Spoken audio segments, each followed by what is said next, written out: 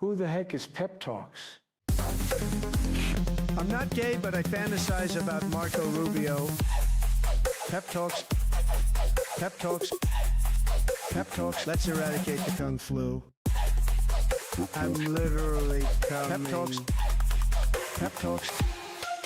Who the heck is Pep Talk? They want our women. They want our children. Pep Talk. Sometimes no means yes. Grab them by the Pep Talk. Grab them by the Marco Rubio. Obama is a racist. Pep Talk. I'm literally coming. I'm Pep literally coming. Pep Talks. We found weapons of mass Pep Talks. destruction. My fellow Americans, it has been confirmed today from Pep Talks that we are indeed all high on politics. Good afternoon, everybody. Welcome to High on Politics Wednesday edition. That means that we are here 2 hours earlier than our normal time. I think that this is the normal time for Wednesdays, though, so I don't know how to approach that. But welcome, welcome. Appreciate you all being here. You know what to do. As you guys file in here, please hit that like button. Really, really helps out the stream. And, yeah, subscribe to the channel. You guys know the deal where the like and subscribes are in my lexicon here. Makes you just a really, really cool person when you take that little bit extra time or just energy to realize, hey, I don't mind helping somebody even if I don't necessarily appreciate them. But I know you guys appreciate me, so what's up, what's up? All right, Bear Dog, Bear Dog, Bear Down, how you doing, dude? Good to see you. What up, Dennis? How you doing? Hermit, how you doing? Always good to see y'all. Etch, keeping it... Oh, man, hell yeah. Double tap that screen, folks. I appreciate you taking care of that, Etch. Thank you, thank you. And Natch, how you guys doing? Hope you guys are having a good day. I am having a day. Yeah, it's been weird. I think that I'm having a pretty bad allergy attack, but we don't know. I'm getting a little concerned. I mean, it's getting a little more frequent, but then again, the weather is really, really fucked up here, so we'll see. But I am about 2 days away from going and seeing a doctor. So I hope that yeah. Tomorrow is opening day. I know, fly the W. I know. I'm very excited. You know what? Yeah, I think that tomorrow will be a Cubs. Yeah, bust out some Cubs gear. Hell yeah. How am I? I'm okay. How the heck is Pep Talks? How the heck? You know what? Now's the time to... I appreciate you asking that. I'm going to cover how the heck is Pep Talks. I'm all right. Like, I really am. Like, I'm starting to feel a little overwhelmed. Just with everything that's going on, and then, obviously, everything that was going on in my life. So, it's hitting. It's hitting a little bit, but... Hey, we prevail, right? I got asked yesterday what makes me happy, and I was able to actually like tell people, like, or tell you guys, it's this. I enjoy doing this. I enjoy hanging with you guys. Roll them down here.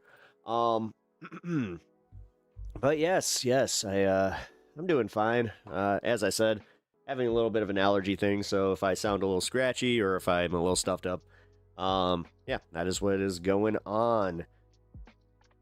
Chicago weather is so weird. It was like 30 yesterday, and now it is 70. So, yeah. What am I thinking? That's as I'm talking about it, I'm like, that's exactly what it is. I'm one of those guys. Like, I always have like really bad allergies, like at the start of a season. So, but yeah, as interesting as that is, I hope that y'all are keeping yourselves healthy. Dude, the mental health thing. Okay, so we're going to go pretty much right into the news today because there was breaking news right before I started doing my show prep. I got a little alert from CNN, and usually I don't even notice those. But for some reason, it was almost like the universe was telling me, hey, you really should look at that one. So I just kind of caught it out of the corner of my eye, and it said, Meta and Google held liable for mental health decision in court.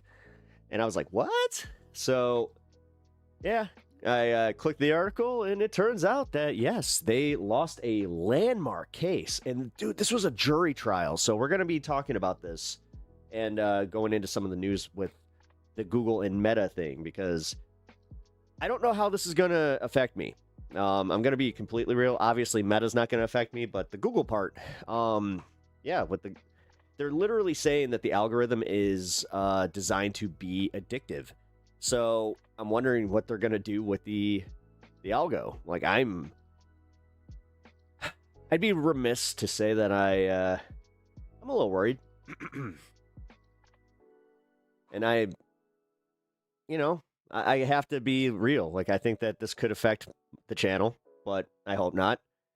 It might be a good thing, though. That's kind of what I was thinking, too, because the way that, like, obviously we have some influx over on the shorts.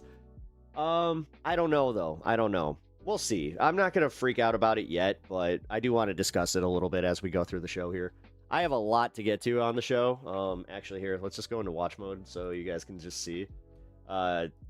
It's freaking... I have so much to get to. Let's see. Let's go to the verdict. Where's the verdict? Come on, where's the verdict? I know I put this somewhere. Where the hell is it? No.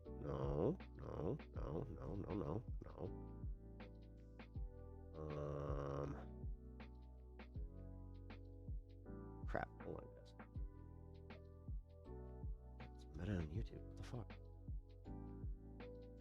fuck? It's doing it again. Same thing from yesterday.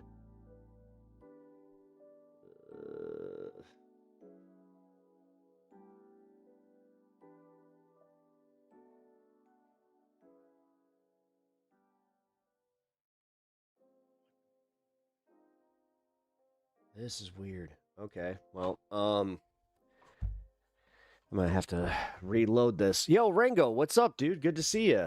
Also, did I miss anybody as you guys file in here? No, I think we're good.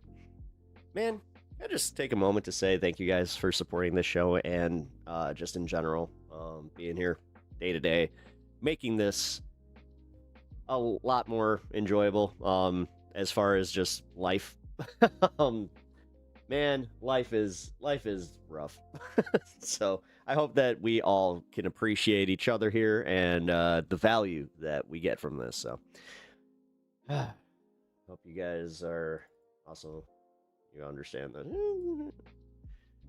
All right, where the fuck? Dude, this is crazy. Okay. It's happening again. I might have to do something different here. This really sucks. Let's pull this up. Here. There we go. Maybe now it'll find it.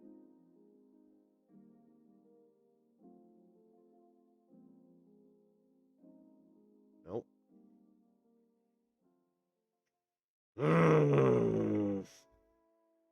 Whoa, what the fuck? It's quadrupling up now? You gotta be fucking kidding me. Jesus. Yeah, this is my fucking Twitch.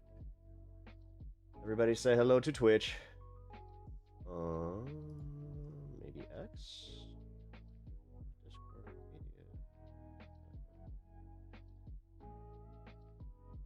Oh, there we go. Alright. Woohoo! We fixed it. Perception, yeah. How's the wife feeling today? Good, good, actually. She's much better today than she was yesterday.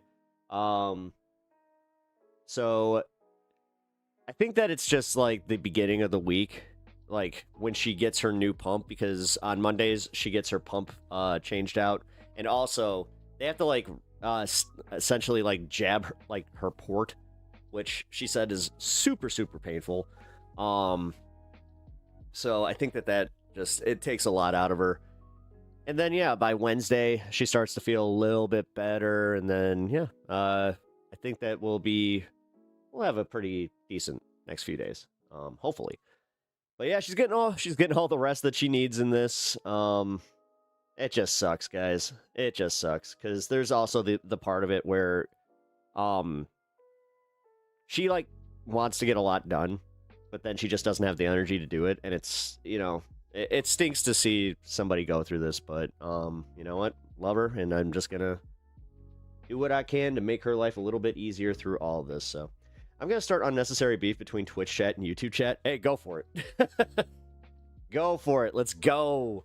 Let's start a little battle because we almost had that with vertical and horizontal mode. Which, if you guys are just joining the show here and enjoying it, yeah, consider sticking around. I say that a lot, don't I? Sorry, speaking of meta, I'm having like a little meta moment myself. All right, here we go. Finally. Got this thing working. The fund is closer than last. Yes, yeah. Also, real quick, yeah, thank you for everybody that has been contributing to the fund. I have no words. I wish I did. All I can say is thank you. And just in general, like, thank you for all the support. You guys have made this a little bit easier. Despite the fact that this is so difficult. But oh wait, Lola on Twitch. Nice. Ricky Hearn, what up, dude? Good to see you. How you doing? Hope you're having a good day. I hope that you have hit that like button and are helping the stream along. Because yeah, guys, with this new algo thing that's going to be happening, likely. Although they were already kind of tweaking with the algorithm. I think that we've seen some of the results of that. But yeah, if you guys can just continue to kind of help out the show, that's honestly the most effective way. Obviously, outside of getting memberships and all that. Which, guys, just so you know, if you guys can all, if you want to become members, I am going to be kind of updating the perks a little bit. So, if you guys do become members here, I'm going to be doing some more exclusive member content. It's going to be more of the IRL stuff that I was kind of teasing before. So, yeah, if you guys are interested in that, you guys can get a Tier 1 membership. That will be included. If you guys want to go to the Tier 3 membership, where you guys can get my gaming codes, that is, yeah, also, I think that's worth its weight in gold. Especially if you guys are interested. I don't really play games on stream. Oh, shit, 10 gifted memberships from Ricky Hearn. Holy shit, let's go. Thank you, dude. I really, really appreciate that. Fucking A. Man, got a whole good handful of people there that got some gifted memberships. Thank you so much, dude. Like, see, thank you. Thank you. Fucking A, man. I'm blushing. Thank you, guys. Like, I'm a little mushy today. I hate to say it. I've been kind of going through, like, the emotional gambit. And, yeah, just realizing that there's a lot to be appreciative of. These are the things that keep me going and out of a deep, dark depression, which it's just so easy to fall into. So, also, I saw something interesting. I was at a gas station today, which, again, we'll talk about that. You're going to be hearing that for a second, by the way. So many bubbles, yes, so many bubbles. But I saw something that really kind of hit me. There were like 4 people in line, right? And you could tell that they were either getting off work or they were just doing the thing where, you know, they might be kicking off the party a little early. But dude, seriously, like every single person in front of me had alcohol. Meanwhile, I also did too. So I don't know. I'm gonna just use it as my anecdotal evidence that it's like, yeah, I think people be drinking a little bit more. I think people be feeling this. So strange. I gifted myself a membership. That's crazy. That usually doesn't happen. Oh, wait a minute. Are they allowing? Okay. Wow. Now I kind of feel bad for Bandit because this was a thing. This has been a thing on the channel for quite some time where I always felt so bad that when they would gift memberships that they wouldn't be able to be included in their own. But thank you, dude. Seriously, thank you again, Ricky. I really, really appreciate that. It's gonna go to 420. Well, I mean, speaking of, I'm gonna be hitting the Dispo tomorrow. Why can't I get one? Oh, Jewel Tones. I mean, if you, oh wait, were you here at the beginning? And if you were, make sure that you have the ability to accept gifted memberships. All you have to do is go to the 3 dots in the corner there of the stream, and you can turn it on. I think it's just like an option, receive gifted memberships. Because I think that it's just auto off, but when it hits 60 and what, yeah, people, we drinking on the, well, yeah, you know what's up. Bear Dog knows what's up. Yeah, Bear Dog, I hate to admit this. Did you see like the crime report where it was just like there were like 9 stabbings, bunch of shootings on the first warm day? I was just like, oh boy. And now we're gonna hear about that for a while. Yippee! It picks randomly based on those who are active in chat. Oh shit, that's cool. I didn't see. I thought that was the case, but I thought it was also like who's active and who has that turned on. But yeah. All right, guys. Like I said, if you can see this bar here, this isn't even how all of what I have lined up for the show. So let's start getting to it because I also got to go around 7 o'clock. So, well, we'll see. We shall see. All right, let's get the details on this Meta and Google verdict. A verdict has been reached in a potentially landmark social media addiction trial. Meta and YouTube essentially on trial. CNN's Claire Duffy has the latest. And Claire, what is the verdict? I understand you've got the news. Well, Boris Branna, Meta and YouTube have both been found liable in this case for negligence and how they've operated their platforms, building these features that have been called addictive of young people, and also, found liable of failing to warn users of the risks of their platforms. So really a significant moment here. The jurors have decided that Meta bears a 70% sort of responsibility for what happened to this 20-year-old plaintiff. YouTube bears 30% responsibility, but they have found that these companies were responsible for addicting her and causing harm to her mental health. And of course, this does set the stage for potentially similar verdicts in hundreds of similar. Yeah, by the way, I kind of looked into this. There are hundreds of court cases that were kind of waiting for this landmark court case before they went ahead. She ain't kidding. I have a feeling that once they reach this verdict, every CEO or every CEO of a media company started panicking. Cases. So massive moment. Because now this kind of sets the ground, and I hate to give Taylor Lorenz a little credit here, but she was talking about this, about how they're going to start looking at Section 230. Here we are awaiting more information about what exactly the financial damages could look like in this case. But this is, again, a landmark moment where both Meta and YouTube are being found responsible, being found liable for Bear Dog, thank you for becoming a member of the Mild. Hell building yeah, addictive dude. features that have harmed the mental health of young people. You will get to see some of the IRL content coming up. Hell yeah. All right, Claire, huge news. Stay with us. Let's bring in former State Attorney Dave Ehrenberg to talk about the legal implications. By the way, you want to know the lamest reason that I haven't really been able to do like my man on the street IRL shit? It's because my phone is so fucking old that, yeah, here. It just won't hold up. Hundreds more. I'm going to be lucky to be able to cover this protest this weekend without my phone dying. Cases, Dave. Walk us through this. As you mentioned, this is a got bellwether contingencies case. finally, So power banks galore. What that means for these other cases. 6.5 years, though. I've had my phone for 6.5 years, so I think I've had a good run. Right, Brianna, so there's about 10,000 similar lawsuits. They're bundled into You'll be there? Hell yeah. district litigation across the country. It's going to be a good time. You have all these groups, parents, school districts, attorneys general, they're all over the country. Also, just so you know, when you guys do get memberships, my Patreon is upcoming. You will have automatic memberships to the Patreon if you're a member through YouTube. They're putting their cases together to consolidate them so they could follow. What protection? Oh, just power banks. Lawsuit. But this is the bellwether. This will serve. I have like 4 power banks literally charged, ready to go. As a real my battery is shot. For Facebook and I get maybe Google. a half hour of watching videos. The outcome and the damages will serve as the template for how the rest of these thousands of cases are litigated or settled. And I suspect they will settle. This is, remember, it was TikTok and Snapchat that settled with these plaintiffs before trial. You know what? Slugsworth? All right. Facebook and Google said, nah, we're going to take our chances, roll the dice. Well, they rolled the dice, and it came up snake eyes.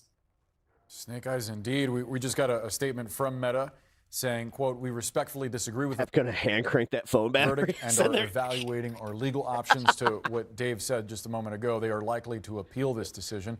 Let's bring in Brian Stelter, who's been tracking the latest on this news. Brian, what's your reaction? All right, here.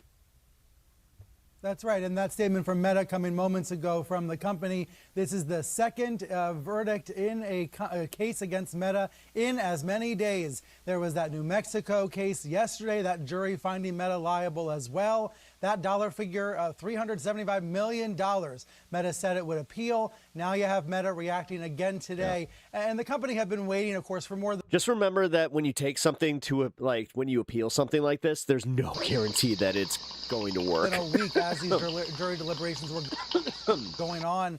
Thank you for the $5 super chat. B2P $5. Green heart Bloodstone. emoji. Falling leaf emoji. Happy Wednesday, Everpony / falling leaf emoji. In yeah. LA, Falling leaf the company emoji. reacting to this. Sparkles This case saying yes, it's evaluating its legal options, TTS. not I hate when immediately TTS quits. saying it will appeal.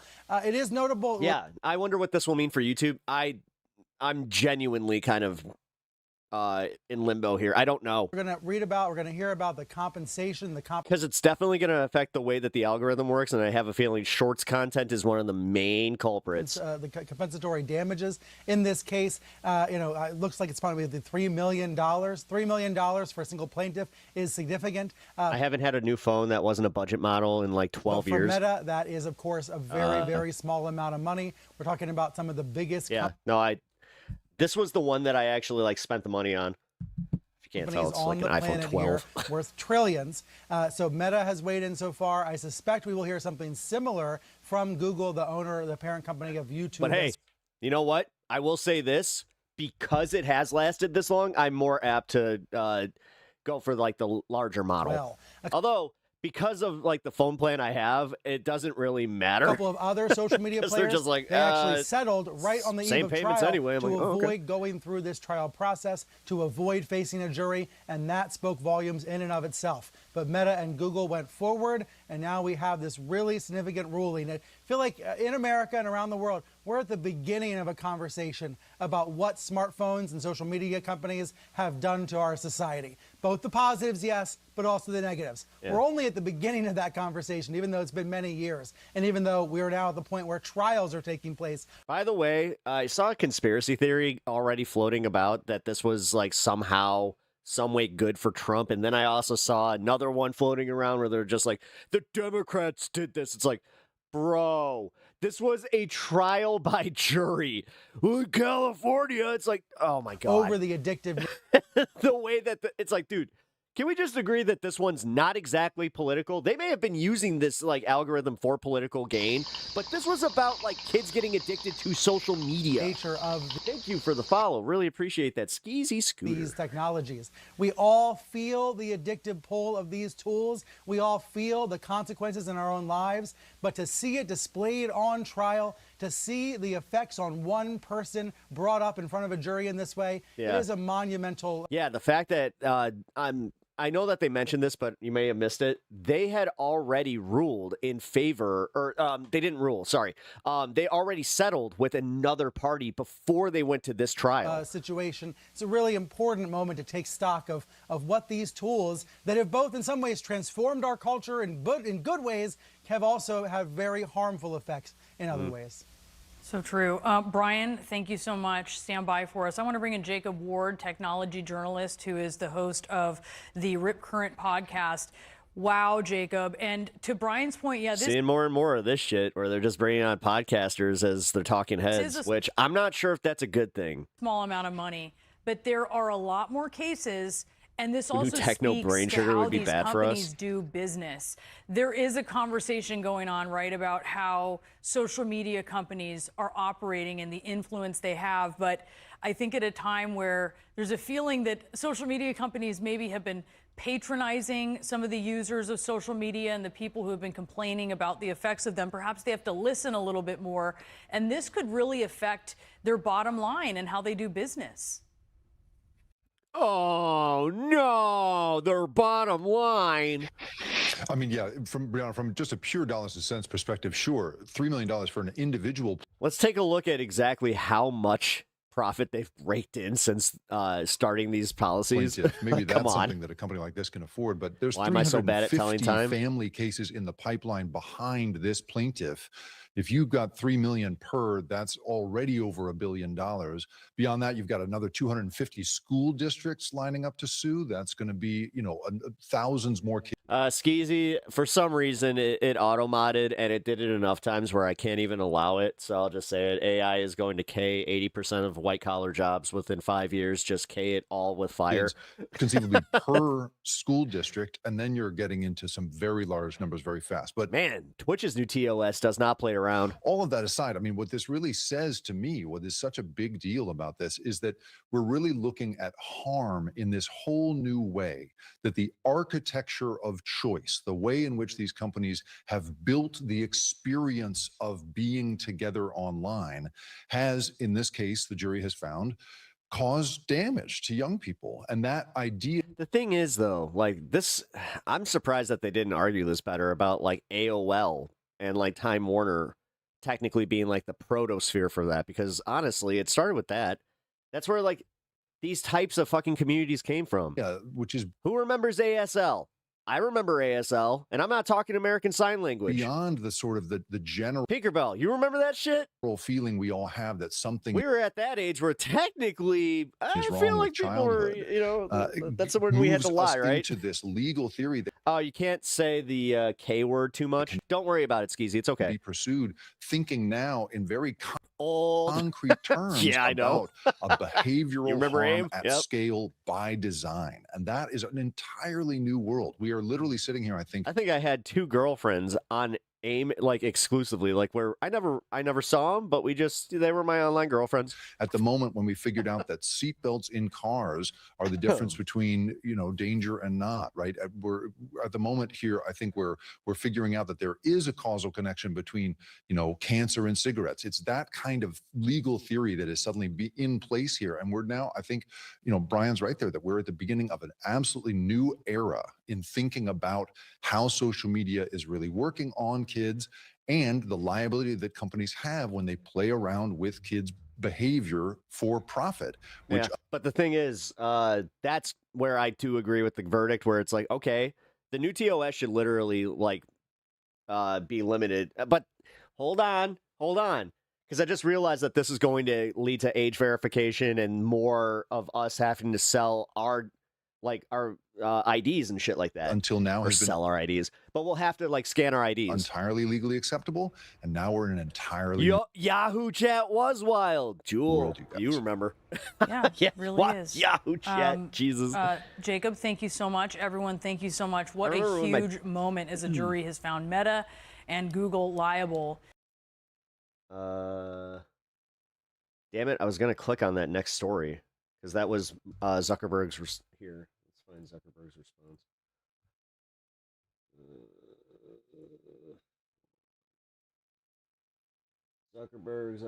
Zuckerberg. Where is Zuckerberg's response? What the fuck? There it is.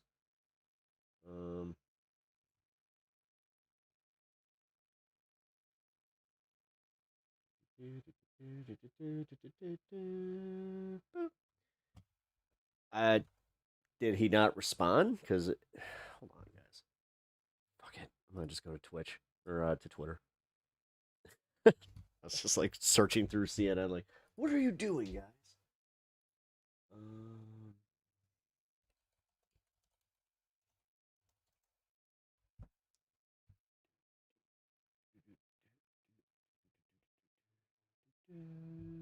Live now from Fox, I'm Shauna Kalafi, taking a live look at Santa Fe, New Mexico tonight.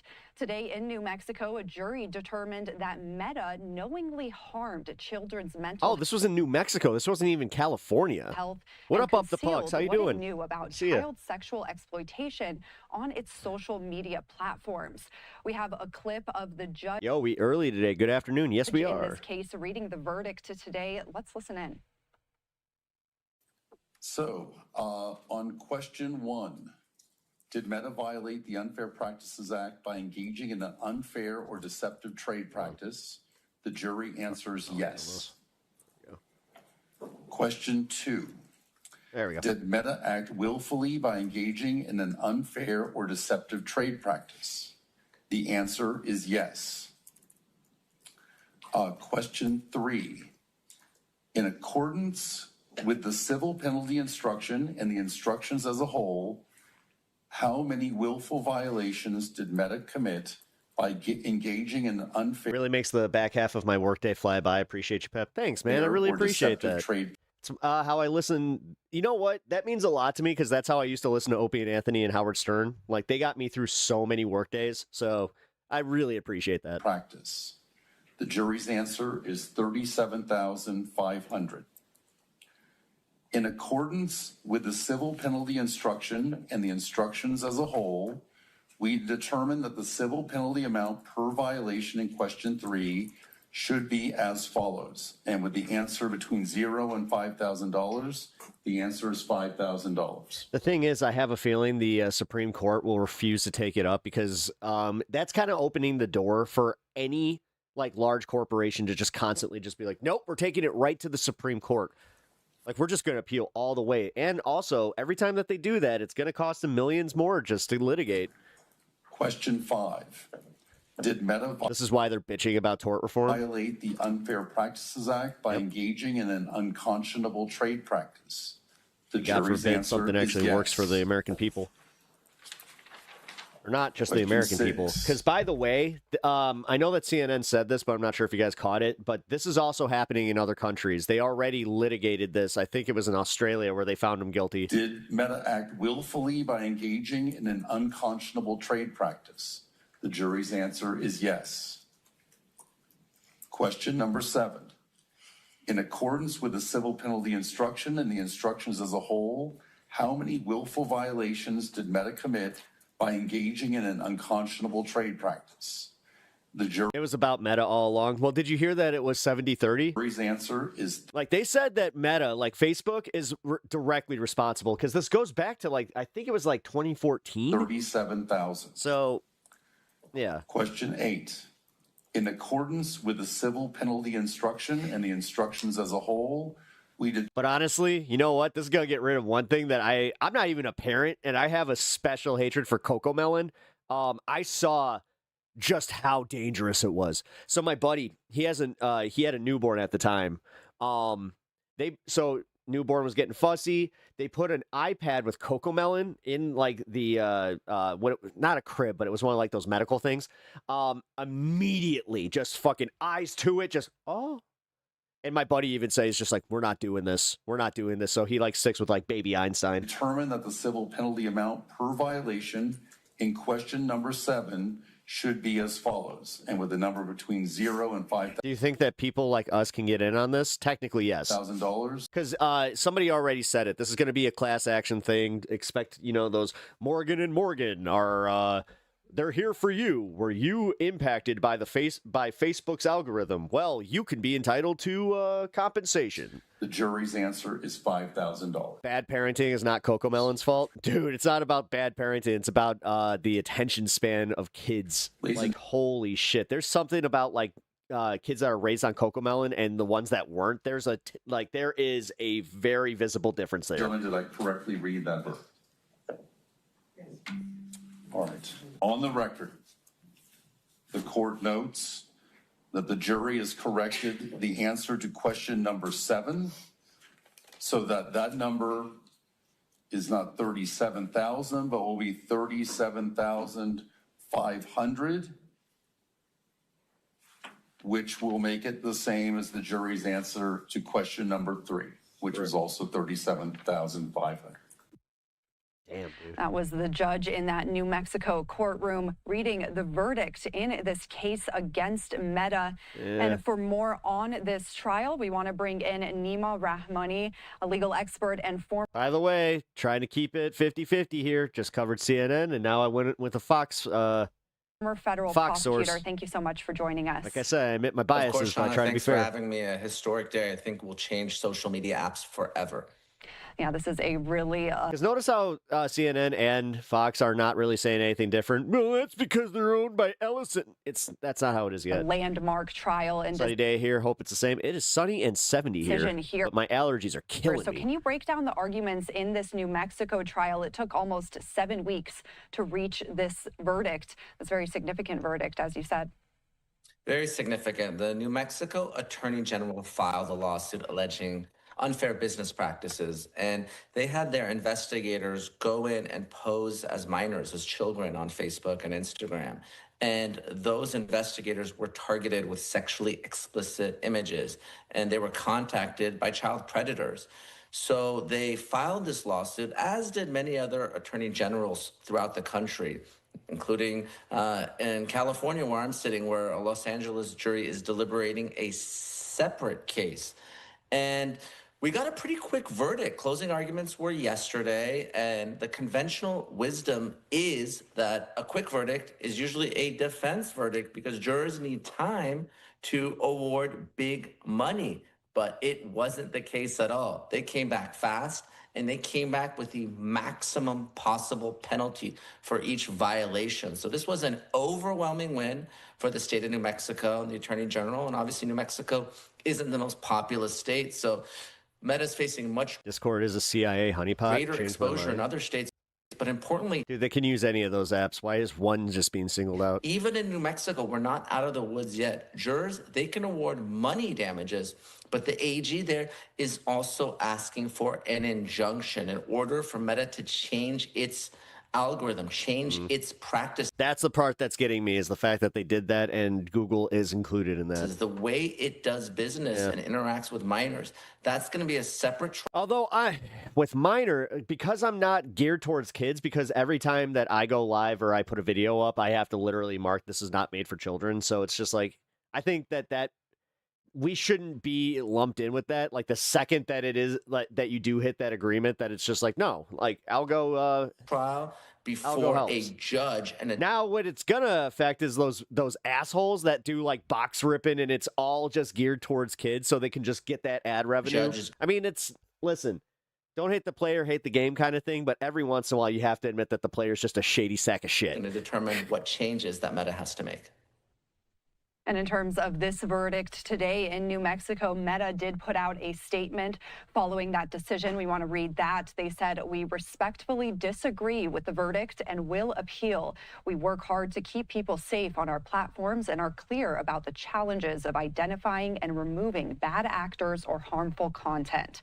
We will continue to defend ourselves vigorously, and we remain confident in our record of protecting teens online." So Meta saying they do plan to appeal. How quickly could we see that, and what can we expect from that appeal process? Oh, we're going to see an appeal very soon. Obviously, it's going to take months for all that to play out, but expect this type of case potentially to go not just to the New Mexico Supreme Court, but the U.S. Supreme Court, because Meta has three primary arguments. The first is that federal law grants them immunity, and this is Section 230 of the Communications Decency Act that protects big tech from... See, this is where I'm worried that they're going to go after Section 230. The content that's placed on I mean, they always do. Now, But... importantly here, the AG is saying this isn't about the content. I was about to say it needs to be codified, but I don't know anymore. I just don't know because they're responsible for this shit. They're the ones who pushed the fucking line on this. At all. This is actually... Like, they knew exactly what they were doing. They do deserve to be held liable for this because they knew that we were getting addicted to this. They knew what they were doing. This is why the whole COVID fucking misinformation thing was such a big deal. And now we're in this new post-fucking truth era. Algorithm itself, the technology, the application, it itself is dangerous. It's not just the predators that are on there. So this is essentially like a dangerous product. And the way they... I don't know. I'm getting more and more to the point where, like, today, I did it. I just left my phone. And you know what? It felt great. Litigated these cases, Shauna, is actually similar to how... You know what sucks, though?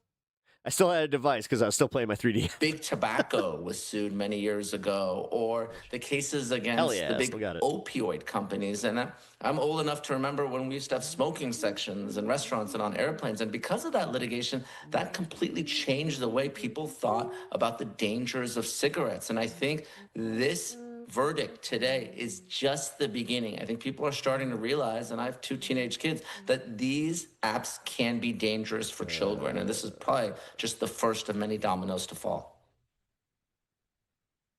And we do want to talk about that other trial in California, as you mentioned. I know you've been keeping your eye on that as well. This is a similar case happening in California. Jurors in a federal court have been deliberating on that for more than a week about whether Meta and YouTube should be liable. So what's the difference between these two trials and the significance of both of them happening at the same time?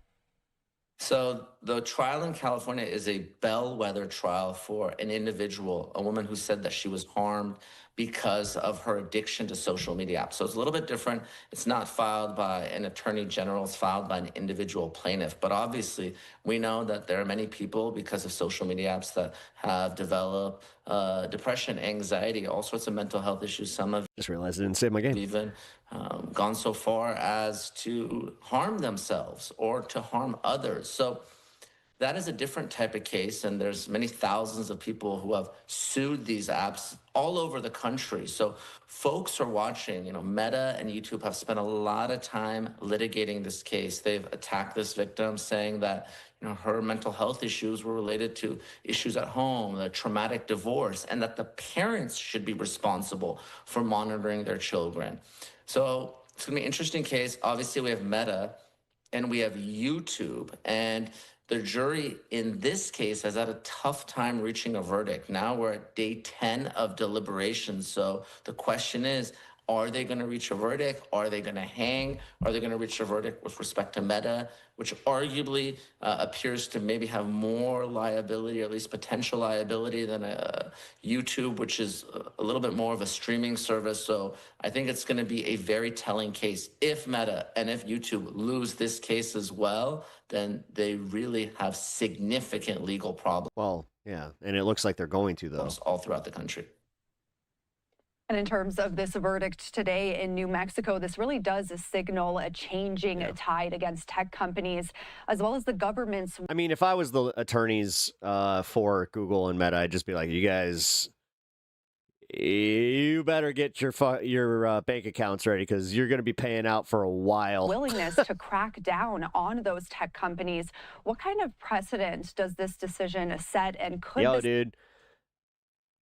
I have a feeling that because I put this in the title, I'm seeing a hit here. Lead to more widespread changes. I'm a little paranoid right now, where I'm like, oh no, don't talk about Google Daddy. Changes when it comes to these different social media platforms, not just Meta. Google Daddy, I'm just reporting on this. Like, don't be mad. I think we are going to start seeing significant changes, and really, obviously, you have Meta, a company that's worth hundreds of billions of dollars, but still, this is a significant hit to them, even if the judgment is reduced on appeal. I mean, the PR look is terrible. And I think what you might start to see, if not at the federal level, certainly at the states, are states that regulate social media apps just like they do tobacco and other drugs. I mean, to be fair, Texas kind of started that with the P-Hub. You can't be on Meta or Snapchat or somehow sounds worse, TikTok, unless you're 16 years old or even 18 years old. We might start seeing those types of restrictions.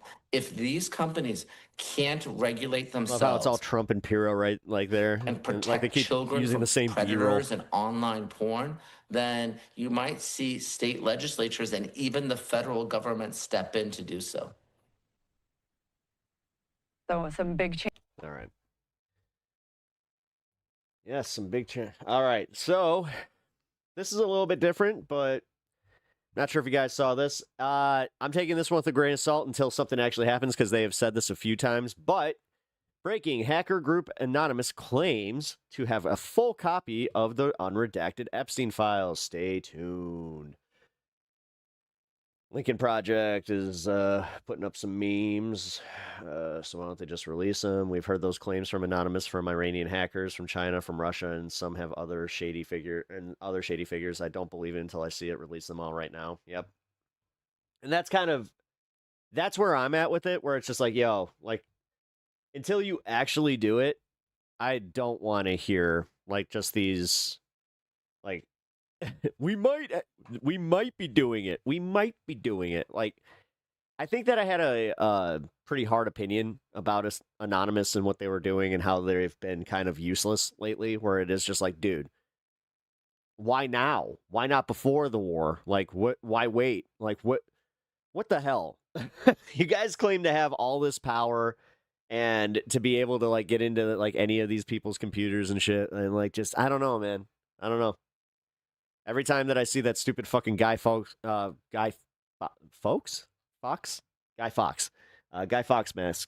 yeah, it's just annoying.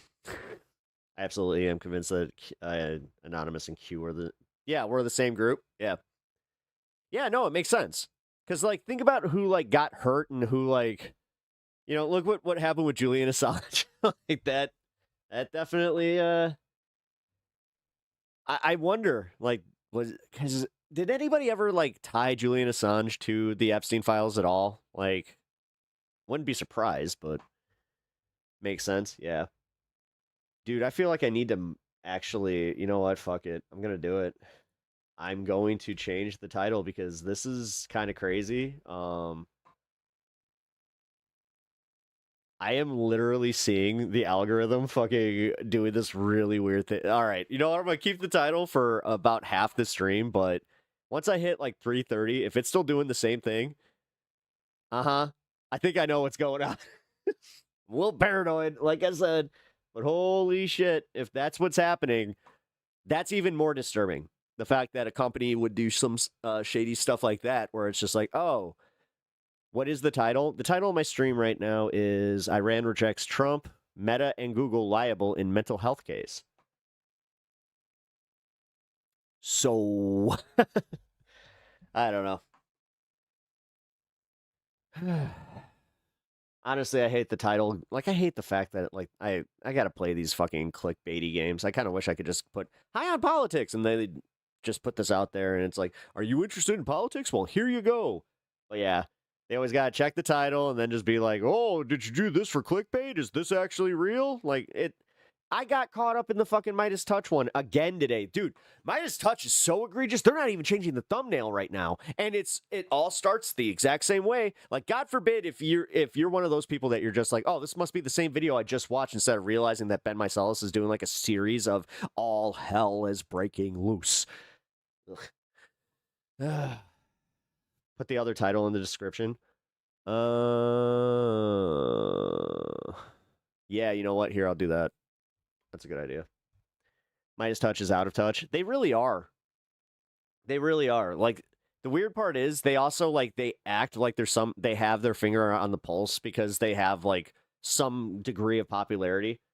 But I think that they mistake the numbers on their YouTube with, like, actual trends, because they don't recognize that their audience is essentially, like, the same age that's going to keep them in the old trend book. Like, just look at the way that some of these assholes, like on CNN and all these guys, are doing the podcast aesthetic. And then some of these guys are I brought this up yesterday about how some of them are just wearing hoodies. Like, they're getting out, because Adam Mockler did kind of call it, where it's like, yeah, people kind of trust people that just, break the news, like, from them. Like, they don't like this whole polished way of getting the news. And yeah, it's Pep. Just watch the show. I mean, listen, I want to get to that point where it is just like all personality based. I don't have to worry about a fucking stupid algo push. But you know what? I am a growing channel. I've been informed that I'm probably in the worst position that you could possibly be in as a creator, because it's kind of like that. Oh yeah, you're getting the push. You're seeing the growth, and yeah. But now I have to, like, commit more time to this while I also still have another gig. And then I also have to take care of my wife, and I also have to take care of my home. It's a lot, so, I do, as I said, I appreciate y'all appreciating it, because, yeah, a lot goes into this. So, yeah, I'm one of those dipshits that actually does, like, show prep too. Weird. Alrighty, let's, instead of talking about that, hold on. I wanted to, let's do this. Meta and Google case. And then let's do this. Sun, Cuba, cancellation. Cancel. Cuba.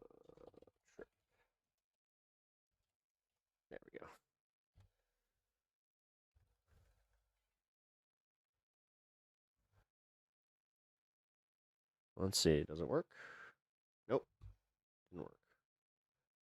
So why wouldn't it work?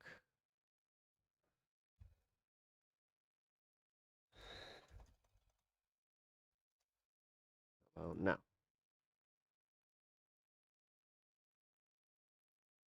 Sorry, guys. All right. Woohoo. We got it. You can do it. No, I got it. Midas got their gold, and that's all they wanted. Well, the thing is, they were always they were all like semi-successful attorneys, like that had, upper middle class lives. Like they were doing really well. But then they all did, like, I saw it happen where all of a sudden Ben Meiselas and his brothers moved to Pasadena, get McMansions in like the same neighborhood, which is, the dream, I guess, or whatever. And if they didn't get them in the same neighborhood, I'm actually floored by that because they all have the same exact setup. Yeah. I just saw how many tabs you have. My goodness. Yeah, I know. Yeah, like I said, I did some prep for today's show. That's why I was like, yeah, we're not going to do like the whole hour where I break down my life because I got a lot to get to. Speaking of, I should probably get to these stories, so let's do it. They live in the same, wait. You thought that they lived in the same house? No, they don't live in the same house. Tabmaster. I mean, I think that I have like a normal amount of tabs. When I watch the Surfs and those guys, like, yeah. For the people that like show the tabs, like I'll be honest, the only reason I wasn't showing tabs is because before I had my settings kind of wrong. I didn't realize that I could have just done something a little bit differently, and yeah, now we're whatever. I'm over explaining shit. Let's get to this. Democrats flip Florida State House district that includes Trump's Mar-a-Lago. Now we can't Mar-a-Lago. I keep putting an R in there. But yeah, guys, we covered this last night a little bit, but this is a really big deal. As far as watching Trump amp up his calls for the SAVE Act and just the panicking over the election, because, dude, for him to lose his district, it's kind of fucking crazy. And you got some Fox News cope going out there that they're just like, this doesn't mean a thing. It's like, yeah, it does. Avoid showing tabs to avoid a Vosh situation. I don't think that happened because of tabs, did it? Also, like, yeah, whatever. I'm not like Vosh. Honestly, like I could have pretty much everything on my screen, and I'm very milquetoast. There's no real scandal here. Don't know what to tell you. Alrighty. That would be funny if somebody like tried to hack my computer or like did hack my computer and they're just like, let's see what the dirty secrets that Pep has. They find just a bunch of videos that it's like my earliest videos. I should do this though. I should do a blooper reel and just play it on the stream here because when I was first starting, I started kind of like the Kyle Kulinski way where I was breaking things down in like short form videos, trying to get ad rev. Once I got a little bit of monetization, that's when it was just like I went from like 5-minute videos to like 20-minute videos. And then once I got to go live, I was like, yes, that's what I really wanted to do. I wanted to live stream. But yeah, when I was doing that kind of stuff, I had to do a bunch of takes because, yeah, man, I'm not exactly great when I don't just get to like go off the cuff. I'm terrible at like doing commercial reads and shit like that. So yeah, you know what? I'm gonna do that. That'll be something special for you guys. I'll make sure to put that together because I'm gonna have to do a little production on that one. But yeah, I think I'll set it up. I'm gonna do it. All right, because I probably have a good solid half hour of just me fucking up, just doing a bunch of ad reads and just in general like trying to do scripts. But why does this guy have this page open in 12 windows? Hackers freaking out about the process, probably. You see this in other niche hobby YouTube communities. The people who come from money have a lot easier time making money at YouTube because they have more time and resources to invest up front. Yeah, that I was lucky because of like the way that my schedule works where I'm able to do this. Now my sleep schedule is essentially non-existent, but it kind of was anyway. Like, who needs sleep? Hence why I drink a lot of coffee. Oh, this is boring. What the fuck? Not even one prawn video. Come on, hackers in Pep's computer. Yep, that's for real. I got nothing as far as like any of that kind of shit. I got like 2 or 3 video games on here. Like, I am very just, dude, I'm as vanilla as they come when it comes to that kind of stuff. I don't know what to tell you.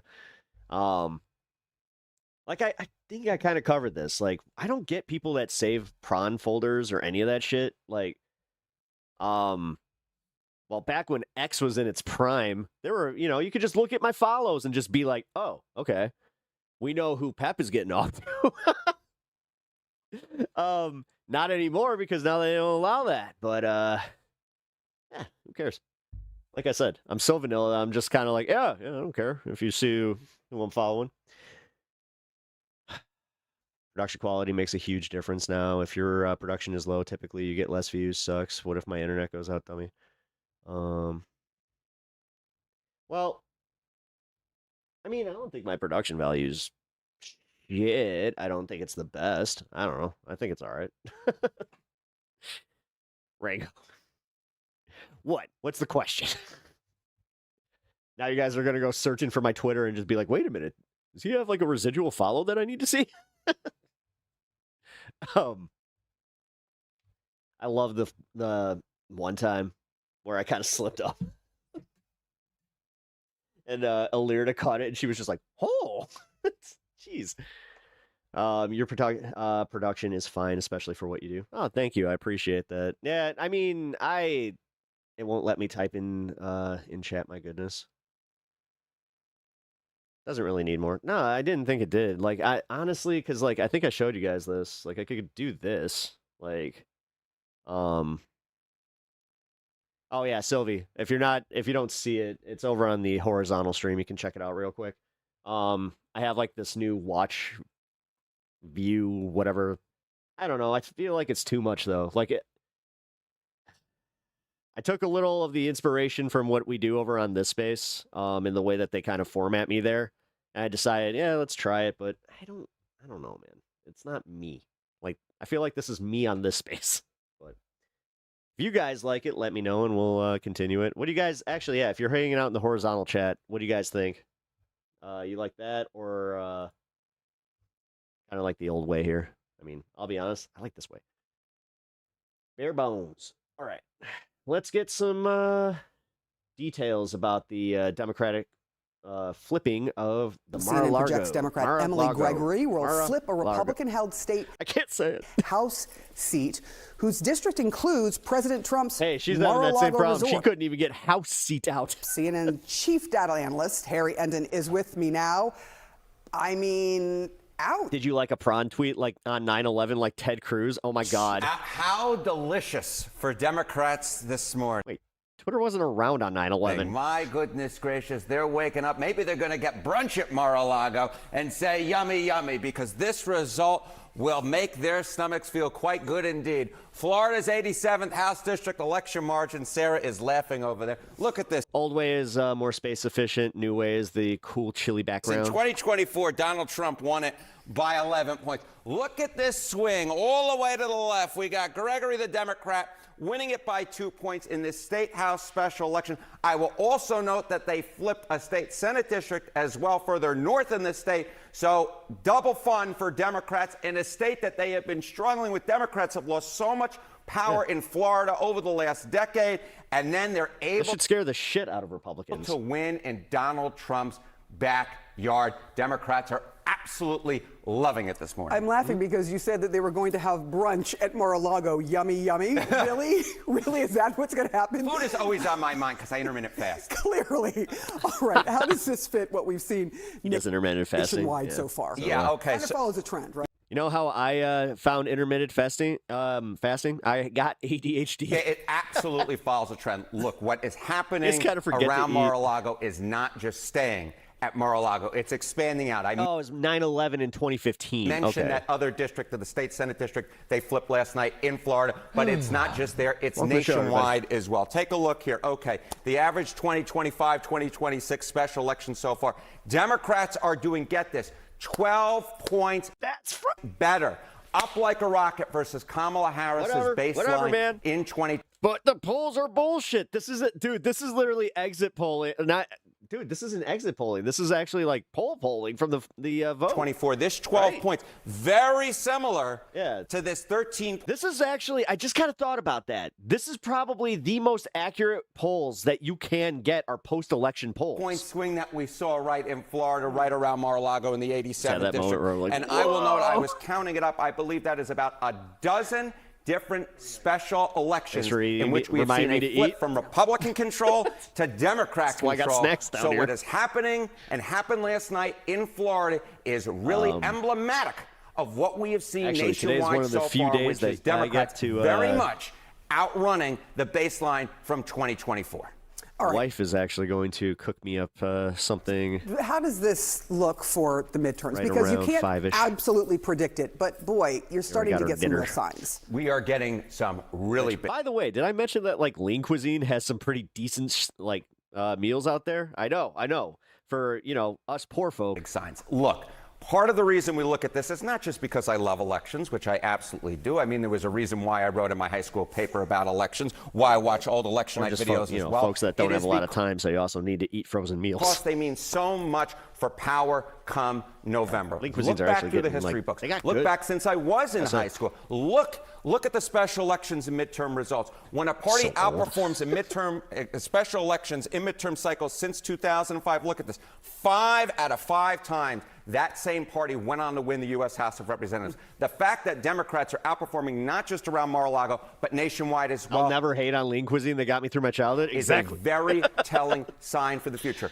Look, that's why sometimes history isn't always prologue, but in this particular case, based upon everything we're seeing, I'm betting it is. What happened last night in Florida probably is emblematic of a larger sign that Democrats are. Oh my God, we get it. You're a nerd, dude. On very CNN. much likely heading towards getting back the U.S. Thank you for clarifying. House of Representatives. You know what we learned? I like also how Fingerfeld knows. Like, you know me enough at this point where you're just like, Pep would probably think that I was talking about him. Is that your dream has come true from high school to now?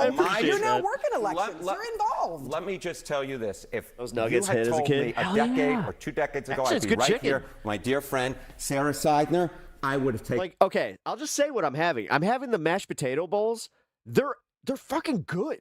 Like the chicken in it is better than KFC chicken. Single dream catcher. Dream catcher. Come on, Harry. All right.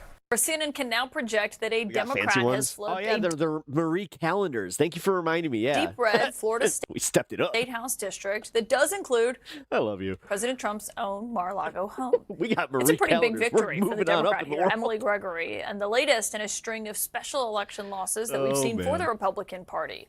President Trump won this district by 11 points in the 2024 election, and he had issued his complete and total endorsement of the Republican who was running here. That was John Maples. Could you imagine some rich fuck trying to talk like this? Which makes tonight's Republican loss all the more notable.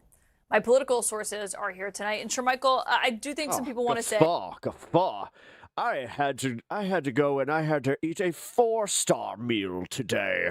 I had to only get the 2-star chefs. Trump's backyard. How much are you reading into this as a Republican? I mean, look, you go all the way back to the Civil War, and the party of the president has typically lost seats in the House. This is not an uncommon. No. But the thing is, he already knew that. They already knew this. But this is where it's like, no, this is a complete referendum, because what they're also failing to mention is that this positions the Democrats to possibly win the Senate, too. Phenomenon. And you look at Bill Clinton, you look at President but Obama, you look at the first Trump term, you saw consistent losses, including in some congressional districts where the president won sometimes by 15 to 18 points, give or take. So this isn't necessarily... Decorum is the voice of the oppressors. ...a surprise to me that Democrats are effective in their ability to win some of these special elections. You call this a thermostatic effect. That's what political scientists refer to it as. Those of us who do this type of strategy work, at this point, you start to account for what the losses could be and how do you mitigate them as much as possible for your side. And so for me as a strategist and a Republican, I'm looking at what some of these Democrats are talking about, what the messaging is to those voters, specifically independents, and how do we counteract them on cost of living, gas prices, affordability, housing. And if you actually do a good job with when you're in power, dude. we can do that. This is my favorite part about watching strategists not have power. Like, I love this shit. And honestly, this is why we need to learn from jackasses like this, where we cannot let the consulting class ruin another fucking election for the Democrats. And I think you diminish. Like, stop. These are the assholes you all need to stop listening to. Some of what could be big gains. It's my job. I'm out there and I just see the writing on the wall and how it works. It's like, no, you're reading bathroom stalls, dude. November. Yeah, what are Democrats reading into this tonight? Well, I think because all of your recommendations are shit. A lot of what Shermichael said was right, but the one consternation I have is that this is Trump's backyard. We're talking about Mar-a-Lago. Yes, Democrats are poised to take the House back, but Trump's backyard is an entirely different place. Yep. And it was a candidate who ran on affordability, the exact same issues that people are running on across this country, Democrats.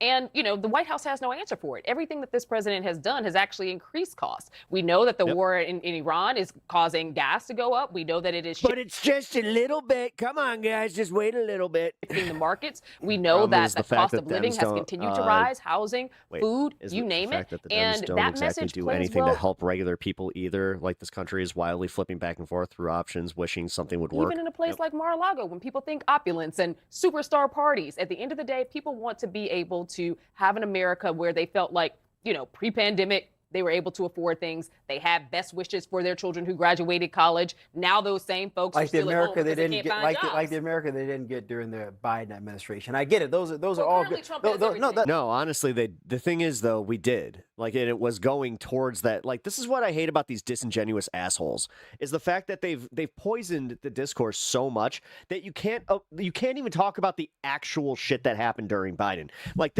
you want to talk about Biden derangement syndrome? That's it. Not being able to recognize that it was moving in the right direction, that he brought inflation down, that we were going again, I can only say the right direction so many times, but we were. And now we all have the evidence. We're in the second year and it's all just fucking cascading in the wrong direction. Those are all good points. Those are all good points. But I will say this.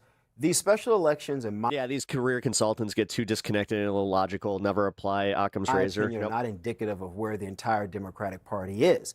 And I think you would even acknowledge that the party as a whole is still struggling to figure out what its national message is. Let's talk more about this with T.W. Arrighi, former senior communications aide to Lindsey Graham and host of a new podcast along with his co-host Bill Evangelakis called What's Your Take? And Herbie's look at these dorks. Former White House Principal Deputy Communications Director under President Biden. Good to have both of you here. TW, I'll begin with you since you've got this new podcast. What does it say? Like you said about the money thing too, where it's like, they're going to buy their views. They're going to fucking buy their way into the algorithm. The Mar-a-Lago district. Well, I always think it's a bit of a fool's errand, Laura, to look too deep into House races, state House races. Do I like anything about this administration? No, not right now. Why, Carl, why should I? What exactly are they doing that is good?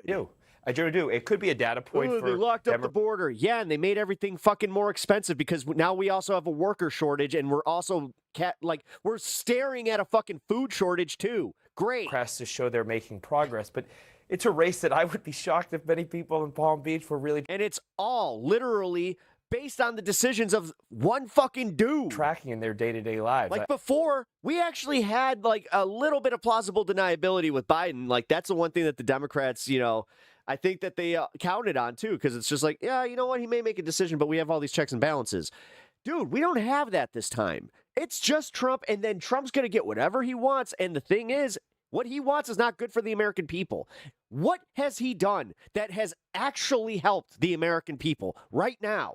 This is honest. But Trump endorsed the opponent. Obviously, he was tracking it. He sure. I get it. It sucks all around. It does. And dude, the gas prices spiked again today. And my favorite part is to watch these fucking they're ex-red hat wearing motherfuckers kind of waking up to it. There were a lot of other... You want to know who's the most angry about this shit? Them. Races that Democrats have flipped before. But look, don't mistake these small things for macro things. So what I mean by that is if you look at the generic ballot right now, Numbers just came out from Reuters the other day. Democrats hold a 2-point lead over Republicans in a generic congressional battle. Notice how none of that actually addresses what most Americans are really pissed off about. See, you're caught up in the culture war issues that you were literally fed by Jeffrey Epstein. Good job. When you talk about literally fucking, you are dog walked by the fucking Epstein class. 2018, the last. It's embarrassing. Big Democratic wave.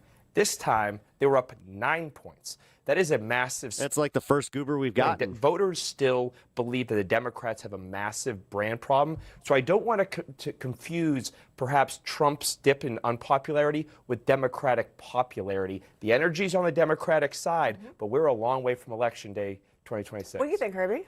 I think this is a flashing bright red light for the Republican Party. This is a seat that the Republican in 2024 won by 19 points. And the Republicans. I like how these dweebs are trying to fucking take Sagar and Crystal's shtick, where it's just like, oh, I was in Biden's camp, and this guy is Lindsey Graham's guy. Just lost this seat. And it's not one data point. We It's could have over an 25 agreement to data talk. points, over 24 races nationally in swing districts and Republican seats that Democrats have won since 2024. And it shows. The president has 35% approval. He's deeply unpopular. This week, he's focused on paving the West Wing colonnade with black asphalt. He's not focused on lowering prices, the number one issue, and it's starting to hurt Republicans down ballot, and it's going to become a bigger and bigger problem for Republicans in a few months. Okay.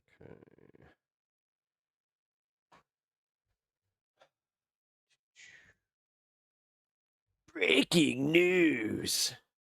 Following a major upset in President Trump's own backyard, Democrat Emily Gregory defeated her Republican opponent in a special election last night for a Florida state House seat. And that seat includes Trump's Mar-a-Lago, a district a Republican won by 19 points just 2 years ago. And joining us now is Democratic National Committee Chairman Ken Martin. Mr. Chairman, good to have you here. What do you make of these wins? And what does it say about the state of the party? I just saw it on my channel. They're definitely burying this feed. Well, look, I mean, That's obviously weird. we're really excited for Representative-elect Gregory on her big win last night. As you said, this is remarkable in the sense that it's in Donald Trump's backyard. As I've said all along, when you organize everywhere, you can win anywhere, including in Ruby Red, Palm Beach, there in the home of Mar-a-Lago. And so this was a 13% overperformance for the Democratic It does, though. Party. Because it speaks, dude, I understand that this is like coping for you, but you guys have said this about all the elections that have happened since Trump took office. And of course, our candidate there. And it continues a trend that we've seen throughout the whole last year. This is our 29th legislative flip. Instead of just recognizing that you guys don't have the turnout because people like this, listen, keep ignoring reality to your detriment.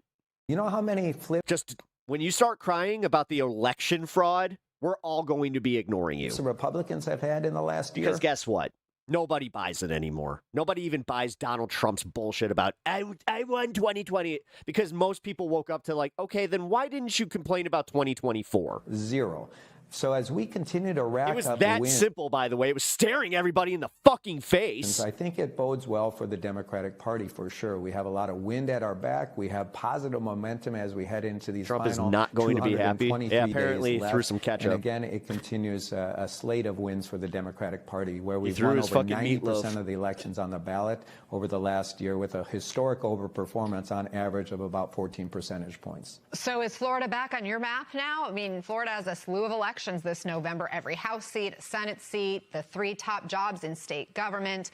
Of course, the Sunshine State has become more and more red over the past decade, particularly when you look We're at being held hostage by a small handful of people getting rich off the status quo. Yep. presidential elections. But are yesterday's Democratic wins making you consider investing more in Florida now?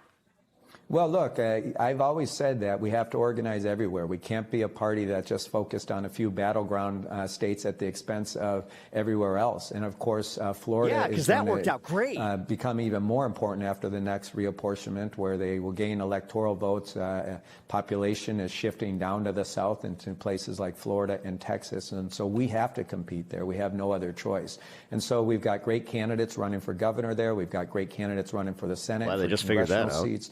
We we are bullish on our chances, given our historic overperformance and wins, that we can expand out the map into places like Florida and Texas and other parts of the country like Mississippi to actually start competing and doing well. So you mentioned it's not just Florida, and I'm thinking about the state seat in Texas that Democrats flipped big time just last month. What is the secret sauce? Has there been a through line in these elections? Yep. Ignore that one too, bud. Yeah, the biggest through line is that our candidates are running for something. They're not just running against Donald Trump. Clearly, Donald Trump is failing with the American people. There's been a huge backlash to Trump and his policies that are not. Huge point about Florida legal immigrants who had the ability to vote as well as trans people were run the hell off and now can't vote for Democrats. If only the D's attempted to protect their Actually voters. improving people's lives or making their lives more affordable, while he's focused on everything but. Our Democratic candidates are actually offering a positive vision about what they would do if they were put in power to actually make people's lives more affordable. And that's the through line. All of our candidates, from Emily Gregory to Taylor Remmett to James Malone to Abigail Spanberger, Mikey Sherrill, Zoran Mamdani, all of them ran on a positive message on how they were going to actually make people's lives more affordable and make sure people have an opportunity to get ahead instead of just getting by. And hey, you know what? Zoran Mamdani bringing a little bit of that socialism into the populist movement is not a bad thing. Like I said, guys, we have to do this. We do have to handle this incrementally. We cannot do this thing where we need the revolution tomorrow. Okay? There's deep economic. That's one thing that I'm going to constantly preach here, where it's just like stop. Anxiety. I understand, and I don't necessarily disagree that we need to change all of this and all of it. We need to see it, but maybe just kind of small changes first. In this country. And Donald Trump just hit an all-time low. Only 29% of Americans right now believe that he's handling the economy well. He's hit an all-time low as it relates to his approval ratings and his job approvals. The reality is he's the most unpopular president heading into his midterm election in the history of this country. Everyone wants the revolution, but no one wants to do the dishes. Yep. So there's no doubt there's been a backlash out there, but the through line has been that people are responding well to the Democrats' positive message about how we're going to improve their lives. No. And when you talk, and this is why I've been focusing on trying to just get normal people into politics, where it's just like, listen, because like the biggest faux pas that both sides make is literally just being so crazy with this shit that you turn people off of even listening to you because they're just like, oh my God, you're just so obsessed with this. Talk about the. It's literally how, like, I mean, I've had it happen to me. This is why I stopped posting this shit on Facebook for the most part. Economy. I do want to ask you about some of my friends who are watching this and they're just like, what? It's like, okay, of course, the Republican National Committee is sort of waving around how it's outraised the DNC by over $8 million last month. When it comes to cash on hand, the RNC has $109 million compared to the DNC's nearly $16 million. Democrats have more than $17 million in outstanding debt. Looking at the decor you have on the walls, it seems like you live in a sci-fi world. I like sci-fi a lot. You lead the party's fundraising efforts. Those numbers don't look good. What's going on? When you think of term limits, look, we should have mandatory term limits. A record amount of money for the first year of a DNC chair. We raised over $105 million, but we made a big bet. And that bet was we were going to spend money to actually win elections. Oh, and boy, I just had a realization that, elections after elections. An old boy over at 90% of the elections on the ballot we won last year. And so I say this truly. I mean, look, we don't need to outraise the Republicans. That's been true in almost all of these races.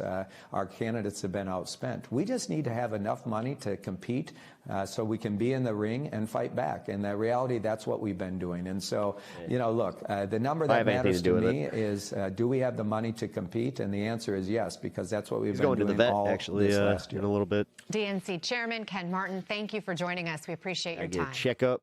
He has a little skin tag they has to have removed, and then he's got his rabies and all them vaccines. All right. What do we got here? I forgot what I pulled up. Oh, right. Okay, so breaking Iran's Islamic Revolutionary Guard, the IRGC, claims to have struck a U.S. Navy FA-18 Super Hornet fighter jet near Chandahar, southeast Iran. They claim the jet was severely damaged and crashed into the Indian Ocean. The video allegedly shows the jet and the missile impact. Thus far, no word from CENTCOM, the Pentagon, or any Western media. This is why, again, but this is the problem with Twitch is we can't, or Twitter, we can't independently verify. So, I mean, this is crazy, though. Let's see. And then it goes up. Boom. Damn. I think this is right now totally obliterated. That's why I said earlier, the cruelty is the point. all right. Also breaking. Caroline Leavitt just claimed that the Democrats want the TSA chaos because it distracts from Trump's success in totally obliterating the Iranian regime. Absolute gaslighting. Trust me, as a Democrat, I don't want anything more than Trump's overwhelming failures in Iran to be used as a political weapon to make sure no one is ever elected as president again who is this idiotic. Hey, you know what? I'm with him on that. Earlier, the cruelty is the point. They want this chaos. They want to distract, I think, from the success of our military overseas right now, totally obliterating the Iranian regime. And it's very unfortunate. That's why I said earlier, the cruelty is the point. They want this chaos. They want to distract, I think, from the success of our military overseas right now, totally obliterating. God, can she just have this kid so we don't have to see her stupid fucking face? God, I hate her. I really do. There are certain people on this fucking, like, on this earth that I'm just so over, and she's one of them. Iran rejects. Although you guys remember Sean Spicer, I had the same thing with him for a while there, and then Kayleigh McEnany, you remember her too? All of them. Like God, Iran rejects U.S. 15-point ceasefire plan, issues its own demands as strikes land across the Middle East. Yeah. By the way, they're also not really reporting from the White House about these strikes again. You know, like how it kind of flies in the face of their whole narrative that they destroyed everything in Iran. Ugh. I can't believe how many people have actually been fighting, like, on social media, where they're just like, nah, we're winning this, and you know what? That's all Iranian propaganda. I love America, and America can't do bad. Blah. Posting anything political on Facebook is a social death sentence. It really is. It is. It is. And IDD paid sir. Welcome to the show. Appreciate you being here. No, but it is. It is. It's a social death sentence. You know what? I have the option to do this. I think what I'm going to do is I'm going to take all of my politics and I'm going to put it on my Pep Talks page. And then from now on, I'm not going to share it to my friends. Like, I'm just done. I'm done using Facebook as far as like trying to convince my friends that they need to get involved. Because I figured out that I was like literally doing this where I was like catering to one person, trying to get them to fucking pay attention because all of a sudden they cared about IVF. You know, when IVF was brought up, it became their main issue. They got duped into voting for Trump, and all of a sudden, when he just abandoned it, they were just like, wait, what about us? And then he was just like, sorry. And then, sure as shit, disappeared. And then turned into well, I don't want to be informed crowd. Like, fuck this, why be informed? It's like, you have 3 fucking kids. Like, if you have children and your first response to the political news is, I can't do this. I'm sorry if I don't feel fucking bad when all of a sudden it hits you in the fucking face. I'm sorry. Am I supposed to care when you lose your job because you're not paying attention to the economy? I'm sorry. Am I supposed to care when the AI is literally warping your fucking kids' brains? You know what? Am I supposed to really fucking care? Oy, oy, oy. Happy, yeah. Well, no, I mean, for real, though. Like, how annoying is that shit? Like, I'm sure that you all deal with this. You know what? Whether you're on MAGA side, or you're just anybody who is into politics who has to deal with this shit, where they're just like, why are you so obsessed with this? It's like, you know what? It's because this affects all of us. Well, you can't really change any of it. It's like, yeah, you can. Yes, you can. That's the thing. You're already playing into this system of fucking complacence. You pop up on my FYP every day. Hey, you know what? That's kind of funny. Cool. How much is fuel where I fill up? It was $4.49. So yeah. Yeah. There was a gas station that I saw though that had 407. And I was like, how in the fuck is there a 40-cent discrepancy? And they were just like, cash only. I was like, oh. Yeah. Shady. But I do concrete, and my bids have to change for fuel. You do concrete? No shit. Huh. Okay. Yeah. I know that this might not be in your wheelhouse, but you might be paying attention to it more than the average person. How is lumber right now? Because I got to rebuild a deck, and my insurance decided that, well, I mean, I should have just known this, that it was an extension to my house, and they were just like, oh, that's not covered. I was like, what? But I have massive damage from a storm that came through, so... Did you hear they are raising the draft age to 42? It's not that, well, yes, technically it's the draft age, but no, they're raising the age of enlistment. So that, listen, I'm not trying to do the fear-mongering right now, but yes, that does mean technically if they were to institute a draft, that would count for that. And also they got rid of the whole, if you've ever smoked weed contingent. But one thing they didn't plan on is the fact that it's like, yeah, you know what? I got some medical stuff that will already... You don't want me out there. Trust me. Because it effing matters. You're right. It pisses me off, too. People are literally being poisoned to death, and they don't care. Yeah. Yeah. No, and, like, then, of course, it's always, like, the vaccine or whatever the fuck. Like, they don't look at the fact that, number one, if it was the vaccine that's causing this increase in cancer, it would be happening way later in life. That's just not how it works. What is causing this cancer was picked up in our childhoods. And like then it's been, throughout our lives. So I would argue the food and the pesticides in the food. But no, Monsanto can't ever be held to account. Monsanto has literally been the fucking demon that has been causing all of this. And again, half the fucking country doesn't even know who Monsanto is. But yes, pesticides is what's doing it. It's pretty fucking obvious. And microplastics, BPA, yeah. No, dude, we're being poisoned by everything. But again, it's too, like, you want the easy one where it's just like, it's the vaccines. Then explain what, like, if you get cancer and you're unvaccinated, then what is it? God. And that's the thing. You know what's really fucked up? I've seen some of these assholes in a cancer ward. Not fucking putting together that they're just like, yeah, I have a feeling that, seeing these young people come in here has to do with the vaccine. It's just like, dude, you're here. Where'd you get your fucking cancer? The asbestos? Like, Jesus fucking Christ. I'm trans. I have disabilities, both mental and physical. I like sight and other things. So the draft. Oh, my site is shit. Go to Home Depot. I live in Minnesota after ice raids. Takes forever to get in and out. Well, again, because I live in Chicago, like, we have lumber yards. Like, I'm not sure if people know that, but we have like a lot of lumber yards all around Chicago. So you can just go directly to the source. The fact that Nestle is still open for business tells you that no one will be held accountable for the awful things that the companies do, still open and affecting our lives. Yeah, absolutely. Don't worry, just take some ivermectin and it'll magically goes away. Peak sarcasm. Dude, the fact is, like, I started bringing this up to people where I'm like, you understand that it's not just like horse paste, like, or just horse medicine. It is literally a deworming agent that you give to your dogs. It's called, like, if you give your dog Frontline or like, what's the other one? Something Heartgard or whatever. Same shit. Heartgard's different. My bad. No, Heartgard. No, it is Heartgard. Aha.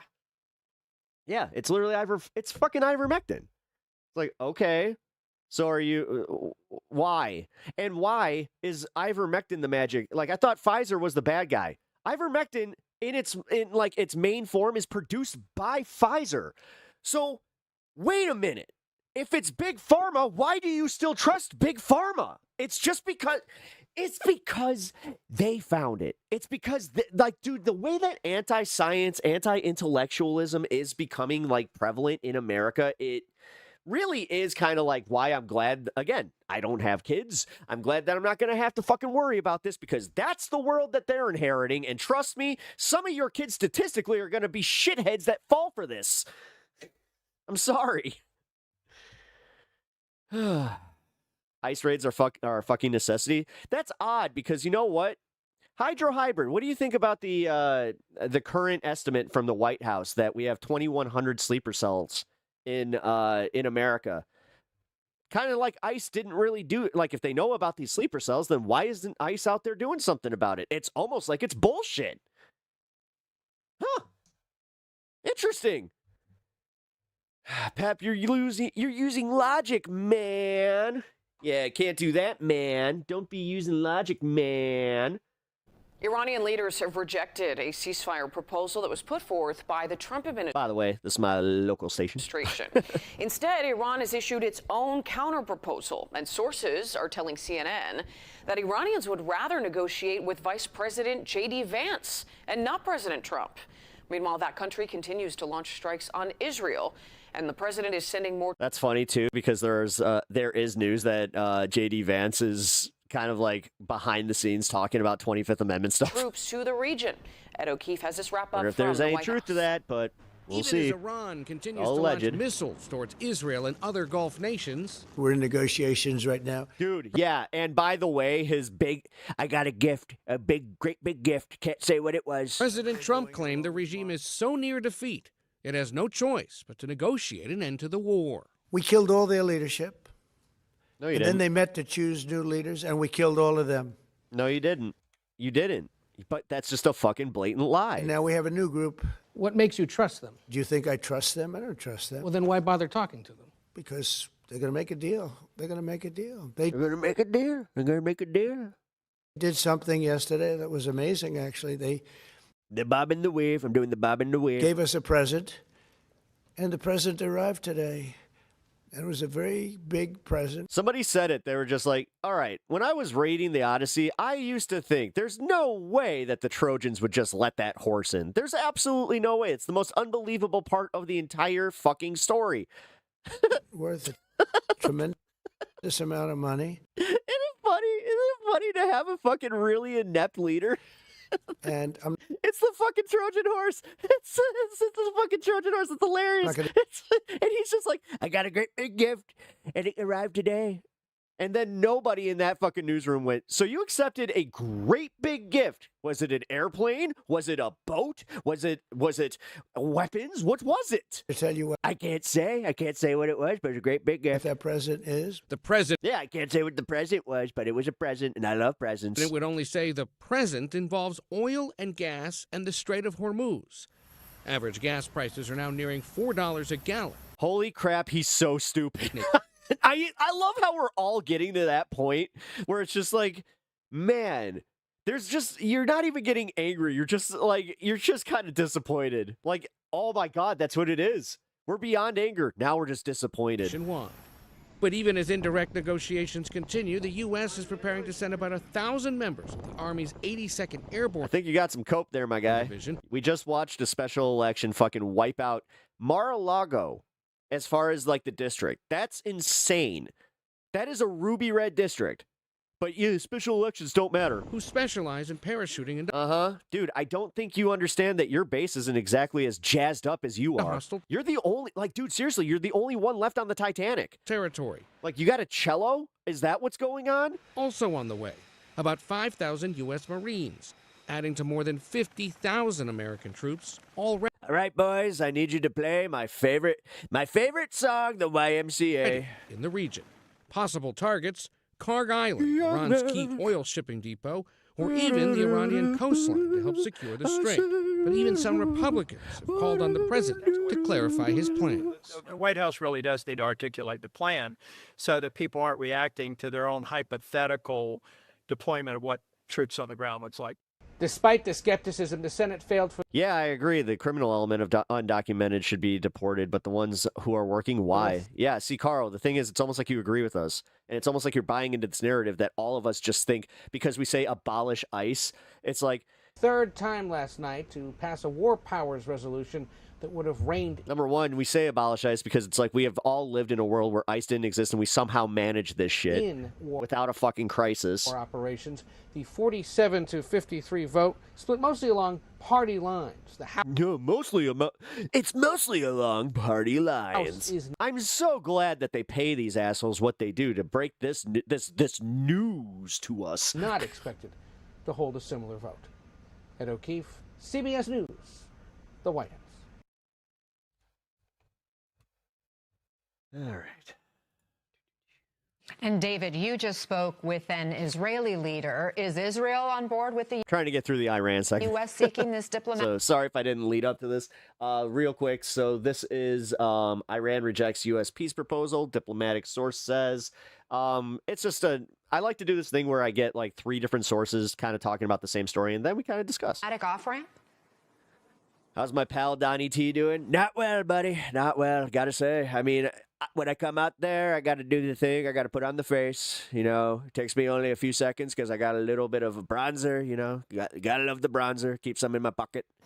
Well, Anna, the most important person in Israel who we haven't But I'm more focused on getting my black tiles done. I got the black tiles. Don't you just agree that the black tiles are going to look so much better on the White House? really heard from with my Like, dude, we're at war that he's losing. Like, and it's obvious that he's losing it because, dude, why else would he do this thing where he's just like, we've wiped them out. We've wiped them out entirely. much clarity yet is obviously Prime Minister Netanyahu. It's not totally clear where he stands on this, and It just sucks that we can't trust anything where he anymore stands when it comes to depends, governments. I think, on All of them, by the way. Israel, Iran, and U.S. are all as equally untrustworthy. the substance of any kind of agreement that the Trump administration is proposing to arrive I voted at for Trump in with 2016, and I realized I made a mistake way back when Trump is the epitome of pure stupidity. He thinks the Oval Office is the same as The Apprentice. Yeah. Dude, I appreciate that. I always appreciate somebody that's like, dude, I voted for him, and this guy fucking sucks. Ron, but I did speak to... Yeah, you're not a cultist, and I appreciate that. See, this is why I try to differentiate between, like, the Trump voter and the Trump cultist. Today with a Likud member of the Knesset. Not the same so that things. is Netanyahu's party, because I wanted to get a sense of what the party Hey, some line scary might shit. You know, this is going to sound ridiculous, but maybe. But this Christian conservative that is not a fan of the Republican or Democrats as an independent. What does interesting independent Christian said is it makes a lot of sense that I'm not saying this is true, but he said Donald Trump very well might be the Antichrist. Yes. might be on this question. I'll He fits all the, like, he's literally checking all the play boxes. you a little bit of the interview, and we'll talk about it on the other side. Take a listen. I mean, dude, the head injury one, like, and the fact that now we're looking at, like, his whole, assassination thing, and we're just like, I don't think that was real. If this is how the war ends, then That's how of I course we feel all about want it. this war That's to my end. big If conspiracy right is now like, we I see a think weak that Iran, was set up. that is begging for some rope to be saved, and we give them that rope, then that would be a tragedy. The real test will not be will they pause the nuclear weapons program until the end of Trump's term. The real test will be long term. Will we see this threat removed from the table? From the perspective of many Israeli officials, this war is not over until the regime in Tehran has fallen completely. They are highly skeptical of the notion that Tehran will abide by any kind of agreement that it makes with Trump regarding its nuclear weapons program, regarding its ballistic missiles program. But at the same time, another thing that MK Iluz, that member of the Knesset that you just heard from, told me is that they are also trying their best to trust Donald Trump in this arrangement. They realize that they need the United States in this war, so they're having to walk this relatively thin line between expressing skepticism of any kind of premature ending to the war, what they would describe as a premature ending to the war. No, it sounds like you're just kind of racist, dude. Like, why do you care so much? Also being deferential to the United What has an illegal done to you? States and to the administration of Like, personally? And how has it ruined your life? Donald Trump, whom they realize, again, they need to achieve what they say they want to achieve in this conflict, Anna. David Noriega and Inzamam Rashid, thank you both for your reporting. Peter, President Trump Oh, says so Israel wants a forever war and for Iran to be, Iran, quote, The thing is, they also don't want it to be Gave us a the big boom because, yeah, they understand that they're very close to it. And, wind patterns don't give a shit about what fucking country you are. present. We played that clip there at the top. He says it involves the oil and gas that goes through the Strait of Hormuz. Actually, Epstein Iran did is affect you. If you care about culture war stuff, you were directly affected by Epstein. letting some non-hostile If you listen to any of the QAnon bullshit, if you listen to just in general, like where we're at today, tankers it did affect you. get through. So could that be the gift that Iran gave to the U.S. that the president was referring to? What do you know? It could be. Look, President Trump is looking for an off-ramp here. He's willing to characterize things in a way that will seem most advantageous to him so he can take a relatively minor concession, describe it as a really big gift in order to justify any potential peace deal if he decides to make one. We don't know they're going to make one. We don't know that that's where he's heading, but he certainly has a lot of incentive this point to try to find a way to wrap this up domestically. This has been a real problem for him. Economically, it's been a real problem for him. And the end goals are still relatively, unclear. So I think we It's take your first everything war. You're very nervous. You should be. he says at this point in the context Especially if you're young. Like if you're younger than 20, dude, you're on the chopping block here. of the negotiation and recognize that we don't really know everything that's going on right now. I mean, so am I. Like, the fact is, they raised the age to 42. The U.S. is and that was for conscription, too. trying to wrap this up. Some of I the did look into actions it. seem to point the other direction, General. We've learned the 82nd Airborne is now being called up. That's on top of all the Marines that we've reported on that have been deployed. Do you deploy a force like this 82nd Airborne Division as a contingency plan, or only if you plan to use them? Well, I think the United States is moving in three directions simultaneously. First, obviously, we would like to have a diplomatic settlement. Secondly, the United States is going to continue the air campaign as vigorously as it can, not only against the targets, the missiles and the drones and so forth, but also targets along the Persian Gulf, especially around the Strait of Hormuz. Yeah, So weed the smokers are no longer exempt. I know. air campaign's underway. It's not going to slack off. They're going to that a bitch. intensify it. And if everything else fails, I'm sure there is an option to put ground troops in to seize the islands that are blocking the. Hap, would you want to go to move to Iran? Why? Like, what is it about this where I'm criticizing my country for the way it's handling something, but all of a sudden that means that I want to somehow go to where we are fucking waging war. The exit from the Gulf. Like, dude, get fucked. Seriously, Teddy, get fucked. If you're gonna play that fucking game, I'm not going back to 2003 with you. The Strait of Hormuz. We had a 21-year fucking war in two different fucking countries. We lost billions of dollars. We lost fucking thousands of lives. On our side, millions of lives in the Middle East. Shut the fuck up. So, yes. Dude, you are so that's some malleable fucking brain shit right there where you're just like, yeah, you know what? You just want to go. Why don't you just go live in Iran then? This is not just posturing. Get fucked. Seriously. I'm sure there are plans and planning underway and preparations, and probably for a lot more troops than this, Anna. And beyond the strait, beyond the islands, like Hap has lost his chill. Clark Yeah, I Island did. that we've discussed When it comes to that shit, yeah, I did. related to the oil. General, Because the thing is, Teddy, I've kind of come to the realization that you're old enough to know better than that. historically, Iran's terrain has helped protect it, dating back all the way back to Mark Antony and Cleopatra. When you're talking about the mainland, experts believe Iran's I remember when there was a little bit of embarrassment for the right wing lying us into a war in Iraq that was actually completely unnecessary. Now they don't even care. nuclear material. Yeah, you remember that whole thing where like Trump was doing this this weird campaign promise for no new wars. I'm going to be the peace president. Peace president. He even had like little shirts made up for it. Weird. Is hidden deep underground inside its mountain Did he have one of those Trump cards, those limited edition Trump cards ranges. that said the same thing? Is this the sort of thing the 82nd Airborne paratroopers are trained to handle? If we knew the location that we were going after on the nuclear materials, we could. Yeah, and I also have YouTube TOS policy to fucking to kind of cater or to curtail that one. Like honestly, dude, this is my favorite part. You guys are such idiots that you're just like, he has free speech to say it. Dude, I could literally curate this fucking channel right now to make sure I never see any of you fucking assholes. But here you are. Proving why most left-wing content creators are kind of right in banning you shitheads. Insert some elements of the 82nd in to form a security perimeter. It's shit like that. So special forces could have You're just the going to time fucking and play the exact same game using the exact same talking points as fucking Donald Rumsfeld in the fucking Bush administration. The free. Yeah, no. Yeah, Teddy's fucking brainwashed as fuck, man. Freedom of action to actually fucking excavate crazy and get this The nuclear Zionists didn't even have to fucking do anything with him. The craziest part is I think Teddy's not even religious. material out. So Yeah, Teddy just wants to troll. The thing is, I understand that. I understand that a lot of these people are trolls, but if that's like honest, like they could be doing fuck it, it's that. not even worth They it. could also be working on the plans to clear the strait of it. Dude, I don't hate Trump because others do. I hate Trump because he's just objectively a fucking horrible president and a horrible person.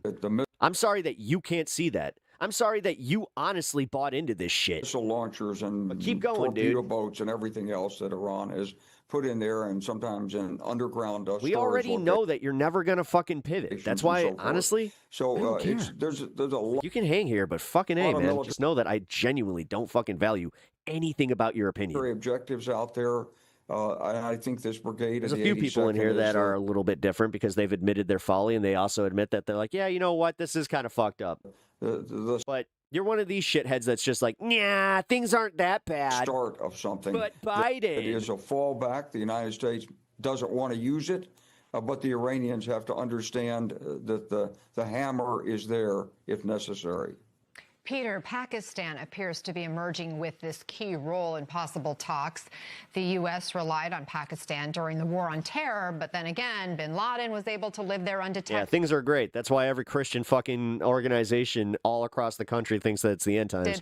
What's the But yeah, it's great. level of trust now between the U.S. Whatever, and man. Pakistan, especially since the U.S. has no trust in Iran?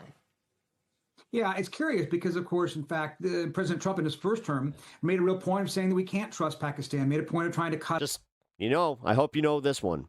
The rapture is going to fuck up your 401k. off aid to Pakistan, made a point of saying they're not our ally when it comes to the war on terror, which a lot of people might agree with. They have obviously played both sides of that war for a long time, and there's been a constant, uncertainty on the part of multiple administrations about how exactly to Look at treat that, yep. Pakistan, given its sort of, very, very murky position in that region. But now it looks like that Pakistan is emerging Modern conservatives in America worship power above all else. Yep. as an interlocutor, one that both sides at least can. Yeah, nothing's more unchristian than a fucking MAGA Christian.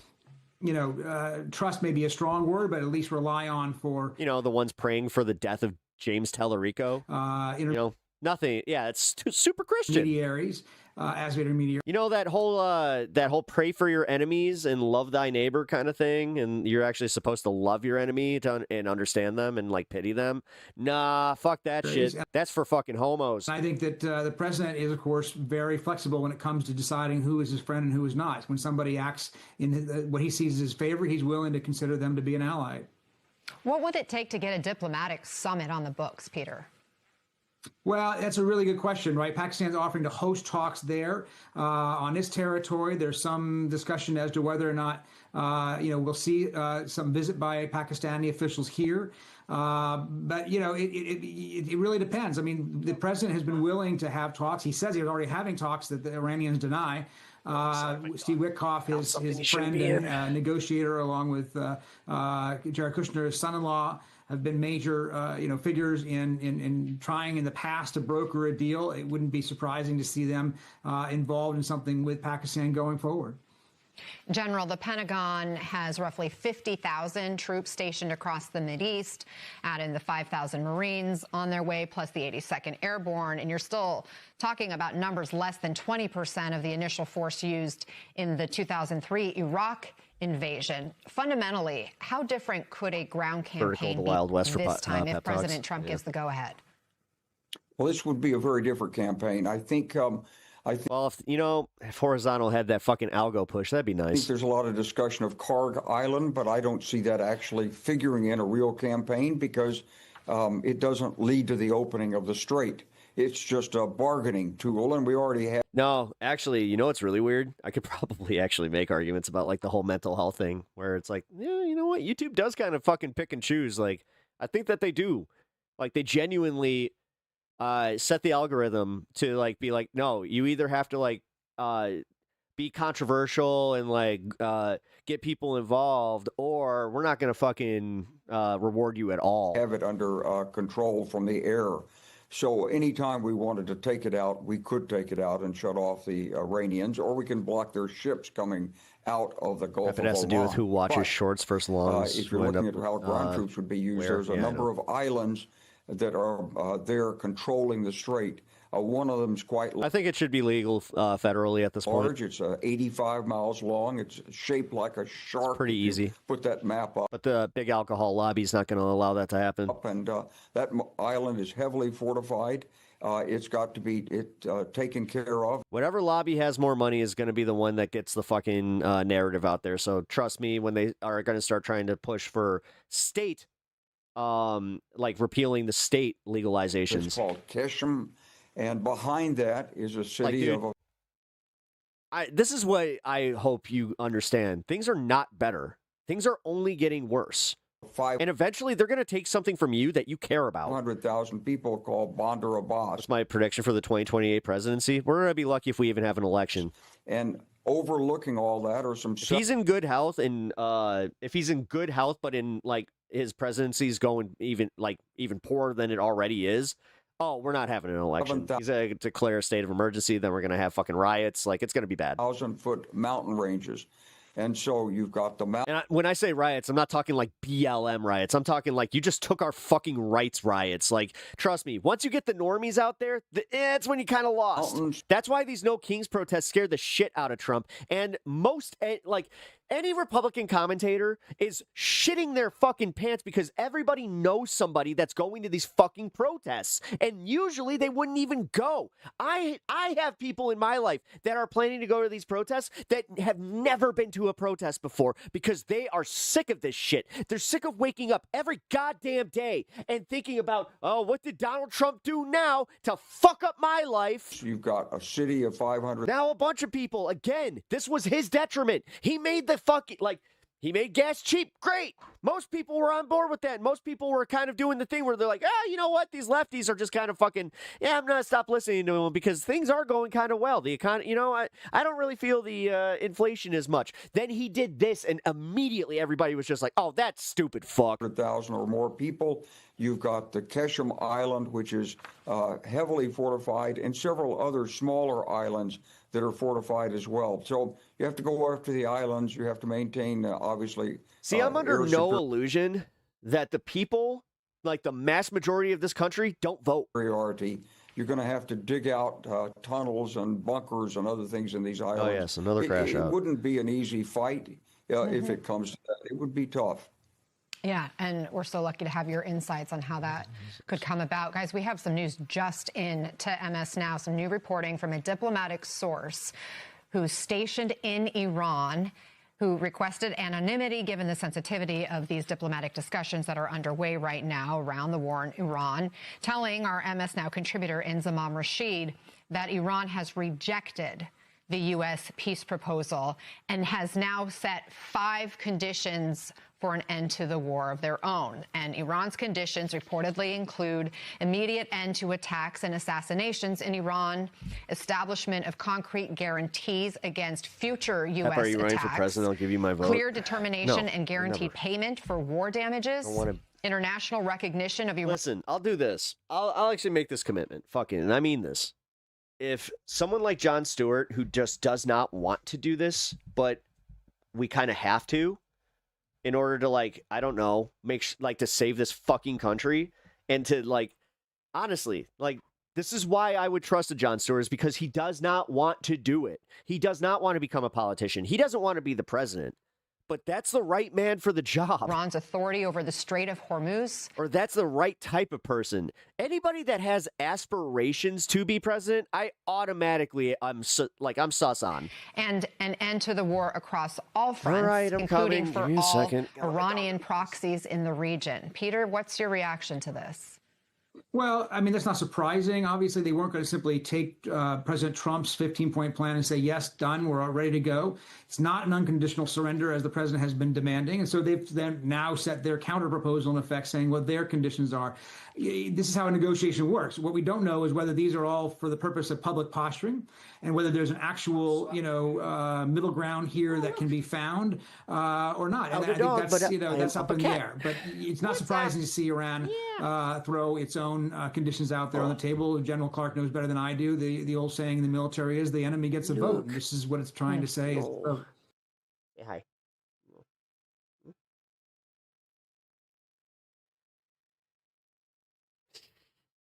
Where are you going? All right, there you go. All right. Skull and Bones, Squirrel and Key Lunatics. Catzilla. Yeah, Catzilla's here. All right. More news. What do we got? Next story. Pentagon confirms elements from this 82nd Airborne Division to deploy to the Middle East. If you guys do not know, the 82nd Airborne Division is one of the ones that first showed up in Iraq. And if you know anything about the Airborne Division, they're airborne because they parachute in. So that what happens when you parachute in? Ground troops. So we officially are talking boots on the ground. But you guys are still being told that that's not going to happen. So, and I say you guys because we all don't believe a word this motherfucker says about this. And trust me, if you guys think this is going to be over in 8 weeks, you got another thing coming. CNN has learned that around 1,000 U.S. Army paratroops are headed to the Middle East. Now, sources are telling CNN... You got to go to the channel page to see both streams. I know. Soldiers with the Army's 82nd Airborne Division are expected to deploy in the next few days. Now, here's another question. Why are troops being deployed when President Trump insists talks with Ricky, Iran are progressing? Now, CNN's chief national security analyst and anchor, Jim Sciutto, is actually on the ground in Tel Aviv. He joins me live. First, can you tell me a little bit about this deployment of troops that we're hearing about? Yeah. Well, Audie, whatever the president ultimately decides about a ground operation in Iran, all the pieces are now in the region to carry one out. And it's not just the 1,000 paratroopers. Yeah. You have like Marines deployed to the region. And then... And this is... if you don't think that Iran looked at the news and saw that not only did he manipulate the markets, but he did the thing where he's like, we're making a deal. We're making some peace deals. We got deals galore. They're not buying any of that shit. They saw exactly what's happening, and they're planning for this ground invasion. The thing is, this ground invasion is where we're really going to get fucked. And all the forces... Like, dude, he is overestimating his fucking power in this, and this is dangerous. The air transport, etc., that one would require to put troops on the ground, whether that be... We don't learn lessons in America. Clark Island, which is so central to Iran's... We don't teach our fucking kids history. Energy industry, or perhaps along the shores of the Strait of Hormuz to secure the Strait of Hormuz. We don't know, and ultimately it's up to the president, but at least the pieces are in place. So we're left in a situation not unlike where we were 4 weeks ago before the start of the war, where you have... I voted for Trump both times. I believed he was going to release the Epstein files. He's a liar. Two tracks at the same time. You have diplomatic discussions with Iran, or at least now laying the groundwork for those discussions with an enormous military... Yeah, some of the... I do pre-watch a lot of, like, the news stories to get these out to you guys. Sometimes, like, if I don't... Well, most of the time, if I don't, I'll let you guys know. Buildup. I do have a bunch of stuff that I haven't watched today. Ago. So the president chose the military option, saying that the talks weren't going anywhere. So we're left in that situation again. Like Will the president decide that... I do most of my pre-show while I'm, like, doing... The talks aren't going anywhere in his view, and then deploy further military action up to and including ground forces. We don't know. I will tell you from here in Israel, there's a great deal of skepticism as to whether there is actual potential for real peace negotiations right now. Well, I'm joined now by Malcolm Nunts. He's a retired U.S. Naval Intelligence officer and a national security expert. Good to have you this morning, Malcolm. Thank you. Two sources tell CNN that approximately 1,000 U.S. soldiers now preparing to... We don't value intelligence very much. No, not at all. To be available for Iran operations. No, and then, you know what's really funny? I noticed this trend in dating where it's just like watching like those clavicular assholes and just like all these people. I watch them. I watch how like who they're dating and just like all these dumb OF girls that fucking just like kind of they're all airheads. Like every single one of them. I'm not talking about just the women. I'm talking about every single one of these people are airheads. But they eventually hit a point where they realize that they're aging and like things are a little bit more serious. And then they'll either do like the lifestyle pivot. Like I've seen this with plenty of like ex-prawn stars where they're just like, can you just like delete all of my online history? It's like, sorry, that's not how that works. But in general, like you start seeing it hit them where they're just like, oh, I wasn't paying attention. And honestly, I kind of wish I was. As it were. And you've listed some of the units and hardware that make up the Manosphere. I watched that documentary yesterday. Yeah, I need to check that out. This force, saying, quote, this force is not leverage. This is maybe I'll watch that on Twitch. A commitment. Ricky, where is that? Is that one on HBO Max? Because, yeah, I need to be careful with any of that stuff that's like on streaming services. Take action. What action do you expect at this point? Well, we're talking about the 82nd Airborne Brigade sending out 1,000 troops out there. They are paratroopers, or they're soldiers who are going to be hella lifted into whatever their objective are. The issue that's not being talked about is the 5 or 100 or my buddy Pat. Rest in peace. You know what? I don't talk about him enough. My buddy Pat was actually part of the 82nd. More special operations soldiers that are being stationed. Lost him a few weeks into the Iraq conflict. In Jordan and Israel right now, who are an elite assault. That's what radicalized me. Force. That's what'll do it. You start losing your fucking friends that, honestly, he was there because he wanted his college paid for. Whatever the Trump administration had. He didn't even get to go to college. Planned. God. It is offensive. It is not defensive at all. I haven't thought about this in a long time, but God damn it, every time. Is a backup force for these spear tip units like Delta Force and. Oh, trust me, my wife works in mental health. The shit is bad. SEAL Team 6. That my own therapist said that there's an influx of clients, and she's seen them from all walks of life. Objectives like Karg Island are just too small for that. That's something that one special forces unit can do. But they're bringing in Rangers. They're bringing in others. Even taking the islands in the. Yeah, very unlikely that the paratroopers are going to. Yeah. Strait of Hormuz. Yeah. The thing is, as I said, Larak, Hormuz, Kishem, Hengam, lesser. My buddy, he at least got a dignified transfer with fucking President dipshit Bush. To him, Abu Musa, Kish, and Siri. That is still a massive. Still pissed force. Because his mom actually like took that as like she's a lifelong Republican. I still see her posts because like she's a Trumper. She thinks that like she literally like that Pat died doing something so honorable for his country, whereas like this is my problem with some parents is like, especially of teens, you barely know your kid for this. Like his friends knew him way better than you did. And no, if you heard him talk about the military the way he did, it wasn't because of the honor. So the question is, do they have He used to talk about how he was going to fucking finally buy his WRX with his first big paycheck and how he was going to go into college and he was going to get a decent job because of the fucking military and he was only going to do one tour. Intent here, take the Strait of Hormuz Islands, take Karg Island. No, as I said, I don't talk about him enough. I don't care how many fucking people I lose in the stream right now. Yeah, no, it sucks. And that's honestly, guys, if you know people in the military, you might experience this now. This is what I would like. This is why I am active in politics. This is why you could, dare I say, call me an activist. Because I have felt this, and I don't want people to feel that. I don't want people to live the same reality that I lived that never made sense. And then on top of it, they're getting gaslit by the same motherfuckers that want to use them as cannon fodder. Look at the way that guys like Lindsey Graham talk about, like, say, you need to support your troops. You need to support your troops. You need to support your troops. Sorry, I'm not even trying to do like gay voice. I'm trying to do gay Southern shit politician voice. And, then he's going out there. He's just like, it's only going to be a few of them. It's only going to be, you know what? These are sacrifices that Americans are willing to make. And then possibly a land operation. What a fucking ghoul. Somewhere in Iran. That's what this spells out. But it's really up to the White House to make clear why they need this force there if they're in end state negotiations. Can you just game plan that for me? slightly Fun more... fact, Elon Musk, not sure how serious it is, but he said he was considering buying OF so he can shut down their platform of women selling themselves. Just, I'm really... How about we go back to things where they don't just, get sold to whoever wants to buy? Interest. Why don't we do this thing where we go, no? To learn just no. From we should have done that with fucking TikTok too. You very specific. Shouldn't have gone to it should not have gone to a private company.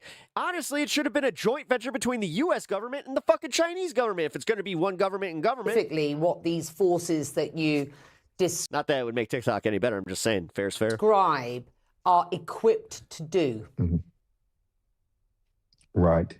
Well, first, let's look at the Marines and the Tripoli Amphibious Readiness Group. Fun fact, did you know that all the TSA cuts that fucking Elon made are still impacting us to this day, and that's why the long lines are there? It's not what is happening in the Senate right now, but yeah. That's about 2,500 Marines. Their job is to do a forced landing on hostile shores or islands. Thanks, man.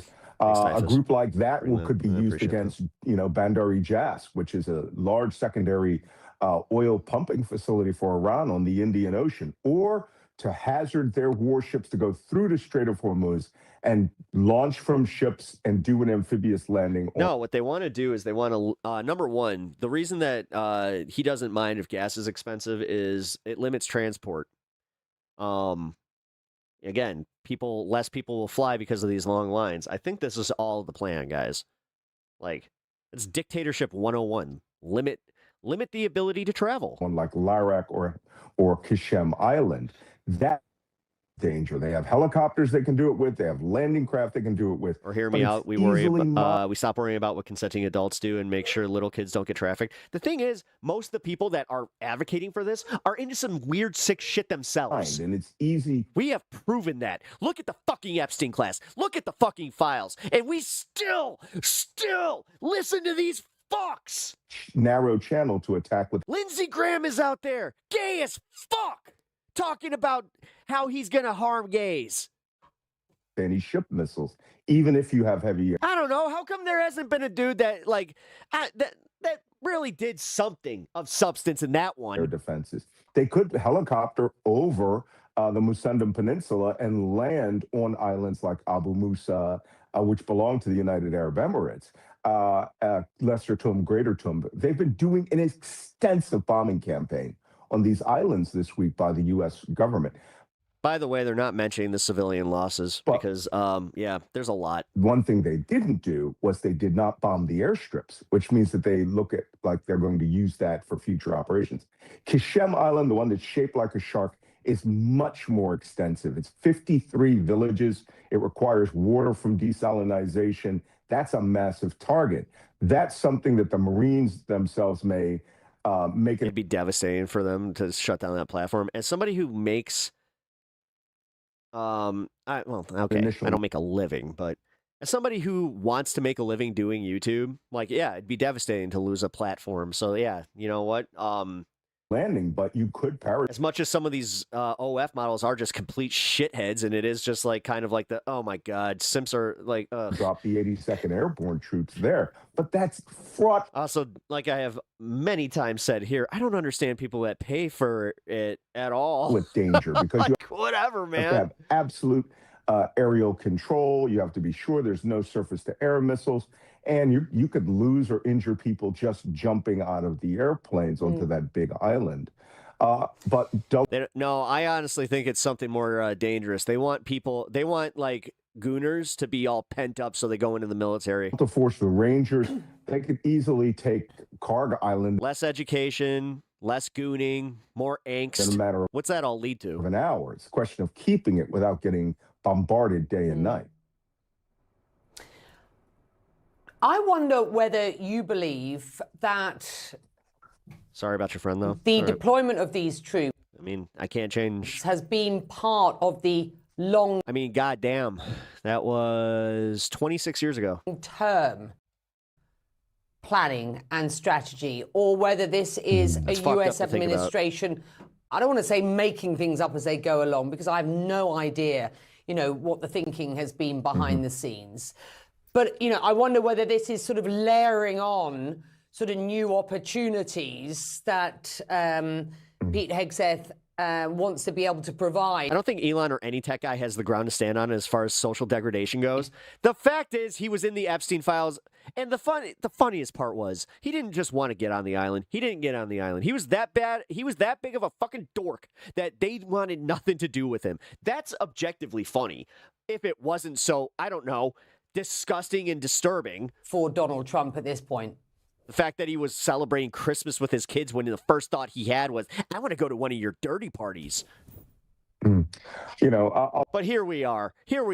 We're not talking about the Epstein stuff. I'll speak frankly as a former We're talking about this fucking war the exact way that Donald Trump wants us to. intelligence professional. They're winging this. Every military activity that we see does not show phased planning that was part of a strategic campaign in the pre-war, where the Pentagon thought... Dude, the CIA, stop with the fucking idea that the CIA is behind all this shit. You do understand that the CIA is pretty fucking, like, pathetic at their jobs. About it, prepared it, and had it ready. None of these forces were There's ready. one thing that I'm convinced of, that I like this whole myth of intelligence in our fucking intelligence communities. Especially the Marines. I mean, they seem to be an afterthought.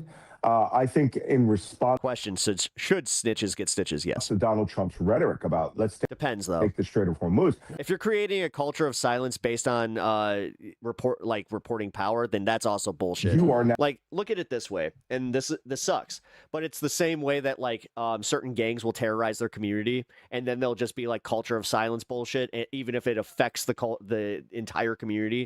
And then they're all bitching about, well, we got all this crime, and we got, nobody wants to invest here. It's just like, wonder why that is. Seeing the system spool up to take the Strait of Hormuz. There's no taking it. So I mean, honestly, that's where like some of the cartel shit, and this is where honestly, if Trump actually did something about that, I might be able to say, yeah, hey, he did go after the criminal element, but he hasn't. As long as Iran He didn't go after the fucking Latin kings.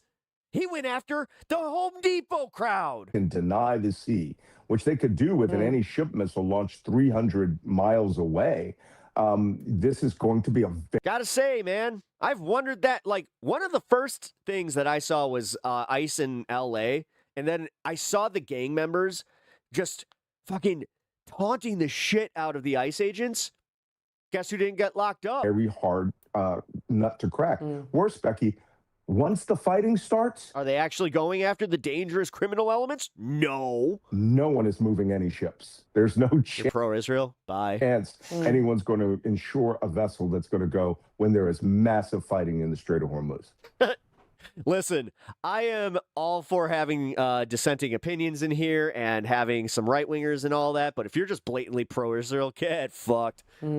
I've got reporting that says that key regional partner Saudi Arabia certainly wants Iran's missile capabilities sort of closed out, degraded before this war ends. So they've said to me very specifically they don't want civilian infrastructure targeted. The Wall Street Journal reports that Gulf allies, including the UAE, where I am, are considering joining this fight because they've been so You watch Invincible? Hell yeah. relentlessly targeted in Iran's retaliation So Reddit. strikes or attacks. I mean, they You guys got a lot of fun coming up, but they've changed a few things, so I'm interested to see where they go with it. call them reckless and unprovoked. There is no suggestion as of yet that the UAE or the Saudis are prepared to jump in panel for panel for the comic, though, in the first season. It's crazy how they did that. offensively in this fight and join, the US here. But I wonder what a coalition would look like and achieve, and just how much degradation do you believe of Iran's military capabilities we've seen to date to ensure long-term stability in the region where I am? Well, a coalition is not hard to put together. I mean, the GCC already has its informal networks for the militaries. The UAE would probably work with the United States in recovering an island that was stolen from them, Abu Musa Island. The Iranians just summarily took that some 20 or some odd years ago. The Saudis, on the other hand, have a big armed force, but the key component of that is Yeah, using coded language to call me a racist is kind of fucking crazy. using their air power to provide cover and defense for U.S. forces and other forces in the Also, I think it's a little racist to say that all whites are racist. that are coming Weird. along and seizing. It's almost like you admit that there's some like everybody. Listen, I'm one of these guys that I do believe that everybody has a little bit of racism in them. It's whether or not you use it to hate people. And like, if you just use that as your mental block to be like, I should never try to understand where they're coming from, their culture, or any of it. These literal islands. As far as because honestly, I've experienced racism just like that. Rating like around ballistic missile capability. Let's all be. I did it a Mexican girl that like her entire family, minus her mom, they did not really like me because she had like 4 brothers and realistic her here, dad was okay? specifically just like, you yeah, cannot you're not just dating a say gringo. it and it's done. If it's going to be a question of degrading it and before we declare the war over, we're going to be here a year because Shit was those wild to missiles me. can be hidden. They're It's the first time I ever experienced that. We haven't even gotten it. That also woke my ass up where I'm just like, The oh, large number of short-range ballistic missiles that they have, and we could hunt them for. But yeah, my sister actually is divorced from a black dude, and you know what? Some of the shit that I heard come out of his mouth, holy fuck! Some time to come, just as we did in Iraq. But now you're talking an extended period of strife. The Gulf, Strait of Hormuz not opening, and quite possibly even worse, bringing the Houthi rebels one's a fucking into this, monolith, dude. and they open this war to, and attack Saudi Arabia from the west and close the Bab el-Mandab waterway. It's all right. Kenneth Katzman is a senior fellow at the Soufan Center, an organization focused on global security challenges. Kenneth, you're joining us from Washington, D.C. I want your view on the Rumble is definitely more independent. Dude, I'm not going to try and build an audience on Rumble. Stop. current U.S. military buildup. Just fall off my lap. So there are already some 50,000 U.S. military personnel in the region. There are the aircraft carriers, the bases, the planes, etc. They've all been in action over the last 3.5 weeks. But on top of that, the close to the U.S. is 420. currently Hell yeah. sending 4,000 to 5,000 U.S. Marines, and we have reason to believe about 3,000 paratroopers from the 82nd Airborne. What is that for? Well, thank you for having me, Cyril. Well, I think you're going to see more forces than that going in pretty soon because Iran's demands are obviously outrageous for a ceasefire or a permanent deal. And obviously, Mr. Trump has to open the Strait of Hormuz. If Iran continues to refuse to allow free passage for all ships, not just ships of countries that they're These are guys that I'm glad. It's like, all right. friendly. But I'm glad he's feeling this, but also, fuck you. Like, can this generation just fucking hit the pine box already?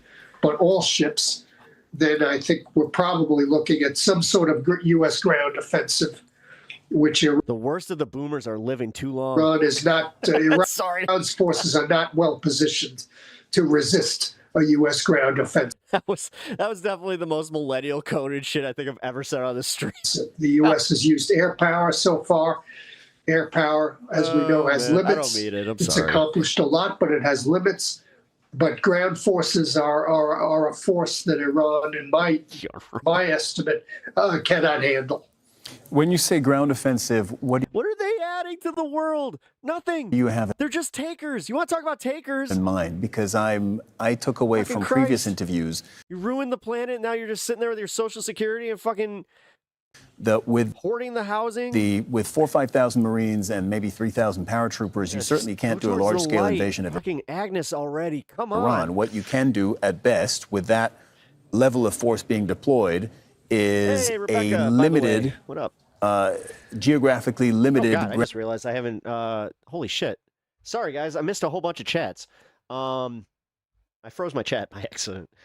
Hey Rebecca, what's up? Rowdy, welcome back. I think you took off, right? It's not their fault that they were also lied to. But is you wrong? ground operation, That's so. such as Wow. taking We're Hard getting a lot more Island agreement than I thought. or another one of the small Iranian islands in the Gulf or a small stretch of their coastline. All of this shit right here. All of this shit.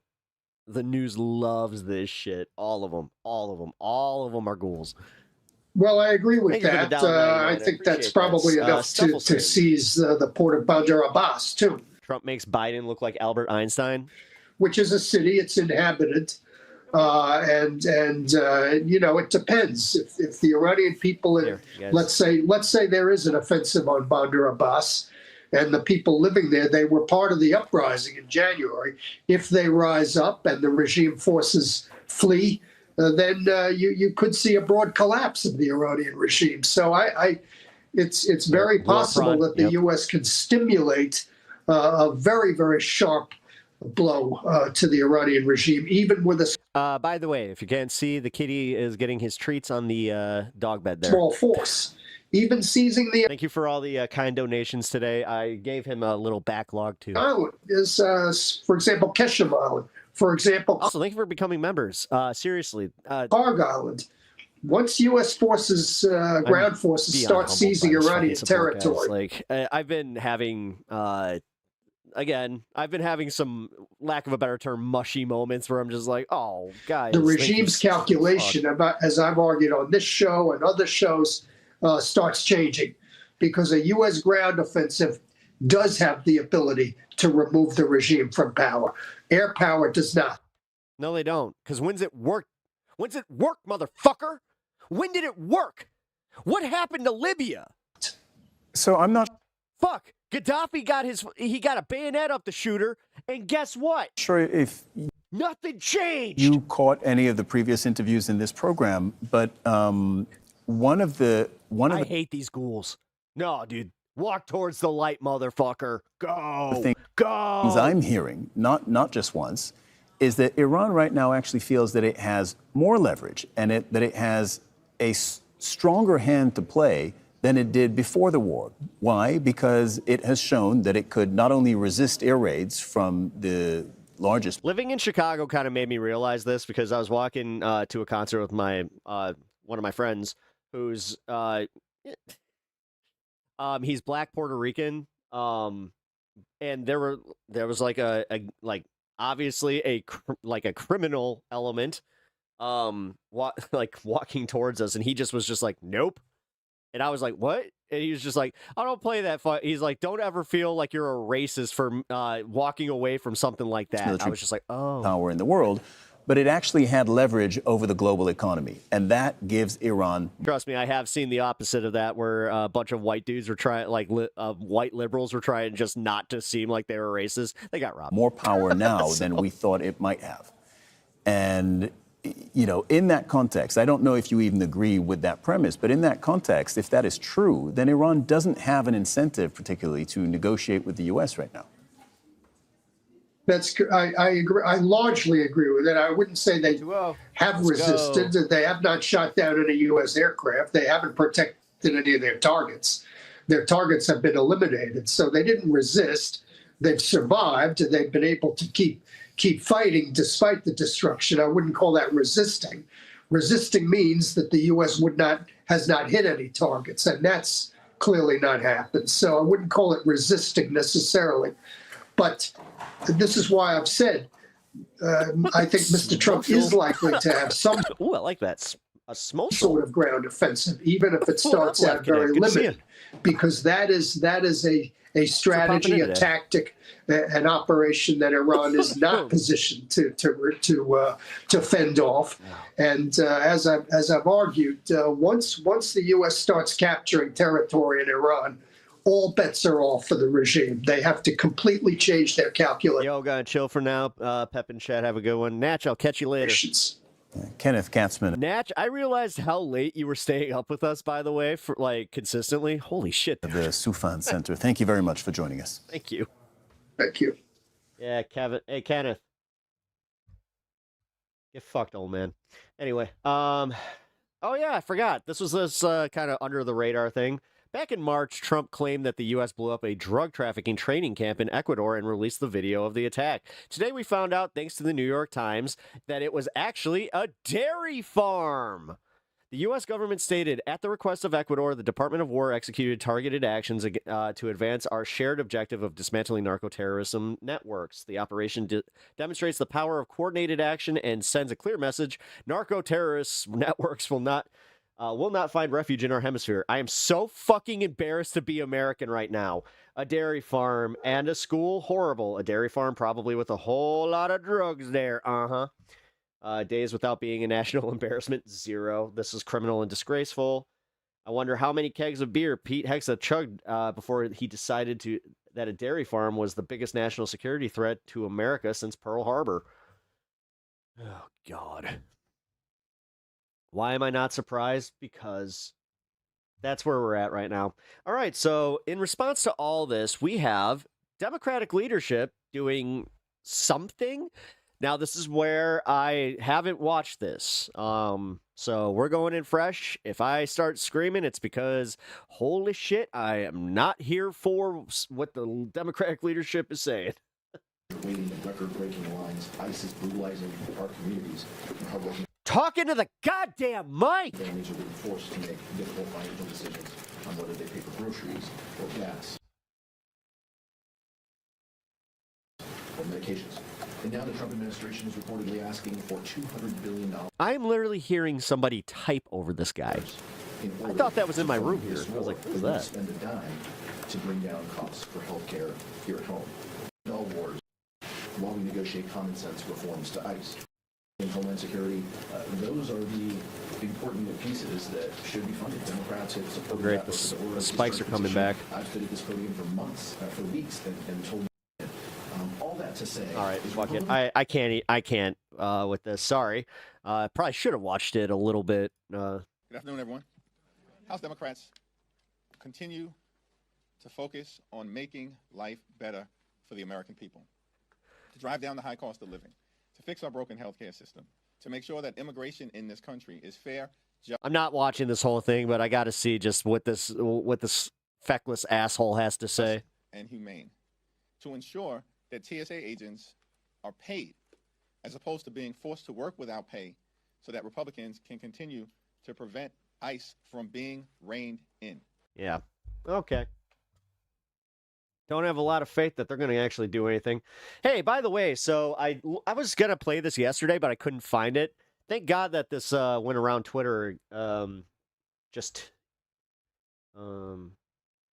today. So here we go. These protests have been growing. Last June, more than 5 million people turned out nationwide. We saw 7 million in the fall. What's the expectation this time around? 2 days ago. Oh, that's why I couldn't find it. I was looking at the wrong day. I mean, I hope it's bigger and, better than the previous two. I mean, unfortunately, in order to gain people's attention and refocus Americans in a time where people are so easily distracted by their everyday lives, we need to refocus on this administration's illegal, unconstitutional, and immoral conduct so that we can defeat. This is going to do it, by the way. Like, this is going to get a lot of people's attention. Like I said, man. And also, my favorite part is the assholes that are going to try to roll coal. Like, I want it. Oh, shit. Oop, my bad. I kind of want it to happen. Like, I want to see these guys waste, a couple bucks rolling some coal. It's probably, $20 per fucking roll? Which also is, it's a major criminal offense. It's actually being taken as a criminal offense, and they will get pulled over by the police. All right, folks. Also, if you didn't know, this Saturday is No King's Day. So if you guys have not already looked into a protest near you, consider doing so at indivisible.com. Go out with your community. Go meet some like-minded people. Honestly, it's great for the soul. It is. There's nothing like going to one of these protests and just feeling the vibe of everybody else being just as upset as you. Also, I go to make people laugh, so I hope you guys tune in on Saturday if you aren't going to your own protest, because I am going out with my comedy signs and I'm going to be interviewing some people. I'm going to try and hit 3 protests, but I'm guaranteed to hit 2. So I will be in the Chicago suburbs. The audacity beyond your... It's going to be interesting because, the Grant Park one is way, dude, I saw how many people have already registered to be there. There's guaranteed to be over 100,000 people in that park. I ain't fucking with that. Let's move on to Lebanon, Ryan. Because Plus, we got baseball this weekend on top of a fucking convention. New developments, we can start rolling B1. Get the fuck out of the city. This is footage from Tyre, and man, we're looking at civilian neighborhoods here. If you're listening, Not going to a PSYOP non-grassroots protest? Well, it is grassroots. Like, you do understand that Indivisible is just kind of helping organize with, certain communities. That's how that works. You're just It's one of the benefits of having all of these, social networks. seeing smoke rise from what does clearly appear to be 5,000-year-old city. Yeah, it does clearly appear to be I agree with a that. civilian Like J6? No. neighborhood. J6 was literally like, you do understand the difference, right? This is the difference between calling leftist cultists and MAGA. MAGA is behind a central figure. You can't say that against the left. The left doesn't have a central figure that they're trying to fucking prop up. Right in the middle of what I don't think you understand what a cult is if you think that the leftists are cults or cult members. Like, I'm dead serious. Like houses and office buildings and the like. Well, what we learned yesterday, B2. But also, oh shit, yeah, thank you for the $1.99 for boycott the Nestle Corporation. Is that, Israel's defense minister said the military will occupy southern Lebanon up to the Litani River, marking I'm not going to any major events where people congregate during a wartime. Yeah, the first clear statement of intent to seize the territory. I kind of thought that, but also I'm not going to let the regime win with the fear that something might happen. Because also, that would look really bad on them. Reuters right? reported. Ryan, what does that mean? What are we looking at here as the Iran operation continues? Lebanon being in the shadow of that, I suppose. So ICE at airports, why? Israel feels optics. It was Trump's idea.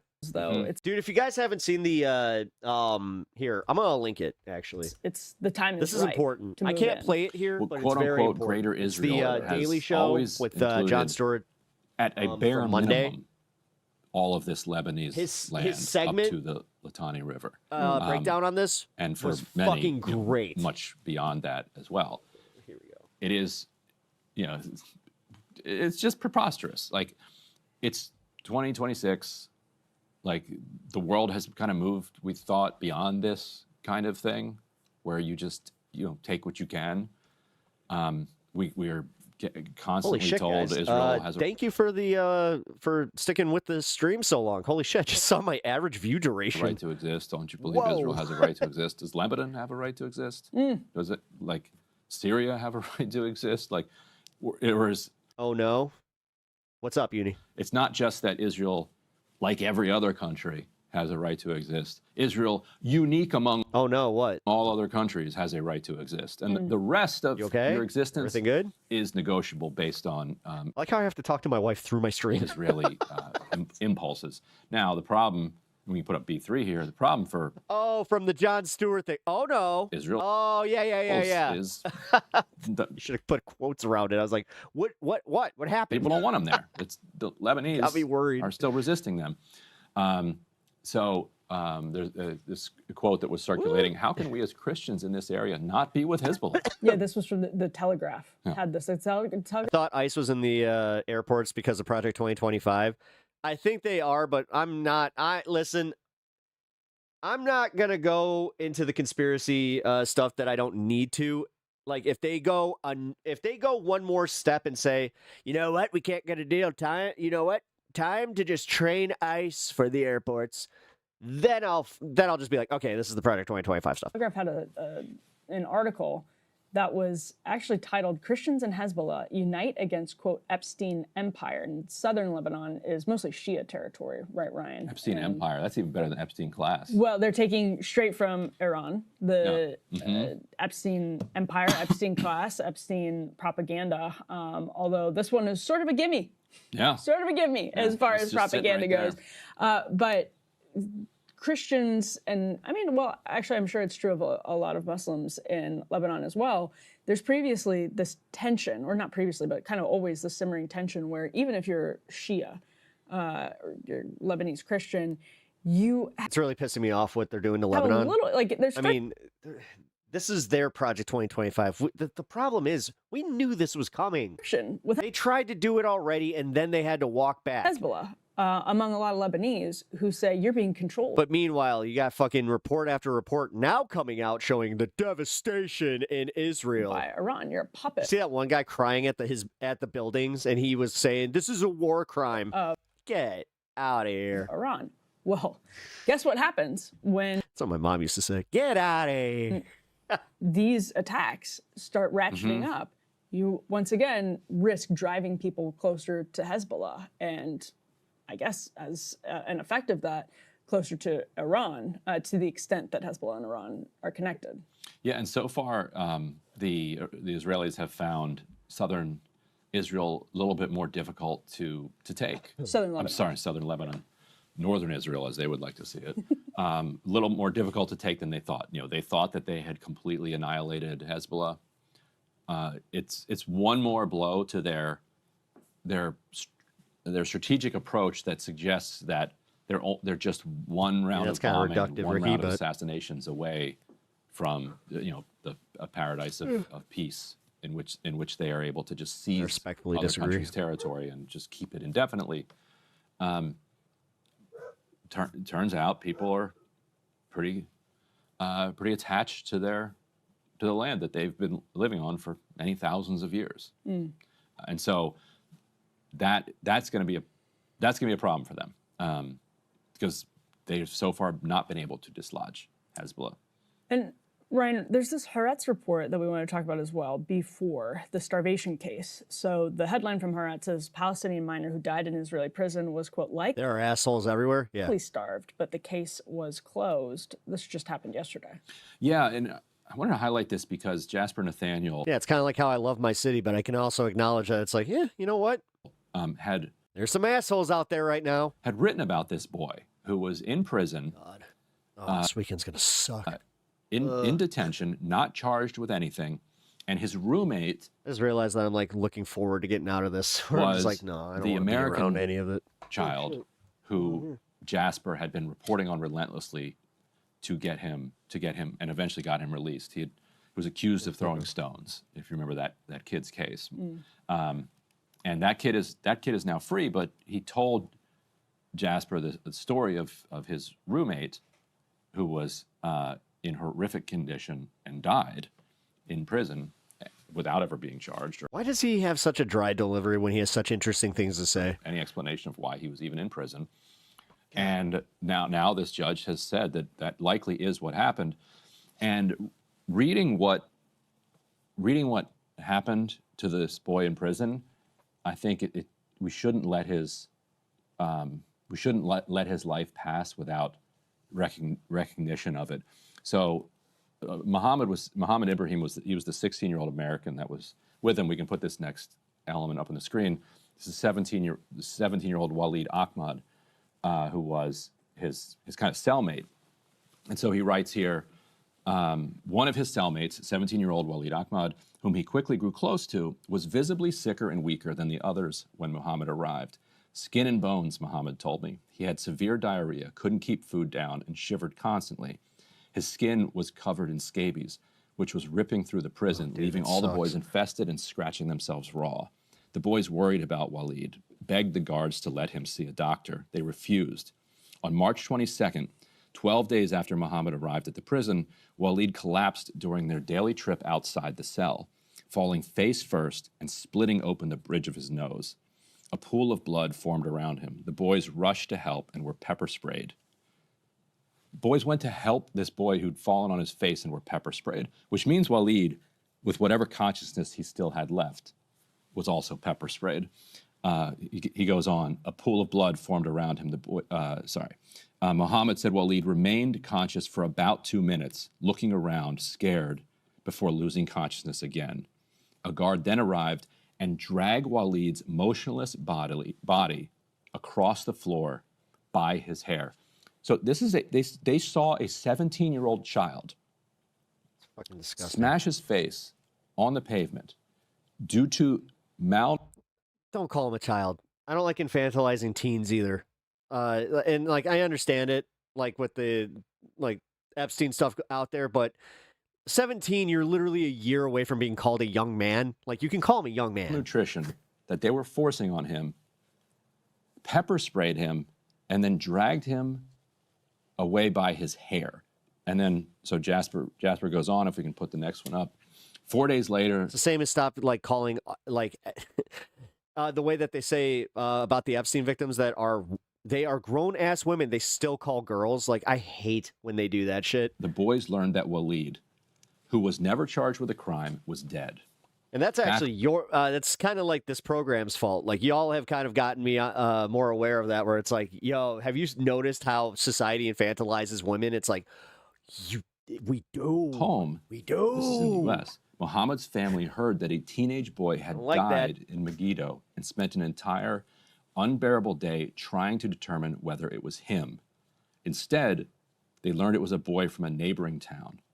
An Israeli surgeon who observed Walid's autopsy reported that the 17-year-old showed signs of prolonged starvation, extreme weight loss, and muscle wasting, along with untreated colitis and scabies.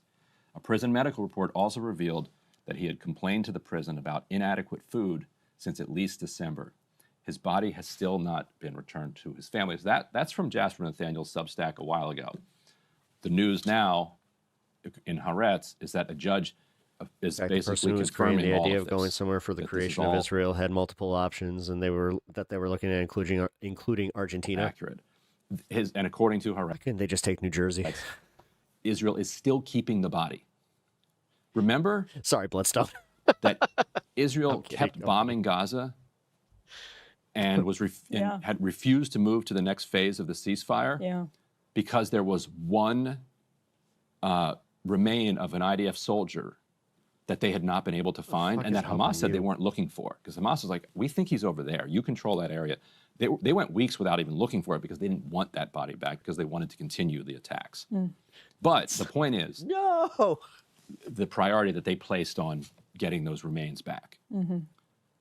Setting aside all of the depravity from beginning to end here, they still won't even give his body back. And the case was closed. And the judge says, we don't have enough evidence here. It likely looks like he was starved to death, but the autopsy... I wouldn't be surprised if they cremated him. ...is not definitive enough, so we're going to close the case. I mean, we covered, what was it, just last week? Like, again, the fact that they haven't released his remains to his family is insane. Like, why would you keep remains after something like that? Rape case. That was, they said rape there also wasn't enough evidence. There was CCTV footage that was, It's almost like they know what they did was a war crime. You watch that, you pretty much know what's going on there. But war crimes, crimes, it's all, it kind of lost its luster now. I mean, God, can you imagine that before phones, the barbaric times that we somehow still had better codes of conduct? Before we departed this segment, I did want, we can put up B5, I did want to just pay our respects. Now I'm just going to read about what happened, with China and Japan and just equate it to what we do here and just be like, yeah, you know what? We're no better. We're no better than either of them. To us. Like, I used to think, like, this is unconscionable. This could never be done in America. Shabbat, drop site. Boy, was I wrong. Colleague who 1 year ago yesterday was assassinated by the Israelis. I remember we were actually on the show together around the time he was killed, and when I left the studio, you think that too? Getting the news that he'd been killed, they targeted him. They put his picture up. They said they were going to kill him. They hunted him. They flew a drone over top of him, dropped an explosive device on him, split his body apart. 23 years old. Yeah, he had his whole life ahead of him. Extremely talented journalist. Man.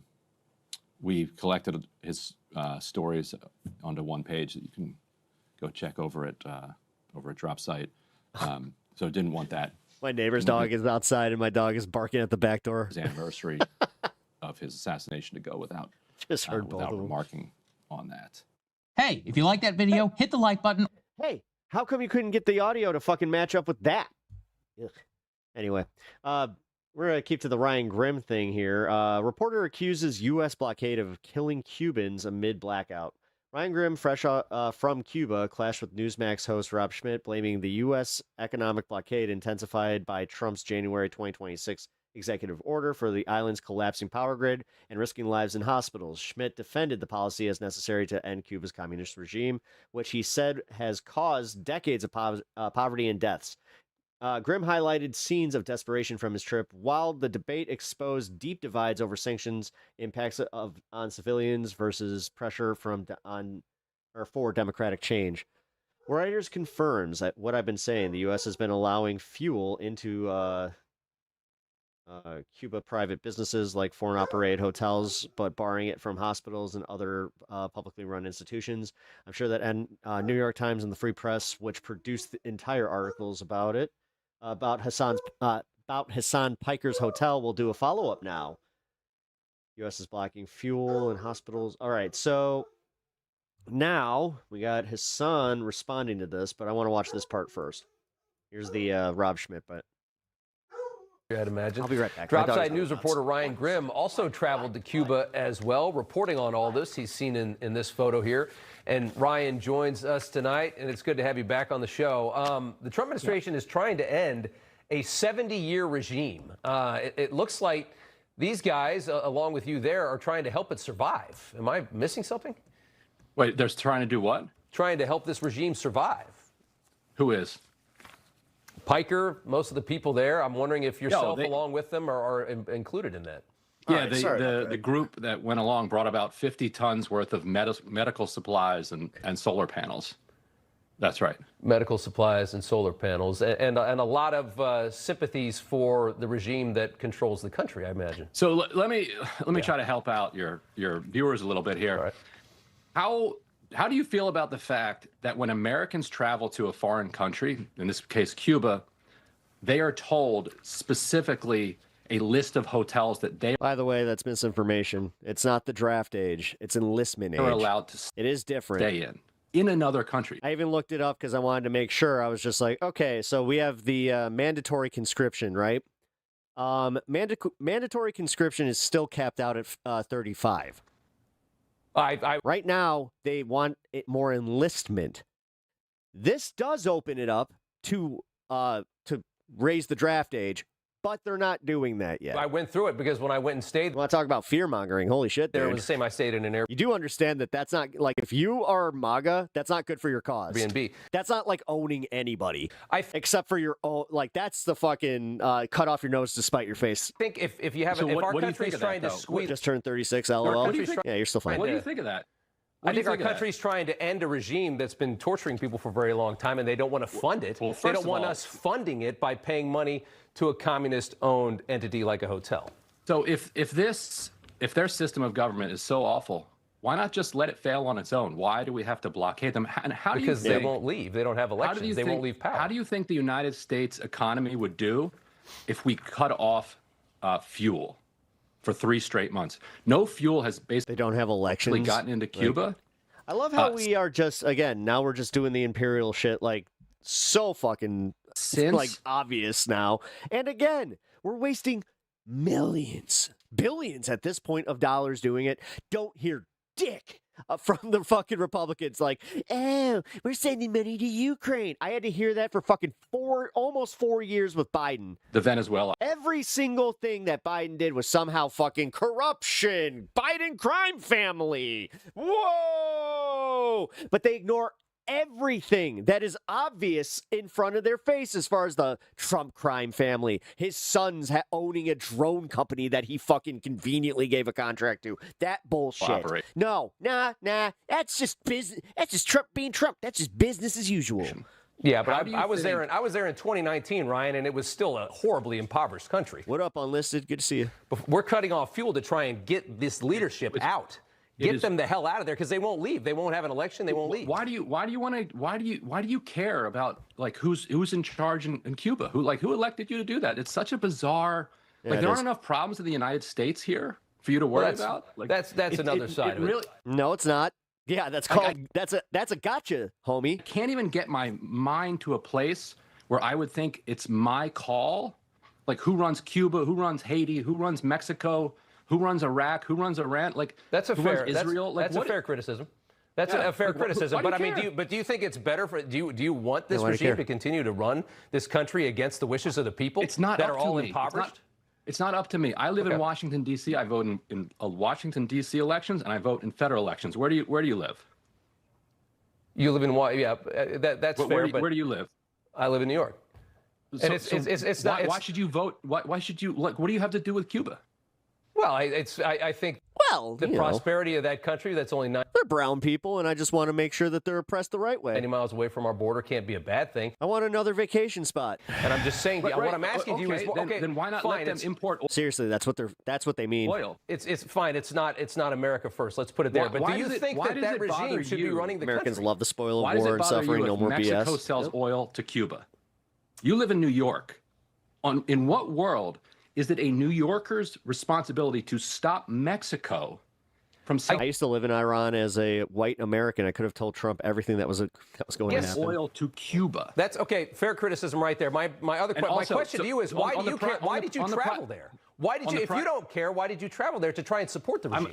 I'm a journalist, and the United States is literally killing people with Dude, Ryan is owning this asshole. We are killing people. Yeah, he's a journalist. You know, something you know nothing about. I sitting in your New York studio. I toured 2 hospitals. One was a pediatric hospital. Yep.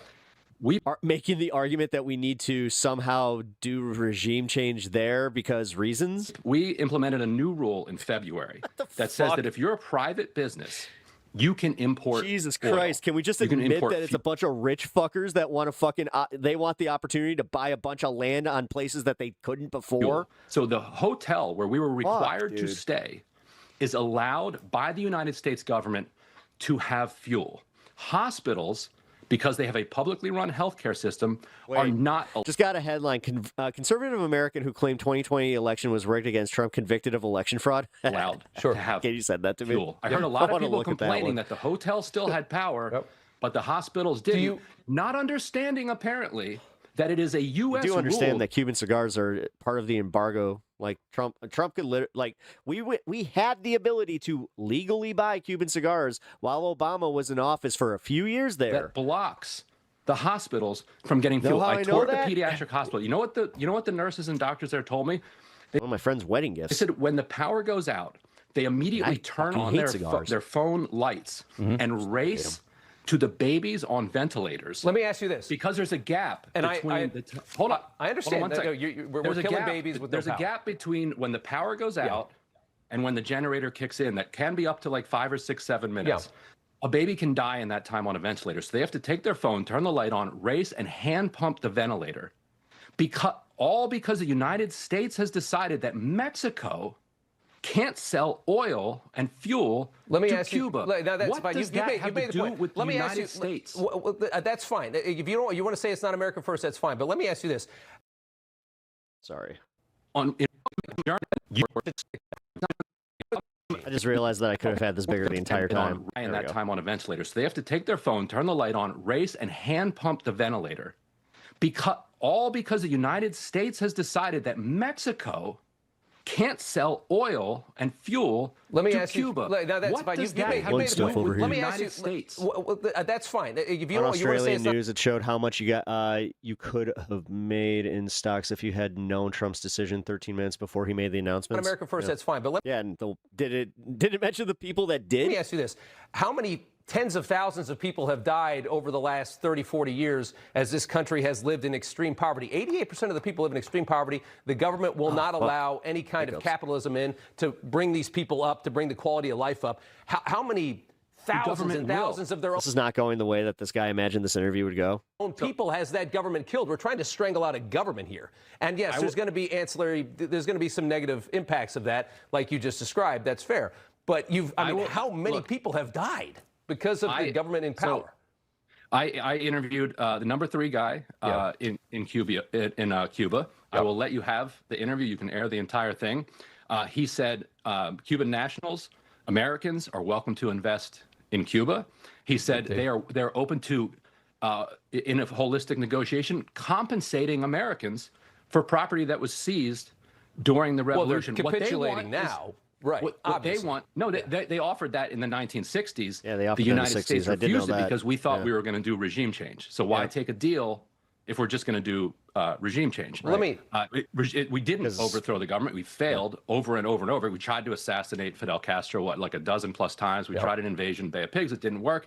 Every other country, Italy, France, Spain, they all took compensation for what was nationalized. So they're saying you can invest here Yeah. We will compensate you for what was nationalized. All we're asking is that you lift the sanctions and leave us alone. Unfortunately, no, but they Why is definitely that insinuated. Leave Cuba alone. Leave Yes, the worry about regime money. alone and let the people continue to suffer. I mean, did you see the people there? The King in his misery ear. Cut him off now. Cut him off of now. the people that live in that country under these a-holes. It's horrific. The misery is like unspeakable. Unspeakable. It's unspeakable. Been that way for a long time. It's a lot worse. It's the people who were there in December and people who obviously live there have telling me like it's noticeably worse. You know how you have people like starvation and homelessness wasn't really a thing. Like there was poverty. It wasn't like extreme a rich poverty. country. Yeah. But even a few months ago, 90% of the people live under hunger. $2 a day. I mean, that's nobody in America lives under $2 a day. Not a single person. I gotta leave it there. Yeah, it's because our economy's fucked, and honestly, things are so much cheaper there, you dumbass. I really do. You're a good sport for coming on, Ryan Grimm from Drop. You gotta fucking do the thing where you're just like, this is what $2 can get you in Cuba, or are you gonna be a disingenuous fuckhead about it? Upside News. You got it. Good to see you. Yeah, means I'd be a disingenuous fuckhead about it. Cool. All right. Well, here's the HASAN angle of it. Your laptop tweetings for a 5-star hotel powered by generators while the local hospital goes dark. You are truly, genuinely a psychopath. Wow. Channel. This guy is one of the biggest, most. By the way, see what I did there? Hit that like button. Not necessarily a HASAN stand by any means, but I support creators that put out their content for our enjoyment. So if you guys could help me by doing the same thing, I really appreciate that. Most troubled, good habit. Most schizophrenic, vulgar demons I have ever. Subscribe to the channel too, please. Ever encountered in my life, and he has the audacity to claim that he's a humanitarian and a if liberal. You guys are enjoying Shame the on content, please consider subscribing. this piece of shame on you. Unbelievable. I wasn't even in Cuba when I tweeted this, for the record. But it doesn't matter. It's all misinformation. Twitter is broken because of the discourse is insane. Yeah, Twitter's always insane.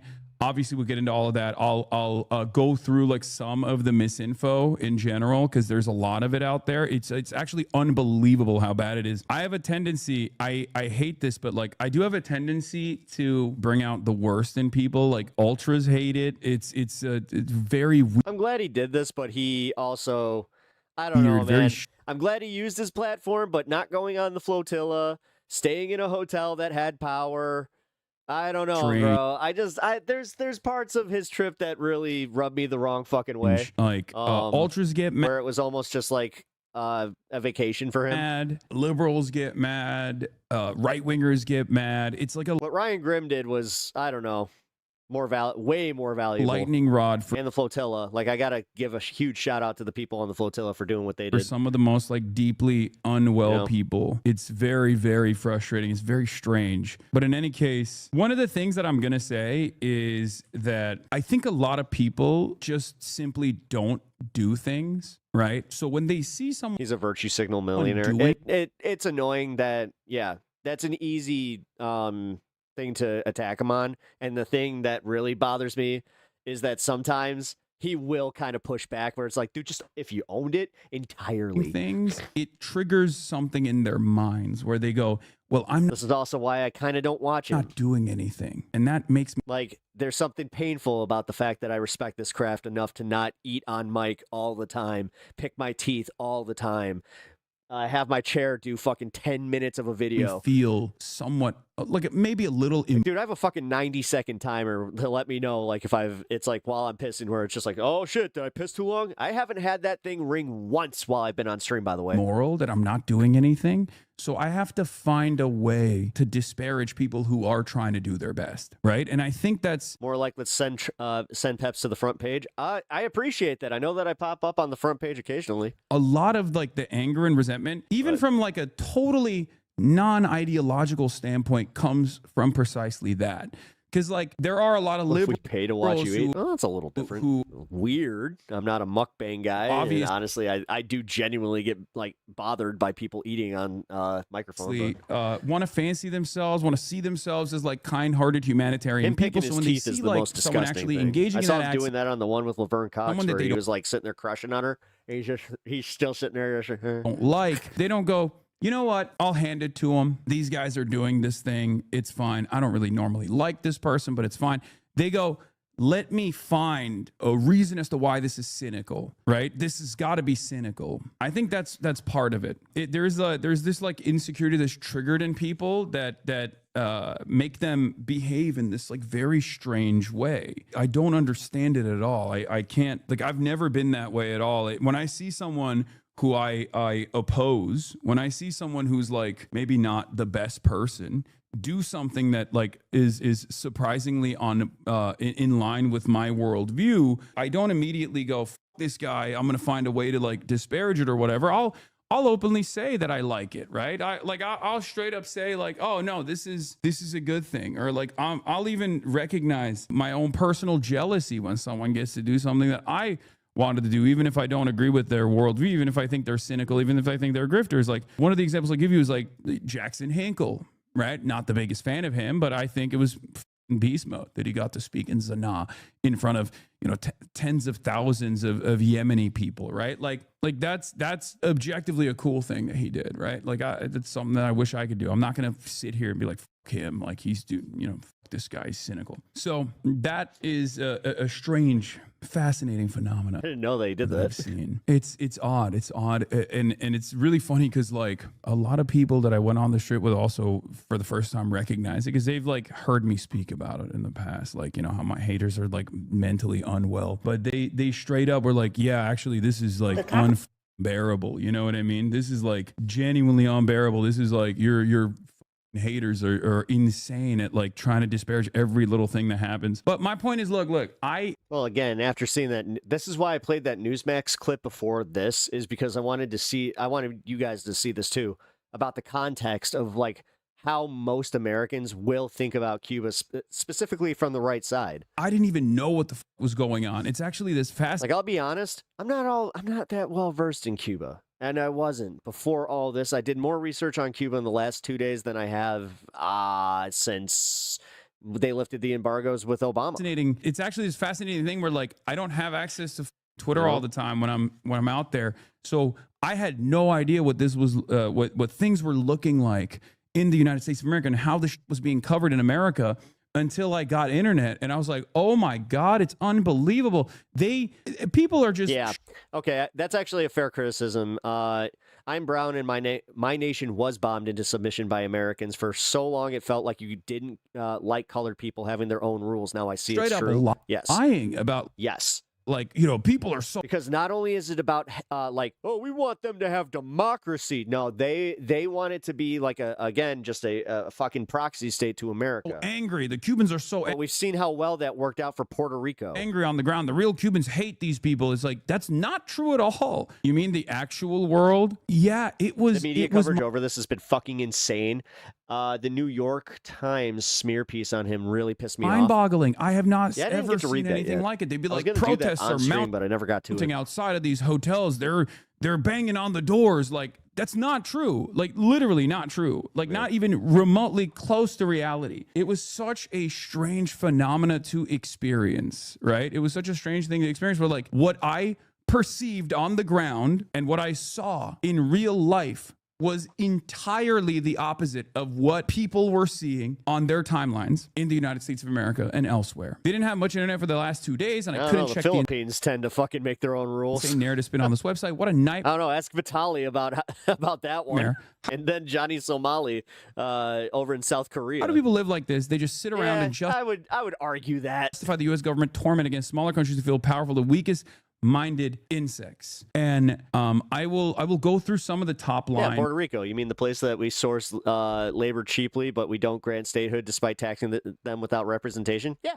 Like insanity. March literally posted this, and he was like, you know, the first couple of responses were really positive, and then immediately was like a sea of negative psychopathic takes. You're the common ground, Matt. The degeneracy revealed by politics has actually been very cathartic in the context of understanding my own life. Like, hey, it all makes more sense now. Yeah. Liberals and thank you for saying that, Ghost Dog. That's a great take. Because I felt that myself, where I'm just like, oh, I'm not crazy. Like we're all seeing this play out, and it's like For a minute there, it almost like feels like you're in conspiracy brain, but then it's just like, holy shit, no, this is exactly how it is. It's real shills, insane. This is why I do push back against some of like the more harder like conspiracy guys, where like they'll just move on to the next thing, where it's like again somehow end up at reptilian aliens. Stop. Can we focus on the fact that there is the Grove, that these motherfuckers are all part of a global elitist cabal? Like, dude. We see it now. But now, again, you're doing the fucking thing that they count on by making it unserious. Like, I don't even think that a lot of QAnoners or people, like true believers, understand how much damage they do to their own movement by doing that shit. Like Candace Owens, she is also one of these people where she cannot just focus on what's in front of her. She always has to, I'm just asking questions, okay? Quote page? Yeah. No, it's pretty crazy. Like if you look at the background, of these people, it's basically every part of the American political spectrum except for like Cartier. Yes, I don't know. All right, that's a little fucked up. Oh, it Jesus Christ feels dude. like it was just like every part of the American fucking pair eyewear, bitch. Political spectrum, with the exception of like socialists and communists. Like it's shocking. And many normal liberals I think are just not tuned into this discourse at all, because like normal human beings that you would have a conversation around this sort of thing with are going to be like, what are you talking about? Like, you're kind of becoming a litmus test now. Grateful you exist. Yeah, I don't think I should be this person, but it's very strange that people behave like this. It's a I don't know. Why does Qatar have a base in what is it, Oregon? We forgot about that, didn't you? Very strange phenomena that I think it's a part of like the American existence. I think like it's reaction or Saudi Arabia, not Qatar. There's a right-wing attitude around the world on stuff like this, but like it's definitely. I truly believe that people have the capacity to see through. Ruling empire makes the rules. Okay, so by that logic, in the next 10 years, you should probably prepare to learn fucking Chinese. Through this, I think like people are kind-hearted individuals. It is very. And that's not even just me being like rooting for it. That's just me looking at the realities we are living through and just being like, well. I pay attention to the economics of what's happening and just the optics of what's happening across the planet. We've lost a lot of influence and they're all going to China for it. So yeah, that is kind of weird. Very funny that like there is this assessment. We don't rule Venezuela, numbnuts. They still have the regime is still in power. They didn't even get rid of the regime. They got rid of the fucking figurehead. That's it. Like, how much everything I was wearing. It's like they don't realize that one, people send me free shit all the time. Two, people gift me all the time as well, right? Like, not that it even matters, even if I like go. I mean, bro. See, to be fair, this is the shit that it's like if he just fucking owned it and went, yeah, you know what? I spend money. Out and purchase it on my own. Who gives a fuck what I'm wearing? You're an idiot. Your fucking whole audience, dude. This is. God damn it, I fucking hate HASAN sometimes. I really fucking do. This is the shit right here. Like what? You think the price of this? Okay, man. Okay, you're just one of the people, man. This button. Okay, man. Up shirt. Fuck off. That shirt could literally pay my fucking car payment. Is the reason why the Cubans are suffering? Like what argument is this, right? No. It's not even about the Cubans, bro. Yeah, he's like, look at this too. I mean, this is March's. March. No, but it's literally like if you have this kind of liquid income and then you also simultaneously say, yeah, I just donate this shit after I'm done with it. It's like, oh my fucking God. Which is incredibly expensive hat, right? I mean, it's like this person is memeing, I think, but I don't think this hat is actually that expensive. But regardless, right? Nah, this shit annoys the fuck out of me. You're an idiot for trying to justify it to them. I'm not trying to justify it. I didn't even bring that stuff up at all. But there is obviously. He is trying to justify it, though. And you did bring it up. Like areas where there is a and you did kind of fit. Does he not? Again, he wants to sit here and be like, I'll admit my jealousy. Tremendous amount of misinformation, and you have to clarify it, right? Yeah. This is why, like, guys like me, like the actual, working class leftist fucking streamers, we look at you and we laugh at you openly because it's fucking ridiculous. Where you're just like, oh, I get gifted, just $600 fucking shirts, Yep, like the kneecap comp. They don't even know what they're talking about, bro. Also causing the blackout. I saw this one a lot. Yeah. Like, yeah, it's crazy. What am I supposed to do? Just donate all my fucking money? It's. I don't know, bro. I don't know. maybe fund a more of these types of creators. That was actually a really good point brought up in the chorus thing, where it's just like, yeah, HASAN literally has the capital to fund something like that, but nah, can't. Crazy. Like, why would he? One of the things that I found fascinating is that he'd rather platform Taylor Lorenz fucking shooting the left in the dick as far as having, a funded conglomerate. It ties back into the argument, right? It ties back into like part of what I wanted to explain to people is like the let me have another cone to deal with complex this. nature, the complex bureaucracy. You just made me feel like, so Rebecca, is it legal-ish in Australia, or is it like easier to get? Nature of these sanctions. I'm always trying to plan like international travel just in case. That America has. That's why Japan is not number one on my list. Is because it's like, oh wow, there's no way to really do that. Oh shit. Placed upon Cuban society, like Cuban commerce. Feels like you're arguing the left must be poor. It's not about being poor. It's about the fact that he has like a lot of these opinions on, like, again, guys like Brian Tyler Cohen. Like, he had a lot of opinions about the chorus stuff, and then on top of it, not recognizing that this space is actually a great example where he could just fund this space where all of us, like, even giving each creator like, $500, that would make it to where we could make more content. But no, that why would someone like that do that? Why would someone with like that much fucking money, when he's got shirts to buy, guys? And how restrictive it is, right? And it's very interesting that like American restrictions that make it illegal for American citizens to do normal in Cuba, they sound... It does kind of make it a little, I don't know. So again, just when somebody that's trying to speak for the working class makes that much more than all of us, it does kind of get annoying. Really? They sound so insane that you would... At least Vosh has the balls to just be like, no, I started making this, I'm in a different level than all of you, and he just says it. Think... Like, when you hear it at first, it's kind of like Israel in that regard, where you're like, that sounds ridiculous. There's no way that that's a real restriction. Shut up. Like, the thing that people were complaining about, like the 5-star hotel, right? I found... To be fair, he would have to audit so hard or get hate if streamers do something wild. It really strange. Why? Why can't he just be the money behind it? They talk for all this talk about dark money. That's what I mean. He can't just fund it? That they... Like, what the fuck? Clipped me talking about it, and it's objectively the truth, right? That's also why contracts exist, by the way. It's objectively the truth. I just said, literally... He could do that just with, like, less NDAs. Like, again... What the American whatever, man. Government's restrictions are, and I'm actually applying the same logic that a lot of people were applying to me for thinking about taking the chorus thing. People were just like, sure, buddy, and they ran with it because it's so. So by that logic, am I supposed to like? Okay, so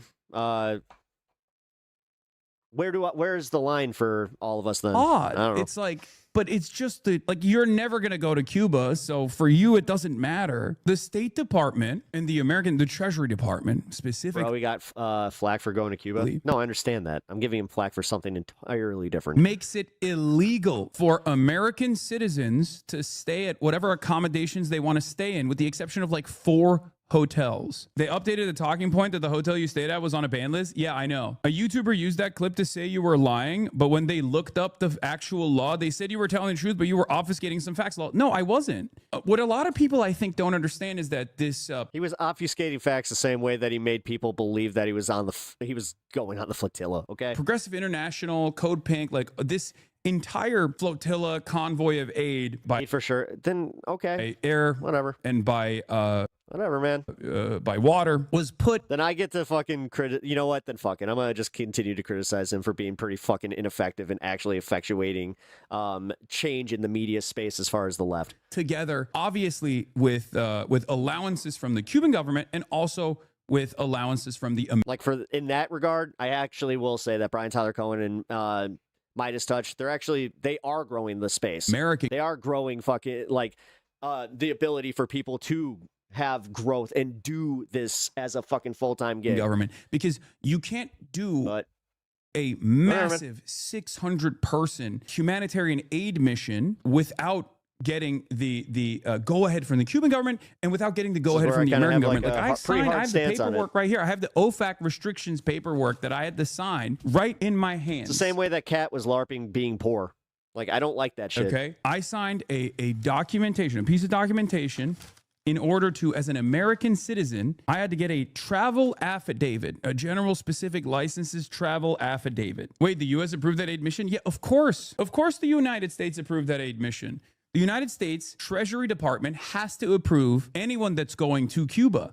A lot of people don't realize this, especially if you're doing any sort of aid. You have more than fair criticisms on HASAN, rightfully so. Any sort of humanitarian aid. There are levels to the cruelty that America is willing to subject the Cubans to. The reality is that the number one telltale sign for it's all over the place with it. International human rights organizations is the restriction of humanitarian aid. So the American government, at least for now, has not restricted humanitarian aid, but humanitarian aid alone is not going to be able to make up for... Yes, because I have no criticisms about him going to Cuba. Or the lack of imports and lack of exports. The only criticism I have is that he flew in when the rest of them took the fucking boat. Anyway, and we can't send, barrels of oil regardless, so we can't actually address the number one problem that Cubans are facing. But yeah, every single part of this trip was directly sanctioned by the U.S. Treasury, and a lot of people don't understand that. And except for this guy. That's where, I'll be honest, him flying in I'm going to just say what I think. I might be wrong about this. But it gives me the vibe that he did this for a vacation instead of actually caring about this. He saw the opportunity to go join this flotilla and piggybacked on it so he could get the thing where he's like, the experience of going to Cuba. Who, ironically enough, in an effort to shit on me, Now, do I think that he doesn't care? I mean, no, he cares about this, but I don't think it's in the way that he genuinely thought that he was effectuating change. At least showed the truth. Hey, by the way, HASAN just broke U.S. law. Oh, I see it that way. He could face $250,000 fine and up to 10 years in prison once he gets back to the States. Hey, FBI, get on it. 30,000 likes. The U.S. Department of State maintains a Cuba prohibited comment. I don't know you. I'm not here to make commentary on you or what your belief, but this exact behavior and of every other leftist streamer on the internet. You do understand that we do, just because he's a leftist doesn't mean that he doesn't get to not have criticisms about this kind of stuff. And honestly, if the left wasn't such a bunch of bitches, then maybe there wouldn't be all this fucking infighting. If people could actually take constructive criticism, if somebody, even if HASAN starts ripping on me, I'm not going to immediately just be like, oh, fuck you, HASAN. You're not part of the left. I can't fucking be part of anything that you're part of. Bans American travelers from staying out. No, there's a bunch of fucking really this is where I'm calling out the disingenuousness of some of these assholes. Or paying for over 400 government-owned hotels, guest houses, and resorts. I said, yeah, the U.S. law is stupid. I didn't break it, but this post is the only one that ironically acknowledges the comical U.S. restrictions on what U.S. citizens are allowed. I actually do think that, though. I think with some of the shit that he's platformed, some of the ideas that he's platformed, and some of the stuff that he's also stifled, yeah. In Cuba, the 5-star hotel is only... No, I actually do think that he has kind of held the space back. Yeah. One of the few hotels the U.S. government allows Americans to legally stay in. And it's crazy because, why the f should the American government regulate what American citizens want to do in another country? But because, again, he also, dude, he's the one that also, with Taylor Lorenz, talked about, this dark money pact that's funding Chorus. Can't have that. It exists. And then it created this fucking infighting with the fucking shit lib middle or the centrists, which honestly, Chorus I'm not going to say who I know, but I know a leftist creator that is part of Chorus. And trust me, they have not fucking been stifled at all in talking about Gaza or any of these fucking issues. And they're a lot better off than I am. Isn't that nuts? That's insane. It's the truth. I was first going to suggest you stay at a Casa Particular, but if you are there with a group, it would only make sense. Yeah, there's 600 people. The island is experiencing a total blackout. It's virtually impossible. No, I'll even just be, you know what? I'll be as genuine as he's claiming to be. I want HASAN to fund my channel. I want someone like HASAN to fucking fund my channel so I can fucking not have to do a job. I could pay for my wife's cancer fund. I could fucking not have to always ask you guys for money. But you know what? Here we are. Possible for 600 people to be coordinated in 600 different houses, or like. Also, it is a fair criticism to like talk about a $600 shirt. However many different houses. There's not that many Casa Particulars anyway. Casa Particulars basically. He's actually doing the thing where it's like, oh, you only need so much money. Like an Airbnb system for regular Cubans to be able to open up their. You know what? No, maybe I am being a dick about that. You know what? You can like nice things. Fuck homes to America. Yeah, you know what? I don't want to fucking police that. American citizens that are coming in. Some of them are allowed. It's in the list of housing that you can stay at, and it's awesome. It's dope. When I go back to Cuba, I will absolutely do that because I'm not going to be going with like a massive humanitarian aid mission. I didn't choose where we're staying. But if you're there with the whole group, it only makes sense. The hotel is the same place. I went through this whole thought process within seconds. It's weird that people wrote articles about it. Also, that hotel wasn't that fancy. I went there. Yeah, it's not a very fancy hotel, but it doesn't matter. It's Cuba. It's a very poor country. It's been kept poor by the United States of America. And what's ironic about this restrictive process is that these are privately owned hotels. So when people are talking about like the electricity grid and what the hotels are doing, they have generators. Not only do they have generators, but they're literally taking up some of the necessary resources through private commerce. And it's ironic that unjust system. So you don't understand how you're contributing to that system by fucking paying that hotel? Okay. Is precisely what the Americans want to. I don't know, man. At that point, bring a fucking sleeping bag. Bring about to the island. So the people that are literally criticizing the whatever, claiming that the blockade doesn't exist, don't know what the restrictions look like. Number one. Number two, they're literally complaining that like these hotels are they have their own generators and they I don't know. I'm calling bullshit on this one, guys. Are able to keep the lights on. Yeah, because they're privately owned. That is the problem. That's what America wants. If they were really paying people $8,000 a month to not talk about Palestine, that they're not though. Ghost Dog, they're not. Literally saying they will only allow. They're not. Number one, the 8K, that's only going to like Political Girl or Politics Girl and fucking David Pakman. Even though it's no longer going to David Pakman, they did sever that partnership.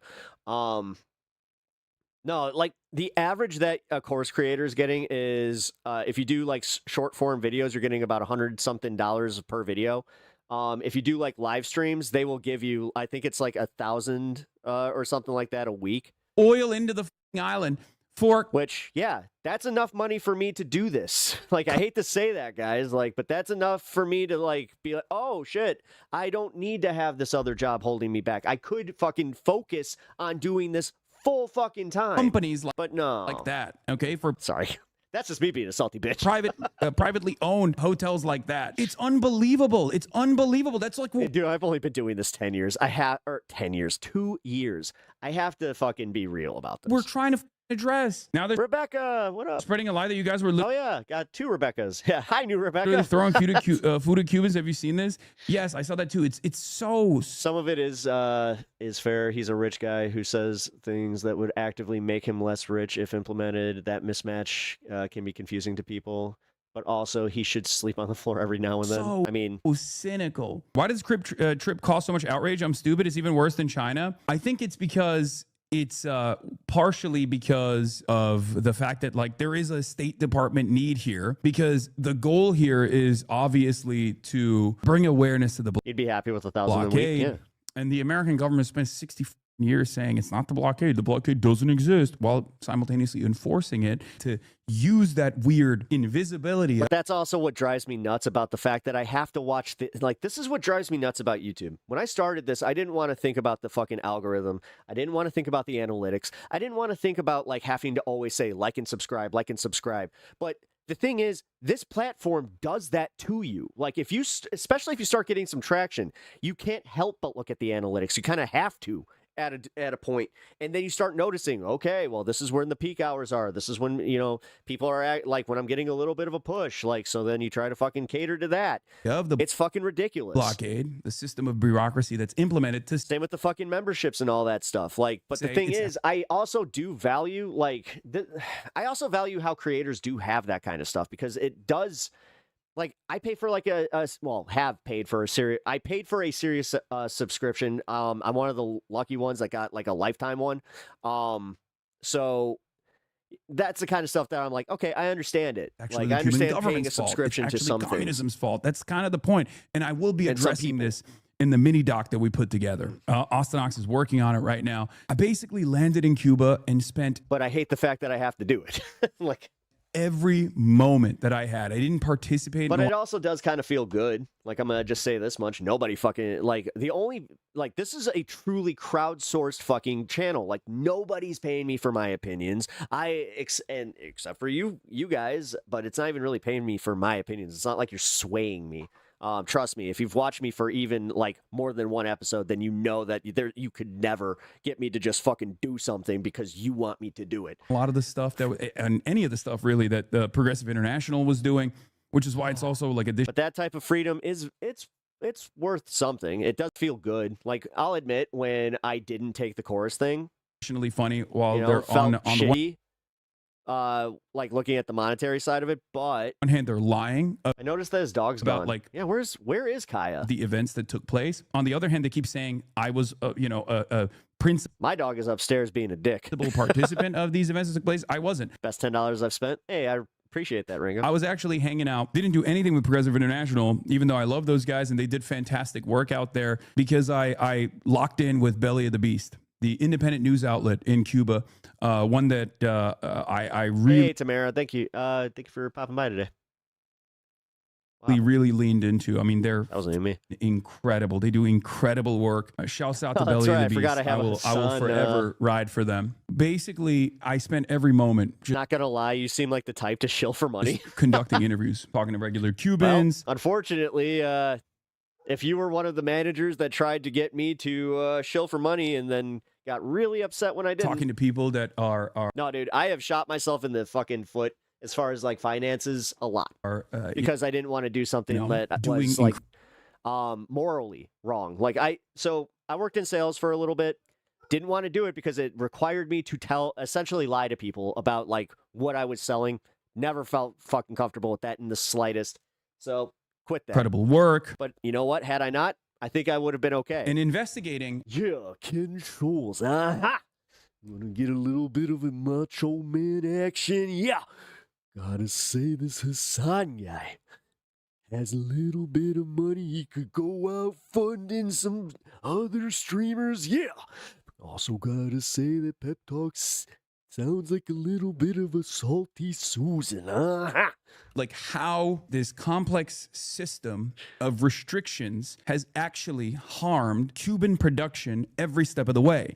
That was my goal. Thanks, Ken. I appreciate that. Because I had talked to a lot of people ahead of time of this trip. Some people who legitimately... If you guys didn't know what I just did there, okay, yeah, so for my YouTube space, somebody... Over on Twitch, I have some little perks that if you claim a certain amount of bits, that I'll do a Macho Man impression. Things like, HASAN, you don't understand. It's actually the Cuban government is incredibly... Somebody claimed a Macho Man call out. Incredibly repressive. They're very bad. They're not responsive to the needs of the people. They're hoarding It's the same as if you donate $2 to the stream, then you guys can also, give a treat to the dog or the cat or both. Biotics. Like, I heard so much from people who were otherwise kind people at times, and they were just deluded. And it made me think. But yeah, Rango, that's Macho Man Randy Savage. He was a famous wrestler when I was a kid. A reason for why people are saying this stuff. Like, there has to be some truth to this. And it wasn't just Cubans that were saying it. There's a lot of Americans that are even remotely well read on the situation, have read the State Department talking points for the most part. So I wanted to figure that out. I wanted to investigate that, and that's precisely what I did. It's decades of propaganda, and it's so silly. Like, you can kind of imagine how silly it is, especially if you go to Cuba. You very quickly understand that like almost everything that you learn about Cuba is just ridiculous, either a great exaggeration or just an outright lie. Anyway, I guess this is like one of the TikToks that was like in defense of what was going on. About people coming here to Cuba to deliver humanitarian aid are very interesting to me. One of the headlines and some of the commentary that I've seen is in terms of all of the people that came here and they stayed at a 4-star hotel while the rest of Cuba was in darkness. I want to remind you all that while it's not illegal for American citizens to come here to Cuba, it is absolutely illegal for us to stay in any of these hotels that you see on this screenshot. We cannot stay at all of these listed brand hotels. We cannot stay at a mom and pop hotel. We cannot stay at anywhere that is Cuban owned in Cuba, because that was instated by your United States government. And those who do stay with Cuban families, because the first time I came to Cuba in November, I stayed with a family. They actually have to take our passport numbers and register us because of our United States government. Again, it is not illegal. All right, and I'm glad. All right.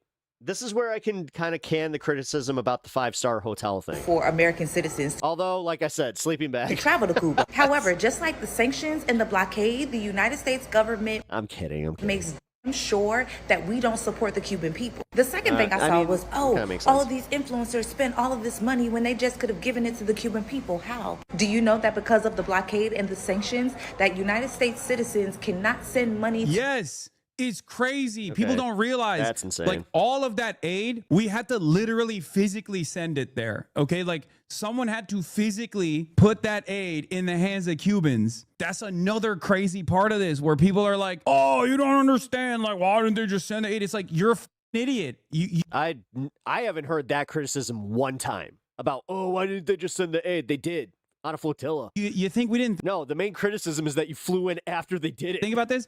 That's my main criticism. And it's like you did the thing where it's like you kind of LARPed like you were there. Not only was there like a cultural component to this humanitarian aid trip, because like there's so much Orientalization that's going on here. Like you're treating the regular Cuban citizens like they're animals. It's disgusting. Like the way you're talking about it, like you think they don't experience joy. You think they don't care about art. You think they don't care about being treated like human beings. It's disgusting. There's so much like speaking over regular Cubans that are living in Cuba in this conversation that is mind-boggling. It's alarming. It's gross. And I cannot believe how much both liberals and right-wingers have engaged in this. Like, it's crazy to me. One of the craziest pieces of misinformation was that kneecap guys like sucked up all the energy and killed Cubans in a hospital. The reason why the Cuban hospital ran out of energy is not because the Gonna stop watching but listening while I get ready to start my day. Hell yeah, Rebecca. Is falling apart. I mean, that's part of it. Yeah, I just realized that because I started a little bit earlier. You've been here for sure, of course. But there's not enough gas on the island for their generators to work. That is our fault. America, we did that. What do you think is going to happen? Well, Trump did that. When we've starved this island of necessary resources. Well, yes, because he is the president of the United States. Sources by stopping other countries from being able to freely trade with Cuba. It's illegal for America to implement this blockade. It's legal to trade with Cuba. It's legal to import Cuban goods. Things are going well. I nearly crashed the fuck out my lovely parents. Legal to export Cuban goods. It's unbelievable. Sorry to hear that, Rebecca. Participated in one of the many daily festivals that happen during the day. That festival that they participated in had Cuban musicians that were also participating in it. It was free for all Cubans to attend, and it was overwhelming. The Champagne Socialist is explaining just a little too much. Cubans that were... I don't think that... See, this is my thing about HASAN, where, like... And this is what drives me nuts about some guys that, like, what I said about the LARPing is poor. Like, I hate that shit. I really do. It blows my mind that these people can be so cynical and so gross that they think that, like, regular everyday Cubans don't want to... Again, this is where I have to actually say I kind of weirdly respect Vosh on that one, where he's just like, yeah, fuck you. Experience joy. It blows my mind. You just don't even want to think. Like, you literally can see it. You can see it in real time. You can see Cubans dancing, singing, having a good time. Let's talk about something important. What jersey is that in the back? It's my jersey. They must be brainwashed. Someone was claiming that they were being bribed with treats. I saw your reply to this guy too. Yeah, this is the liberal version of this, right? Cuban doctors told me they have to sew up patients mid-surgery when the generators run out of gas, but MAGA on here are too busy lying about lying about the people that went out to Cuba with aid to turn everything into a distractive spectacle. Pure MAGA propaganda. You are cattle if you fall for it. The audacity to be on your laptop tweeting for a 5-star hotel powered by generators while the local hospital goes dark. You are truly, genuinely a psychopath. Wow. This guy is one of the biggest, most troubled, most schizophrenic, vulgar demons I have ever encountered in my life. And he has the audacity to claim that he is a humanitarian and a liberal. Shame on this piece of... Shame on you. Sick. Thanks. Unbelievable. I also designed the logo. I wasn't even in Cuba when I tweeted this, for the record. But it doesn't matter. It's all misinformation. Yes. I couldn't. tweet this from Cuba because there was For no one of my men's league teams. Oh, not only was there not electricity, but there was also no internet. Like there was just not enough internet. The infrastructure is crumbling because of what we have done. Shame on you. If you have the capacity to feel shame, that is, you don't. There was a couple like ultras that were also saying some dumb shit too, and I had some strong words for them too. But yeah, I cannot believe it. I cannot. It's just. It really, I saw the best in humanity with regular, everyday, ordinary Cubans trying to make the most of their horrible circumstances. And then I come back and I see people on the sidelines trying to do their very best to continue justifying the asphyxiation that we have implemented on this island. No. Criticizing you is not somehow saying that we should continue this. This is actually part of why I don't like how he hides behind some of this shit. The people, like right there. So I'm not supposed to criticize some of the shit that people noticed about you again wearing like a $630 fucking shirt to Cuba. People died because you morons threw a giant party and like, dude, seriously, you're so into fast fashion. Just go to the fucking thrift store, motherfucker. Like, this is what pisses me off. Like, if I had HASAN type money, but also like claim to just not care, but also be like fucking, oh, you know what? I like street fashion. Go to the thrift store. The electricity. These are Cubans. You know why I don't have to go to the thrift store? Because I haven't bought new fucking clothes in years. Cubans, man. These are everyday Cubans having I buy like a hoodie. Like once a year, I'll buy like a hoodie. Great time on a free concert that was thrown together. Fuck, I got a pair of jeans that are probably older than, it wasn't just kneecap. It was like, half of your kids. Cuban artists that were also participating in it. I say you're a insanely indecent person, and you should really think hard about why you're repeating obvious moronic lies that MAGA is spamming on the timeline. Vicious scumbag. But people would rip you up. Again, I don't care about being ripped up. If I did, then I wouldn't even be doing, like, trust me, I wouldn't be talking politics online. Not believe. I don't care about that. I care about living I care about living in actual authenticity. So like, this is what I don't understand about guys like him, where he can't just be authentic with it, where it's just like, yeah, fuck it, I made some money, I'm going to buy this. He does the excuse part. That's what I was saying about Vosh, where it's like, Vosh just doesn't give the excuse. You never hear him once give an excuse for buying like a $400 pair of pants or some shit like that. He just owns it. The average person is this indecent. But he also doesn't act like he's HASAN in like being like the arbiter of the left. I think this is... Some people try to make him that, and he's even just like, I wouldn't do that. Born out of just like being on this website. I don't know, man. Like, what annoys me is specifically how protective people are over him, like with this shit. But like, they would turn again on any other creator that starts making some money. Like, I cannot believe that people could be like this. Was reading on DropSite that when the power goes out, the doctors in pediatric hospitals have to hand pump the ventilators for babies. This really does kind of stem from the core stuff. DropSite got this reporting from Belly of the Beast. Yes, that's precisely the case. I talked to a doctor. Like I said, nice. in the tweet that this dip was responding to. Fashion is part of Vosh's brand. I talked to a doctor that told me in our interview, when the power goes out, when the generators fail and they're mid-surgery, they just basically sew the patient back up and they go, we'll try again later. Unbelievable, dude. Did you hang at the Malacon at night? People are dancing, making music all night long. It's beautiful. Yeah. I didn't. I went to just a couple different like bars. The first night I went to a bar with the Kneecap Boys. It was awesome. I had a great time there. We just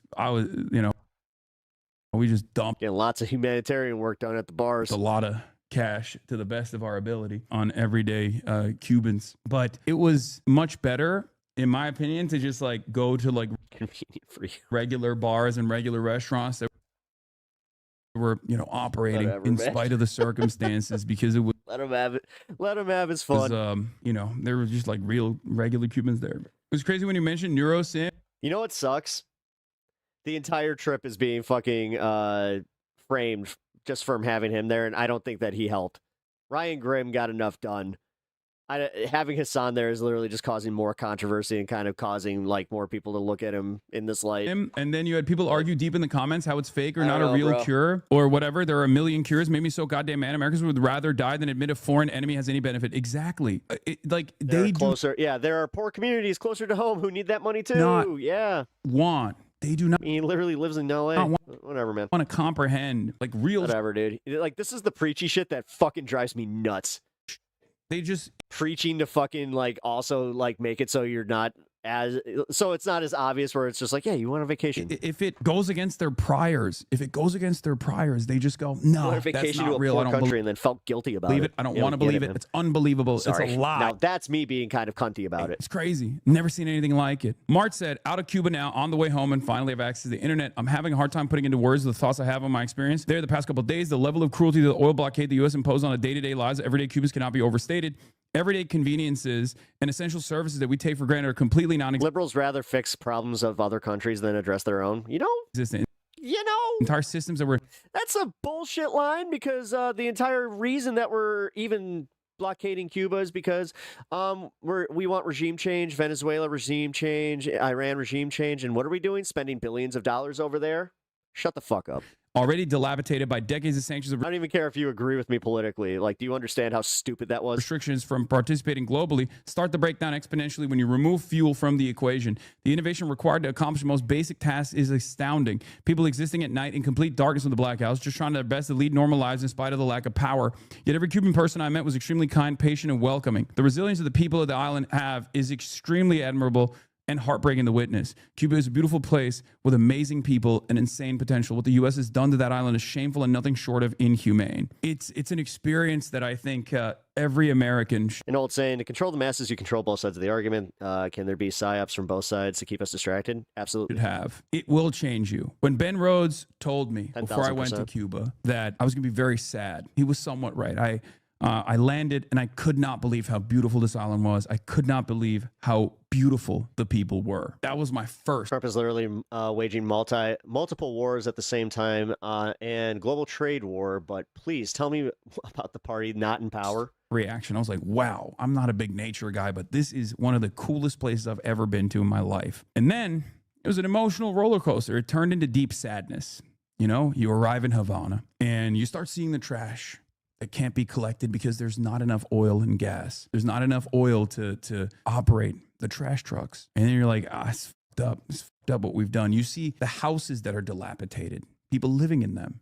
It looks like, they were bombed out. The outside looks so pretty, but the paint is chipping. Part of that is obviously the salt water that destroys the paint. It requires a tremendous amount of upkeep that this unfortunately poor island does not have. You get a little surprised. You said liberals, now you're changing it to Democrats. Weird. The expectation is all the cars are going to be from the 50s. That's not the case. There's new vehicles in Cuba, and there's also still vehicles driving around. I mean, it's very limited in comparison to like what the normal traffic would look like on the island, from what I understand from people that have been there prior. There's a tremendous amount. I mean, there's a queue system that the government has implemented. There is obviously a lot of, not hoarding necessarily, but like stockpiling of the strategic reserves so they can just like hopefully continue surviving to the best of their ability, right? And then after that sadness goes away, you get angry because you start thinking about why these are the conditions that regular Cubans are subjected to. And you realize like, we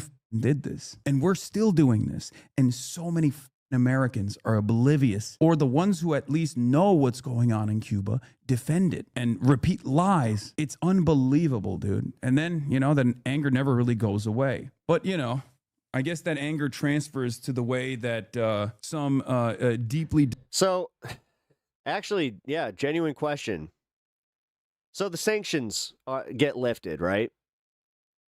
Does that fix what he's saying about the paint chipping, the poor country, the poor conditions, or is he actually kind of giving us like the idea that it's like, yeah, you know what? I guess that country is in trouble. Disturbed peace. Like, I don't... This is and the way that they... He's not doing a very good job of educating on this as much as he thinks he is. Operate, and your anger basically turns into not just anger against the American government, but against the anger that you experience. How about the Cuban government for keeping them in those conditions? Like, dude, this is where it does get annoying, where it's like, okay, man, just because a shitty conservative had brought up this point, that doesn't make it not a point. From people who justify this stuff. So unbelievably frustrating. How do you feel about the concessions that Cuba is willing to give back to the famous plantation owners and bourgeoisie assets, brother? In 1959, we are living in 2026, brother. Stop. This is no longer a time for ideological rigidity. Oh, thank you. Fucking, all right. Finally.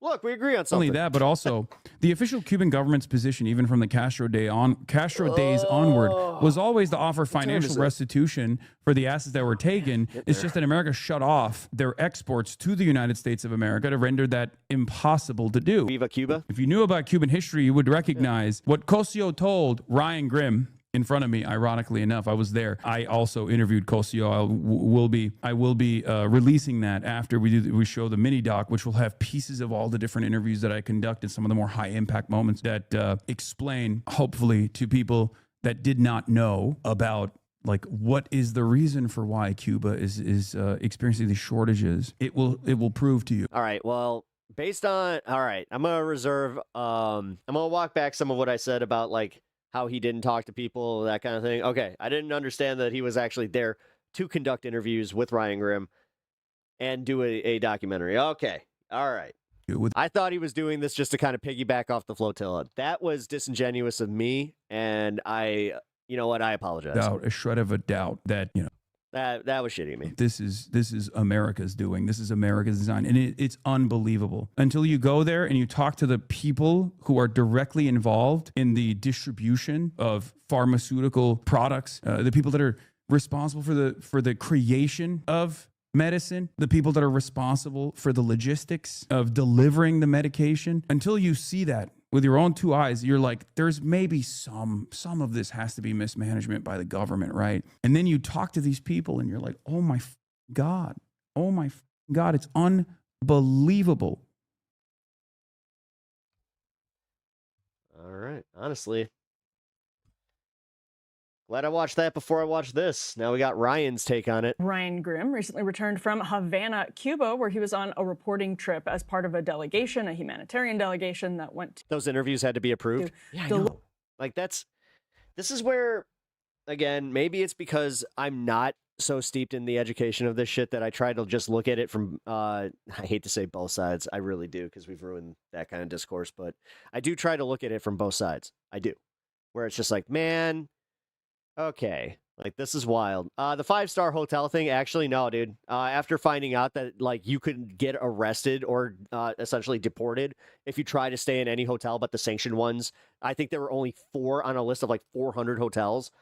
That's a little different there, dude. But no, and the fact that he did a documentary with Ryan Grimm, yeah, again, gonna walk back some of my criticism. It doesn't negate some of the other criticisms I had. Again, $650 shirt. Deliver supplies to the people of Cuba in protest of the blockade and escalating. That's not true. Yeah, it is.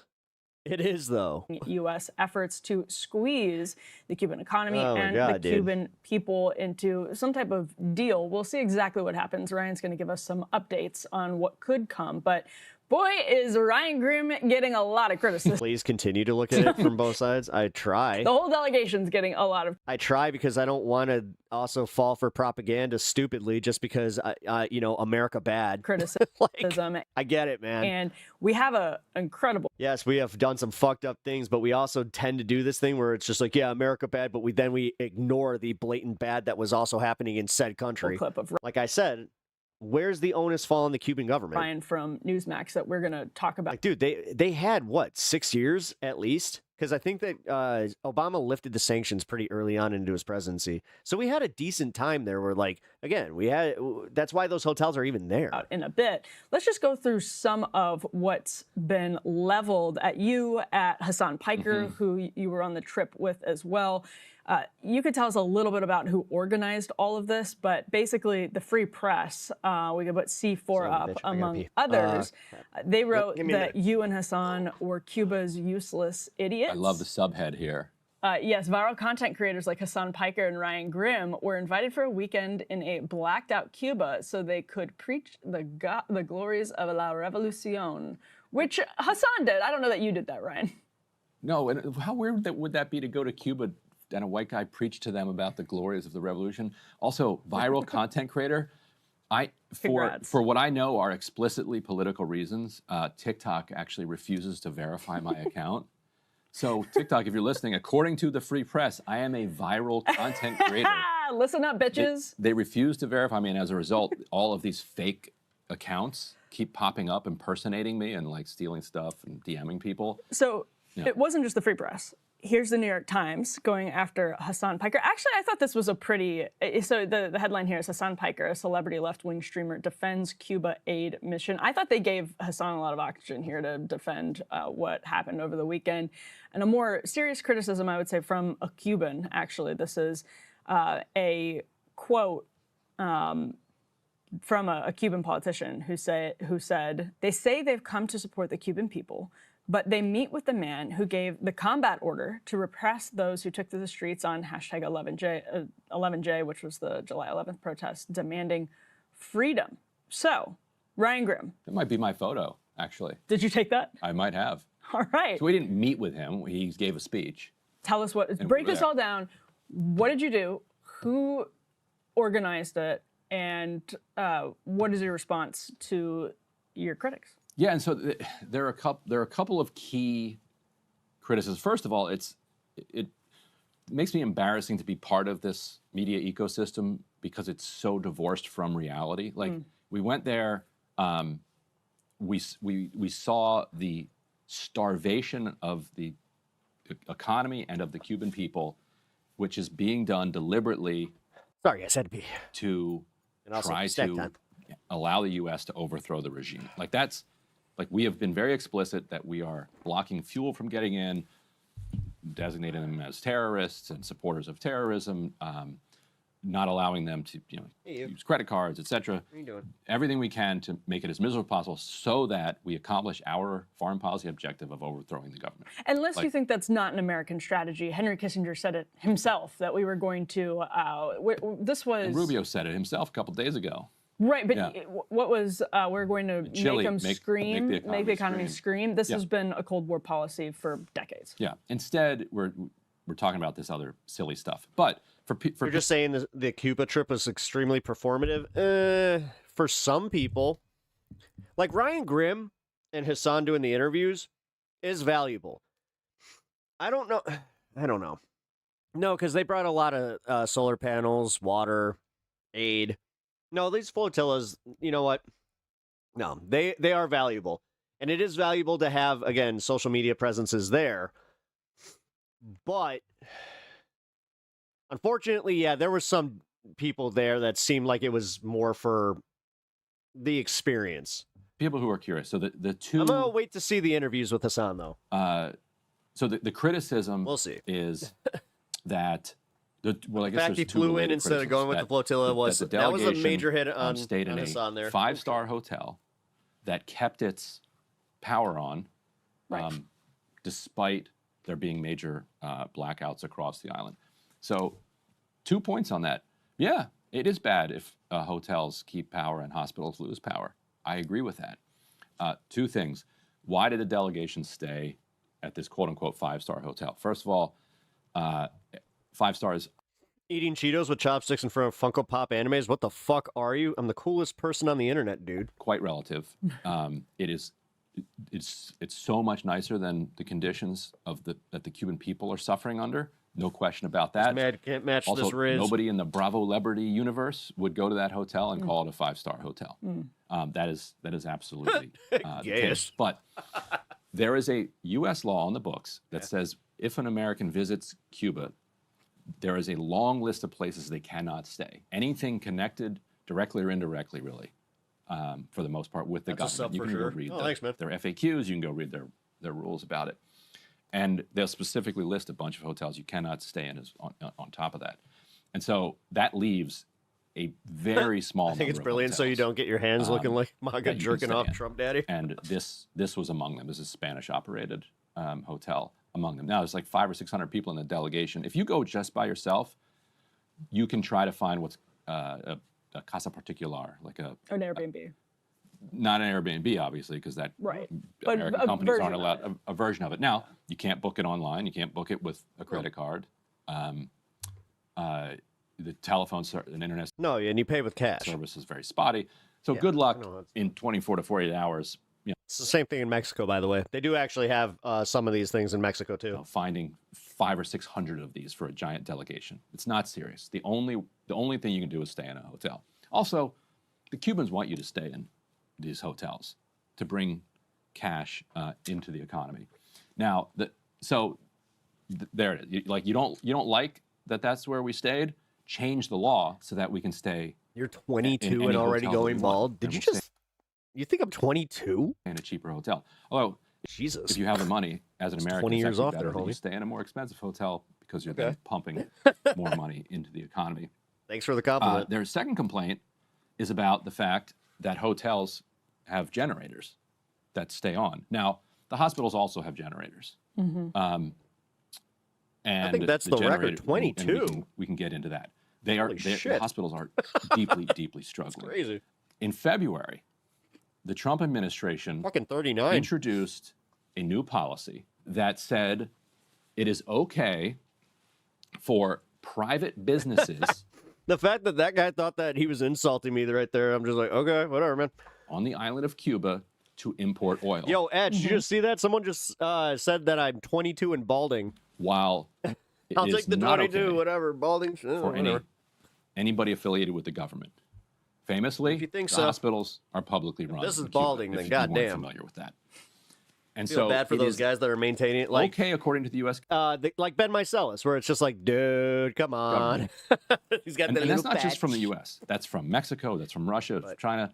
We're trying to block oil from getting in to the hospitals from any country, not just us. Mm-hmm. But if you want to send it to a private business, that is okay with us. C10, Reuters just reported, and I've been saying this, I've been telling you this, again, you guys never believe me. I'm telling you the truth. So Reuters reported this morning, actually, exclusive, U.S. ramps up fuel exports to Cuba's private sector. This is C10. So if you your boss thought you were like 20, article, you just turned 3? There is, many thousands well. of barrels, not enough, but many thousands of barrels of diesel in particular, which is what they use for the generators. That's called parting, not balding. That the U.S. is allowing like having hair, to be he does that sold thing, to yeah. private businesses. So I want people to sit with this for a second. And honestly, I have done my natural cowlick here.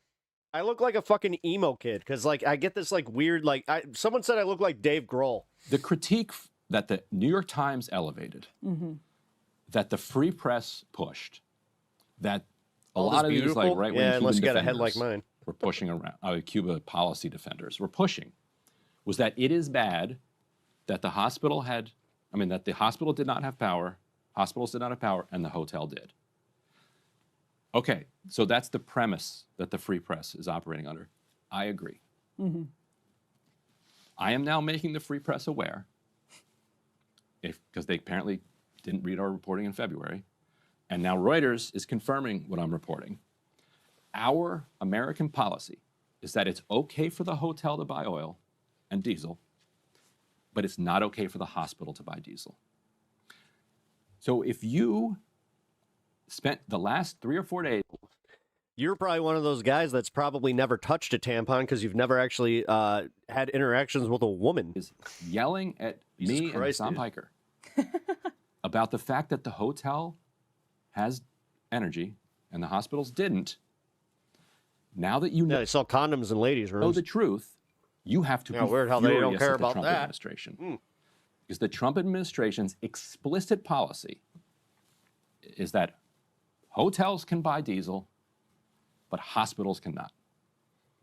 Now, what they're really going to do is just ignore it and keep it moving, because that is a morally indefensible policy. Why do you care? It is. That's weird. You know, as somebody who has actually been in a fight in his life, yeah, tampons are great for plugging up a bloody nose. Barbaric. It's uncivilized. It's cruel. It's disgusting. Like there's just Not kidding, there's by the just way. no world in which anybody is going to take the other side of the argument that no, actually, I think it's good. It's good that the hotels get diesel, but the hospitals can't.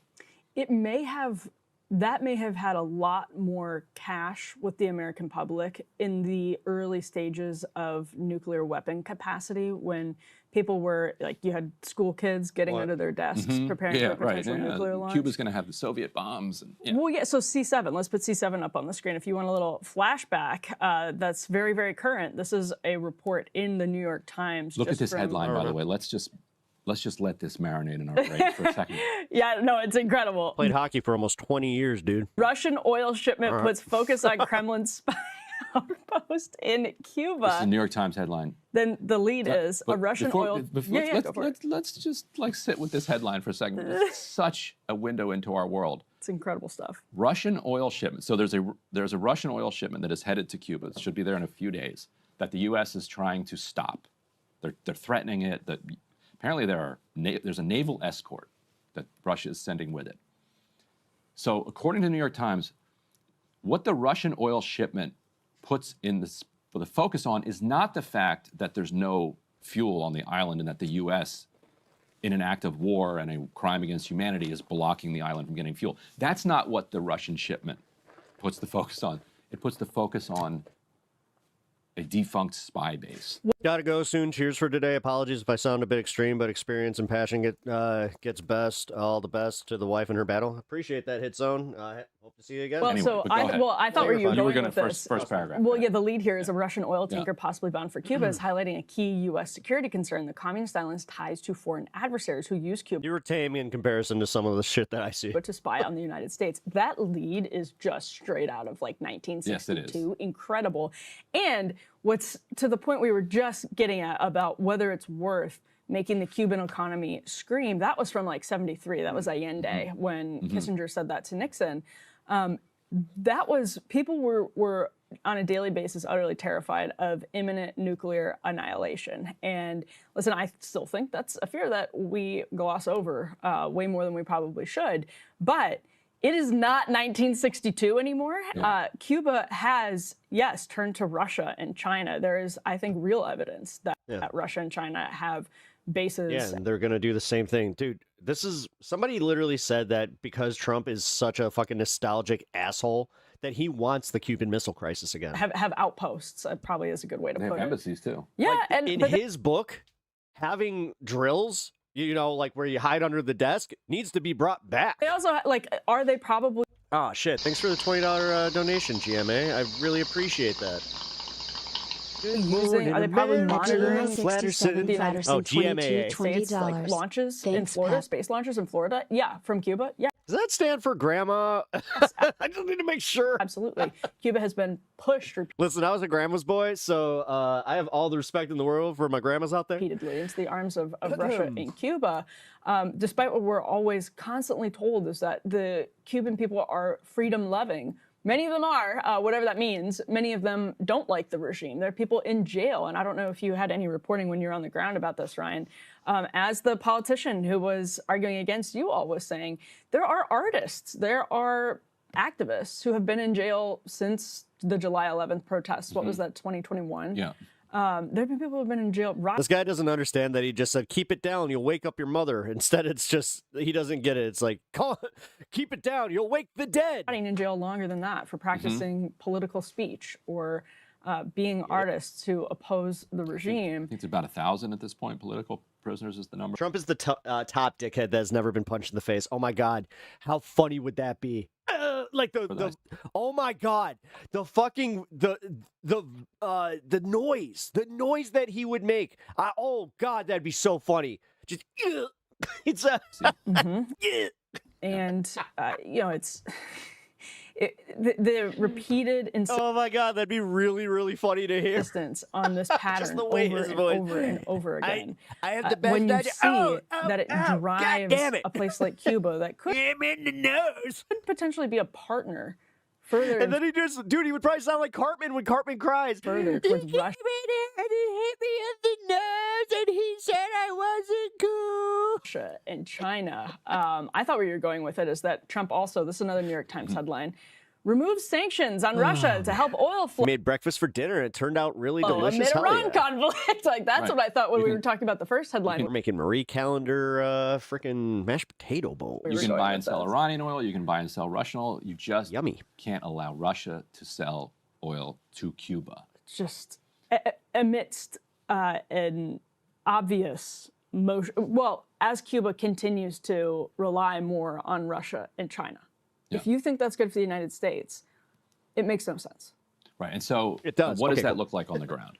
So we were there Friday through Monday. On about a little more than a week ago, there was a complete nationwide blackout. Like, used to be an like lesbian Jesus. Recently 11 million people. It's now about 9 million because of the economic strangulation, and it's now legal for people to just leave Cuba. If last time I checked, Jesus wasn't a woman. They can find somewhere that they can go, and so millions of people have gone to the U.S., Mexico, Paraguay, Uruguay, Brazil, Argentina, Chile, etc. And that so one now actually down kind of to got me. Where I was like like, 9 million people, but so 9 million why. people plunged into darkness a little more than a week ago. We are lesbian Jesus. Got the grid back up. So then on Friday night when we were there, fucking Marilyn Manson's new banger. Partial and very significant blackouts all over Havana. And let me tell you, walking through a city without lights. I'm sorry, I'm just joking. Is what, you weren't expecting to get called out? A truly surreal experience. To be able to look My up. favorite thing that happens occasionally is when somebody's not used to the streamer, like actually engaging with them. So they'll say some out of pocket shit. They'll be like, I didn't mean it. In Havana and see the Big Dipper. My bad. My bad. It's a mind-bending experience. Now, with buildings looming over you. It's still a very safe city. It's less safe than it was 6 months ago, but the social cohesion is strong. You took an amazing picture. We can probably start rolling these, right? C8. Oh yeah, we can roll. I think it's C8. Finally, you took an amazing picture in the middle of Havana. Yeah, we can roll. Yeah. Oh my gosh. That's actually March and HASAN. There. So that one is in a hospital. That's urine from an 11-year-old collected, but it's not in a urine bag. It's like it's a separate. It's like a different kind of bag. No, it's just it's a recycled saline bag. A completely closed gas station there. This is a boy on a ventilator who we interviewed his mother, who you can see to the left there. Luckily, his ventilator had a battery. So when the power went out, his ventilator didn't shut down, but the monitor connected to it shut down. So they had to rush in and do a lot of kind of manual checking of vitals and other and otherwise make sure that he was getting the proper amount of ventilation. And so Friday night there's a partial blackout. Most of Havana goes down, but the grid didn't completely collapse. And so what the grid is designed to do is protect the healthcare system first and foremost. Damn it. And so what was interesting is that and I was walking around with a Cuban journalist who was explaining this to me and pointing it out. The block of houses around every hospital compound had lights, and the hospital had lights because they protect the hospitals foremost. Let's put a second element up on the screen, VO. You can see the blackout here. And I think this one is from Saturday night, which ended up being a complete blackout.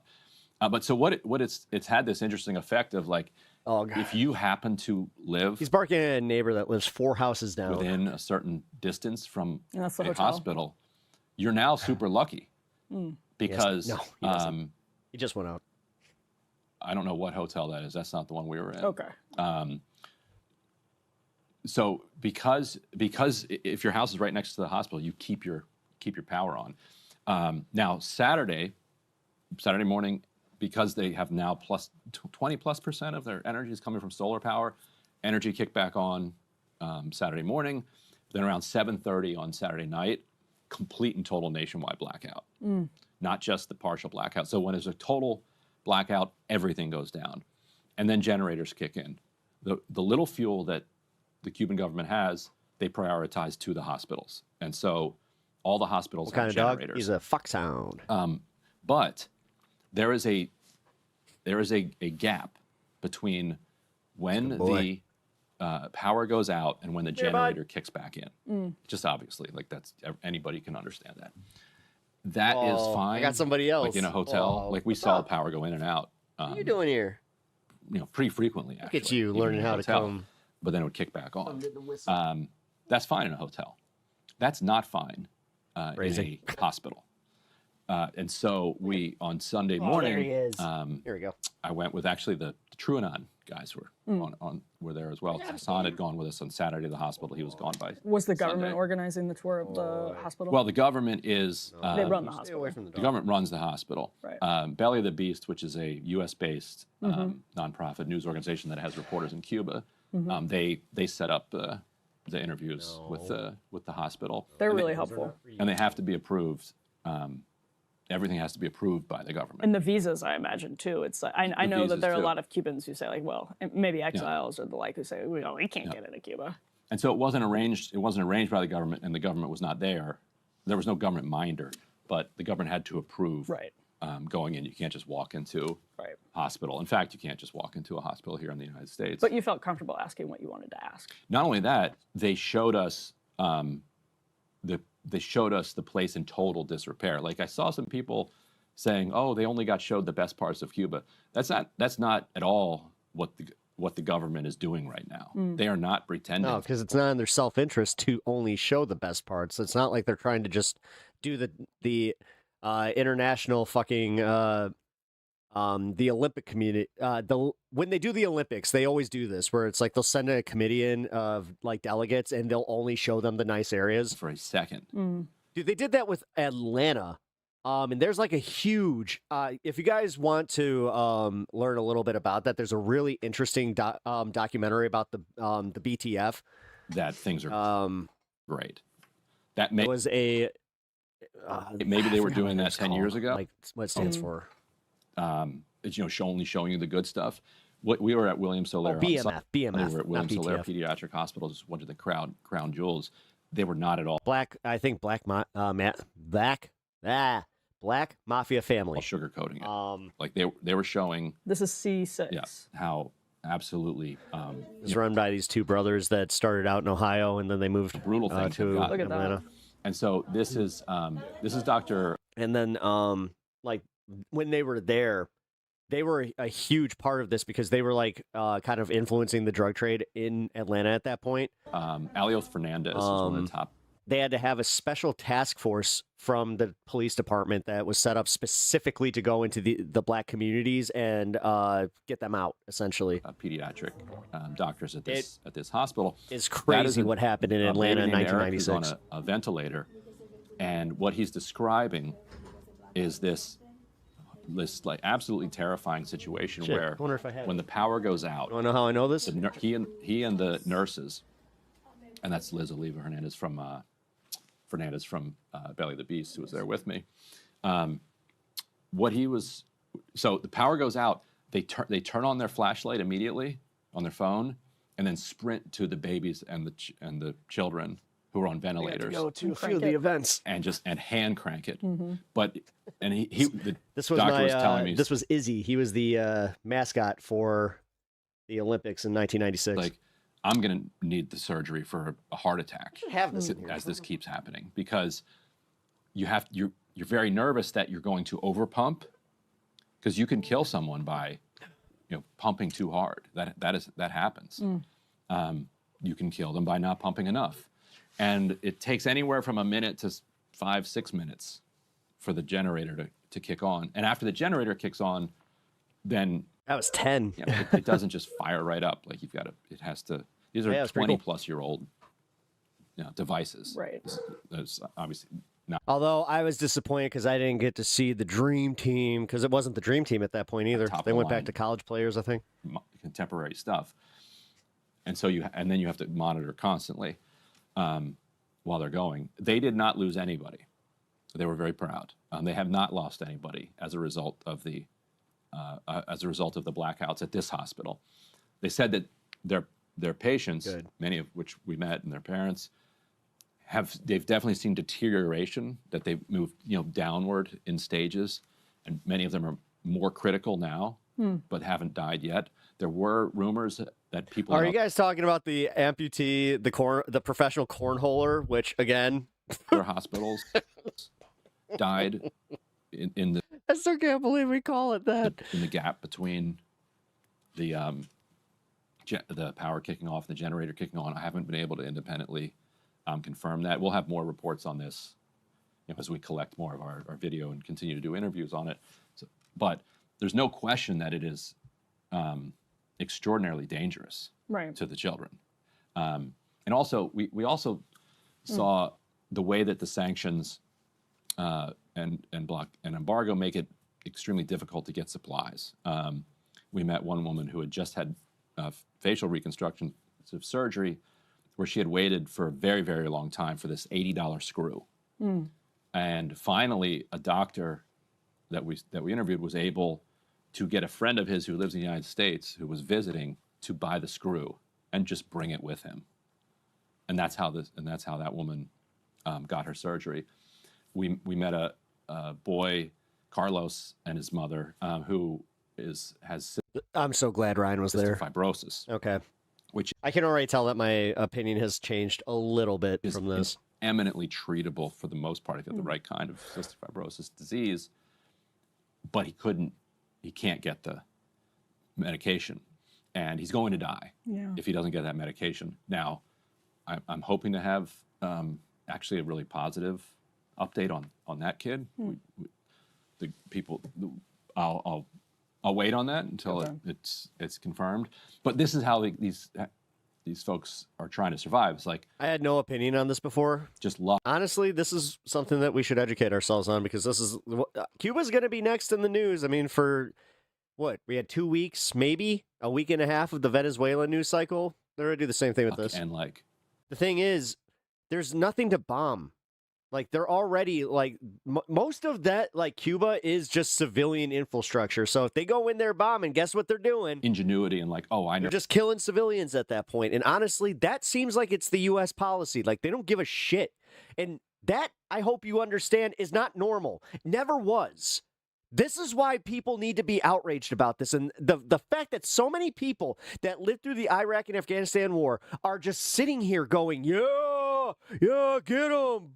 Boom, boom. It's like, no. Know somebody who knows somebody who knows somebody who. No, because, dude, we're not even talking insurgents. We're not even talking combatants.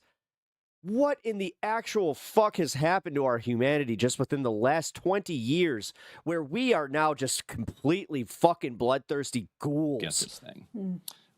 Don't see like, we have more video being shown to us than ever before, yet nothing coming out about this stuff going, like, with like some form of like heart. And so, oh geez, are they going after my stream? Yeah, they're going after my stream. The I also interviewed Mitchell Valdez-Sosa. Just a heads up, the horizontal mic crash. Who is the so if that ends up happening, just jump to the vertical. Head of the Cuban Center for Neuroscience, and we'll put, it was an hour-long interview. We'll put up the whole thing at some point. But I do want to play one little clip where he describes their efforts to buy an MRI machine and keep it operating amid sanctions. American exceptionalism is a drug. It is. I hate it. And again, the fact that this is what I don't like. When I say I love my country, I get shit on for that. When I say I don't agree with my country, I get shit on for that. Like, honestly, at what point is it just like, I guess I just shouldn't be here. I just shouldn't exist. And there's a bunch of people that they probably agree with that. Since fuel shipments have been cut off, helium has not been able to get in either. Now, Qatar, a bunch of their helium production has been taken offline. Now I understand why people think I'm a centrist. I do get it. So, can't make everyone happy. Yeah, I know. What they're suffering, a lot of the world is going to suffer. The MRI machines require. But I'm not a fucking centrist, guys. Cooled helium. And please, like, honestly, if. But let's roll a little bit of Mitchell Valdez-Sosa, who actually, interestingly, is an American. Maybe more center to the, or like I may be more to the center, but come on, like really now it's going to turn into the whole like taking the left cred. He was born in Chicago in the 50s, but he's been in Cuba since the early 1960s. So this is DSA for the long term. With Valdez says. I mean, you were telling me earlier before we started talking about it, an MRI machine. Yeah. So how is that working in coordination with the lack of electricity? And how did you? Yeah, but what we're thinking of, first, MRI systems are very expensive, but they're really very useful. Mm-hmm. So we had an interesting opportunity. There was this bank that gave us a soft credit line. With something we can pay over the years with a long period of payment and very low interest. And so we took advantage of that in our organization, and we bought equipment for different centers, and we bought an MRI system from Germany that had to wait about 7 months after they manufactured it, so they received certification that it didn't have more than 10% of American components. But we managed to get the system to Cuba. But the problem is that MRI systems, which are really necessary. Imagine a kid with medulloblastoma. This is a kind of cancer, spinal cord. The surgeon has to know if it's present, the size, if it has metastases. This is all part of it's life or death for the kid. And so many other disorders. To me, loving the country means wanting it to do better, wanting our country to have guaranteed standards of living. Thank you. Thank you. So the only thing we needed is to fill them up with helium, which is waiting for our leaders to make better decisions. I mean, I'm not one for necessarily the waiting part, because I do think that there needs to be action in electing better leaders and better leadership, but it's also the onus is on groups like the DSA to give us better leadership. Liquid helium to cool. I mean, how come we can't just have like the undeniable candidate that's like Zohran Mamdani? Because MRI systems work at very low temperatures. That's what we need in Chicago, at least. Are called wanting, not waiting. Oh, okay. Superconductors, which means I was like, wait, they're what? cooled, and when they're cooled very, very low temperatures, there's practically no resistance, no friction for the electrons. It circulates, and that creates a very strong magnet. And the problem is we've brought the helium, and 30 ships are afraid to come seconds. to Cuba. Who's ready? This was after President Trump said that he would block oil. And we're trying to get one of these ships that's bringing donations, humanitarian donations to Cuba, to bring, because most of the MR systems in Cuba are old. It's very difficult getting spare parts. I really am like Inspector Gadget when it comes to this stuff. We know that our stuff. system, once we set it up, which is brand new, we'll probably be doing a lot of heavy lifting for all the hospitals around us. The Children's Hospital in Marianao, the big hospital for blindness and other disorders of vision, Pando Ferrer, which is also in Marianao, and polyclinics and lived in Chicago, you get a bigger dog. We had a previous system, and the story is very funny, because we received a donation from the University of Maastricht. Why? They got money to buy these new scanners. And in an international conference, my twin brother, who's also a neuroscientist, was giving some talks at the conference, and he talked with this professor from Maastricht University, saying, we don't know what we're going to do with the old system, give it to us. And we got some money from a charity, and we brought this system. It was very old, but we kept it working almost the Dispo Cheers, hell yeah. Thousands of patients. So, but it was impossible, because once a system is too old, it breaks down. You have to put helium, which costs a lot, in. Which, by the way, there's a helium shortage also from the Strait of Hormuz. So MRIs, if you are planning on getting an MRI anytime soon, every few months. And we got this opportunity. We bought the new system. So we're bringing it to the helium to Cuba. We're finding how. We don't know how. But humanitarian convoy. Let's see.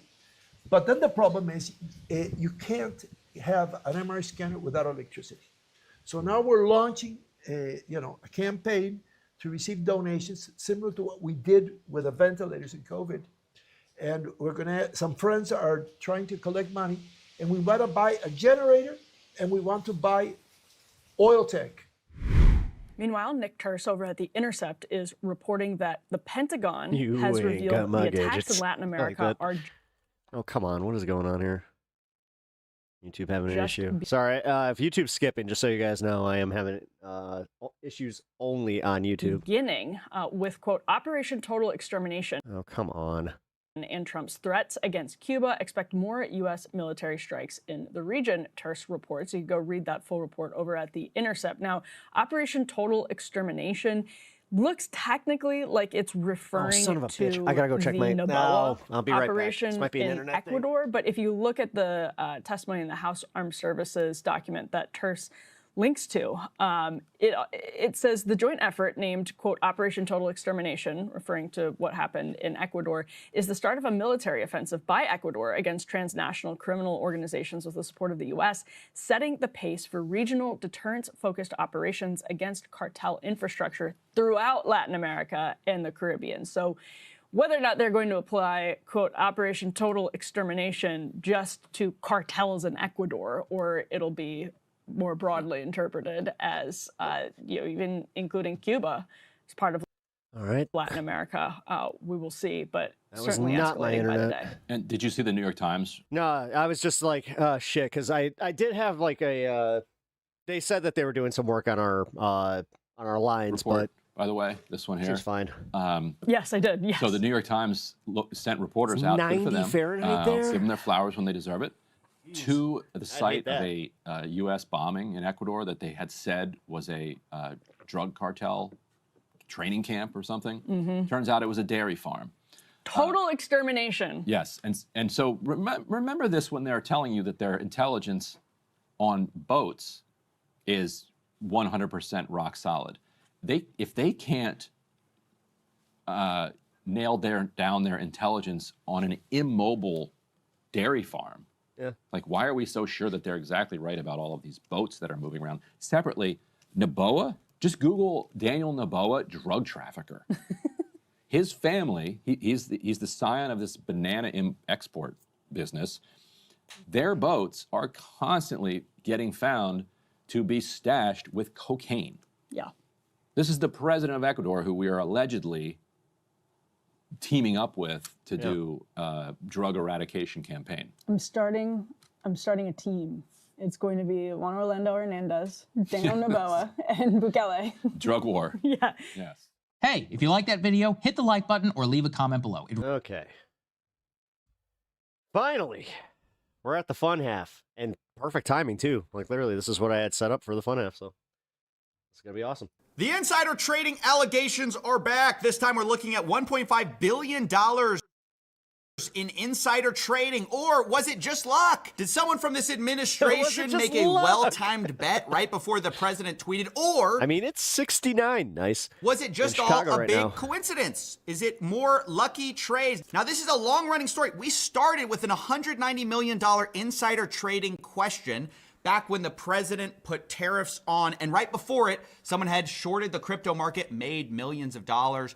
And once again, our question was, what did this person know? Was it just luck? And we're back to this question because with the increasing financialization of everything, increasingly, ironically, a little windy today. Geopolitical moments are more than just horrific questions of whether someone's going to get bombed or not. The new question is whether your portfolio is going to get nuked or your position is going to get blown up. You know those people that are just like, well, my 401k is doing great. Or some. It's almost like I've been saying that you're not safe. Because you could literally, for all the good investments that you made, if it's still in that fucking stock market and you didn't pull it out, you are still at risk of losing everything. That's the bitch about the stock market. You need to pull that money out. But guess what? This whole HODL mentality in crypto, that's where that came from. Somebody else is going to make a killing on you financially. That's not new in the slightest. This is a question not only for the traditional markets. Obviously, we now have war. It's called the Windy City because of your politicians. Yeah.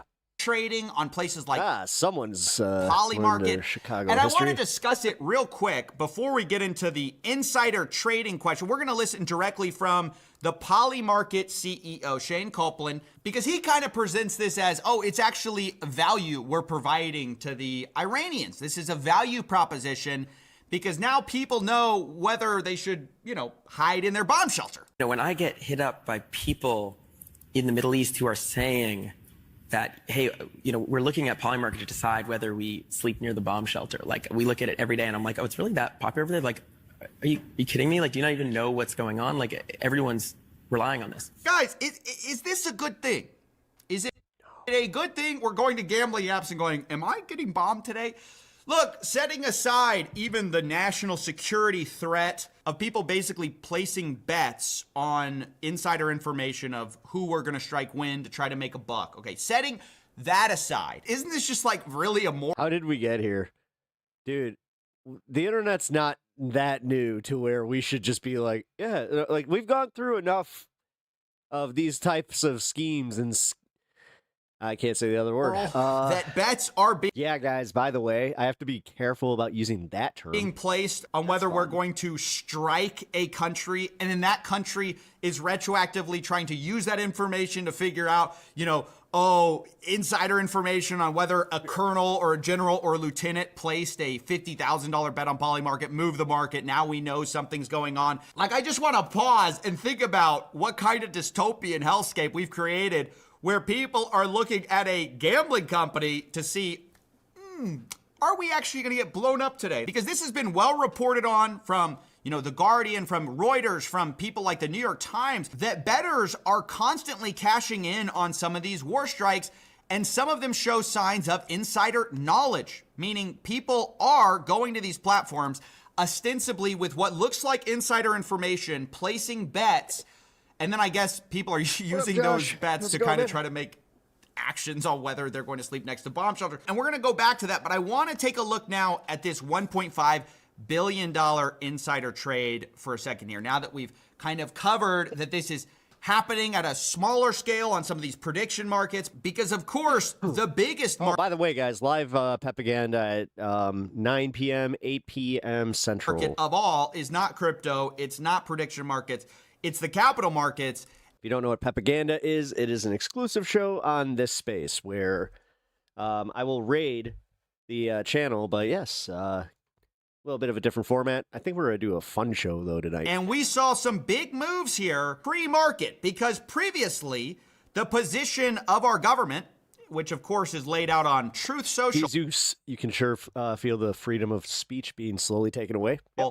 Is that if Iran did not fully open without threat the Strait of Hormuz within 48 hours, the U.S. was going to obliterate their various power plants. And of course, the reason we're trying to get the Strait of Hormuz open is because without it being open, the price of oil is very high. So you can imagine that if this is resolved diplomatically, the price of oil would go down, the stock market would rip, go up.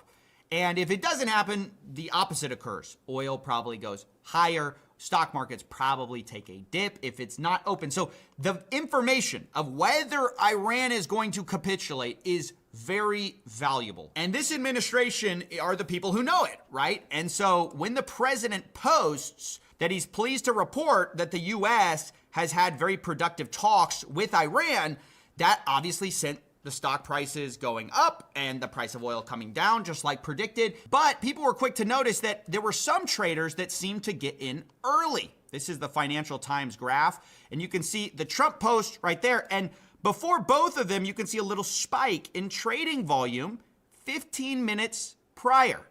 15 minutes prior, the Financial That's so fucking illegal and dirty. Times, like, I just reportedly, this is the shit right here where I'm saying, I don't care who your who your politician is or what your politics are. This is fucked up. And we should ban this yesterday. That $580 million. Yeah, dude, we're becoming Russia way too fast, all because these motherfuckers are way too comfortable being corrupt. Oil trades shorting the oil market were placed, and specifically $1.5 billion worth of S&P. Like, dude, we have oligarchs now. That's fucked up. 500 futures. Straight up, they're not even CEOs. They're not. You can't even call them billionaires. Yeah, they're billionaires, but they're American oligarchs. And this is only minutes before, about 15 minutes before, Trump announced that there are peace talks with Iran, which potentially could settle this whole thing. And obviously the question is, was this all a coincidence? I mean, anytime that Trump says he admires somebody, he's jealous of them.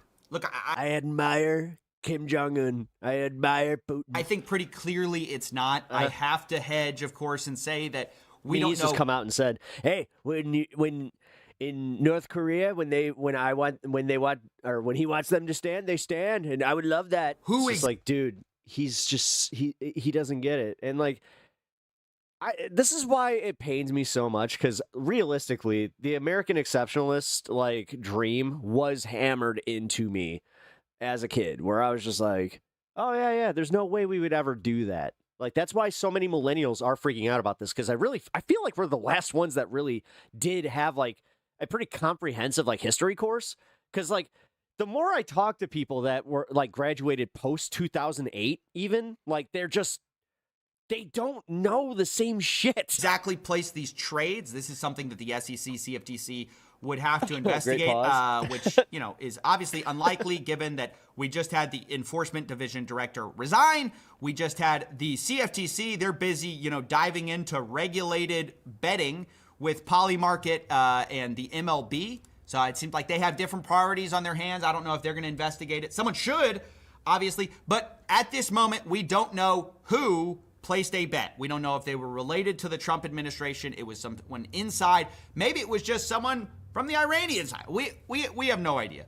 Again, though, the problem is that we've had a history of these stories coming out. But there are also just more direct links that are concerning. You have this lucky investment by the president's son, who invested in a rare earth startup at a $200 million valuation, according to Joe Weisenthal. And then 3 months later, Google was found guilty.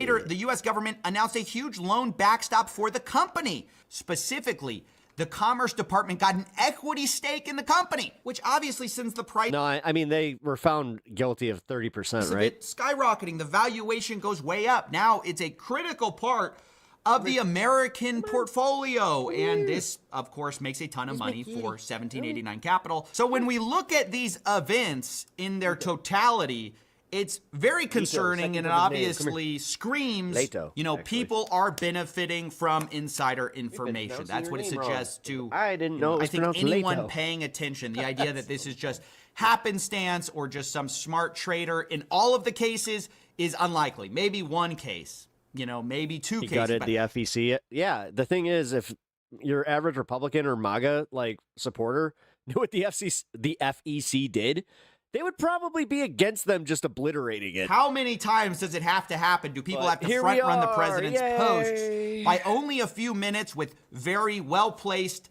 very well-timed bets before we start to think maybe this is, somebody benefiting from some insider information? And I want to be clear, that isn't just necessarily, Barron Trump sitting on his phone. I think that's what people imagine when they hear insider trading. You have to understand, this stuff is usually much more sophisticated than that. It can be someone calling a hedge fund friend they know and say, hey, I've got some intel, here's what it is. And that person then goes and places a bet and makes a ton of money. And then they, pay a kickback under the table to the person with the inside information. So I want to be clear that even if this is insider trading, it is very possible that it's someone, outside, some hedge fund placing these huge bets, because these are giant bets that are being placed. But what does seem obvious is that increasingly our geopolitics is tied to like markets, and specifically the markets are now seeking to find insider ways into taking advantage of what's going on, even if that's as cynical as placing bets on strikes, peace deals, ceasefires. And this is where I want to talk about a recent investigation by Bubble Maps, because they went and looked at several Polymarket accounts. Once again, this is back to the prediction markets, about one of the traders on there who is linked to several accounts. And I actually got the chance to talk to Nick, the person who did the investigation, about what it means. Here was our conversation. Hello, Coffee. My name is Nick. I'm the CEO of Bubble Map, which is an on-chain analytics company. So you guys just analyzed a series of Polymarket accounts, which seem to be related to each other financially. And can you just tell us about the kinds of bets you saw them making related to wars, their accuracy, and just some of the timing things? Obviously, it's very hard to prove definitively, who this is without having the internal documents, but just tell us some of the red flags you guys saw. Oh, hell yeah. Your oldest kid starts his full-time job with benefits tomorrow? Fuck yeah. Yeah, for sure. So to give you some context, recently somebody got arrested in Israel for insider trading. And it was on Poly Market. And it, in the article, which was not fully disclosed, there was a lot of secrecy around this news, we learned that somebody that was in the military personnel of Israel was using this privileged information to do insider trading. And he got arrested. And so this inspired us to look into this in more depth. Like, what? That's crazy. Again, you can't even do what they do on Poly Market, which is already fucking sus as fuck. They're still gonna arrest you for insider trading on a fucking public company? What? Or oh my god, it's not even a government, like, I can't even talk because that is fucked up. They're still gonna just go after the little guy. Isolated incident. This is why nobody should support fucking Poly Market. Or is there more of this? Holy shit! Insiders who are benefiting. Get that back. From privileged military information. And so we looked I hate gambling. into more of this. I hate gambling so much. Poly market war bets and war markets. And we found that, in fact, no, there was plenty more insiders or potential insiders. I'm going to be very careful with the wording. As you said, we're never sure. But more of these very suspected or suspicious trades that were happening on these markets. And on this particular post that we shared today, it was 7 accounts on Poly Market that were, for the most part, betting on U.S. and Israeli military operations with a 93% success rate. Pretty good. Pretty good. Decent. And let's be clear, they weren't betting on events that were already like 90% going to happen. Some of their bets were on actually very unlikely events, right? At the time, the mainstream consensus was that these were unlikely events, like 80% not going to happen, they would bet the yes, or 80% going to happen, they would bet the no, right? Isn't that what y'all found? Yeah, for the most part, at least for the trades that made the most money, of course, it was mostly trading at like 20 cents, meaning that the consensus was 80% not going to happen, and they traded against it. So not only the appreciate this amounts were suspicious in the sense that it was very unlikely events, but also the timing. So as you said, the timing of these bets occurred, I don't know, maybe 1 or 2 weeks before the resolution of the event, which was the strikes from the US and from Israel in Iran. And we've seen this network of accounts that were betting, dating all the way from 2024 to 2026. So it's been 2 years of successful trades. And then the part that is insane is the fact that they are connected on chain. Without getting into too much specificities, they were sharing MXC deposits, they were sharing Bybit deposits, they were wiring profits to the same deposit address, sharing funding address. It was a very obvious pattern of clustered Poly Market accounts. What do you think this means for the future of these prediction markets? I mean, obviously, there's a claim that this is not allowed. Insider trading is not allowed. Poly Market's going to go after them. Kalchi, they're going to shut it down. One thing that occurs to me is it's actually very hard, even if you know the identity of the person, to prove that it's insider trading. Because, for example, yes, if they are like a lieutenant colonel in the American armed forces, yes, you can go, okay, that's obvious insider trading, right? But let's say it's the like step cousin or something who just got the intel from somebody and they insider traded it. Are you going to know? Like, even if you're a Poly Market, how can you say for sure that's insider trading? It seems to me just the fact that these markets are there is presenting the opportunity for all sorts of insider trading that no matter how much information you have on chain or even the KYC, it's going to be very hard to prove. You know, when we talk about military insiders, most of the time people intuitively point towards like high-level government people or like high-level general or lieutenant, as you said. But it can be anyone. It can be troops on the ground. It can be people that are fueling the jets. It can be logistics. It can be intelligence. Like, there's so many people that are involved. Yeah. When it comes, and because they all have their phones on them, it's so easy for them to do with it. Military operations. You can even, as you said, potentially can be the dad. Yep. The son is calling him the day before saying, look, Dad, I'm going to be away tomorrow. Stay safe. Love you. Yep. It can be the wife. She's aware too. I mean, technically. So there are thousands of people who are aware ahead of time. So this makes it very hard to track and to know who are going to be the insiders. They can be outside of the U.S. potentially, outside of the U.S. jurisdiction. Look at how fucking cute he is. And yeah, this is tricky, but like definitely, prediction markets are opening a new layer, a new category of potential insiders, military personnel, big. Any other casino wouldn't have allowed this. This is why most casinos don't jump on like this kind of stuff. Tech employees. Sports betting was even fucking kind of like, and now we're going back to what it was in the 90s. Like, dude, they made a movie with Keanu Reeves called Hardball. Great movie, set in Chicago. Actually, it's one of Michael B. Jordan's first movies. But they have this, like, the entire thing starts with him getting caught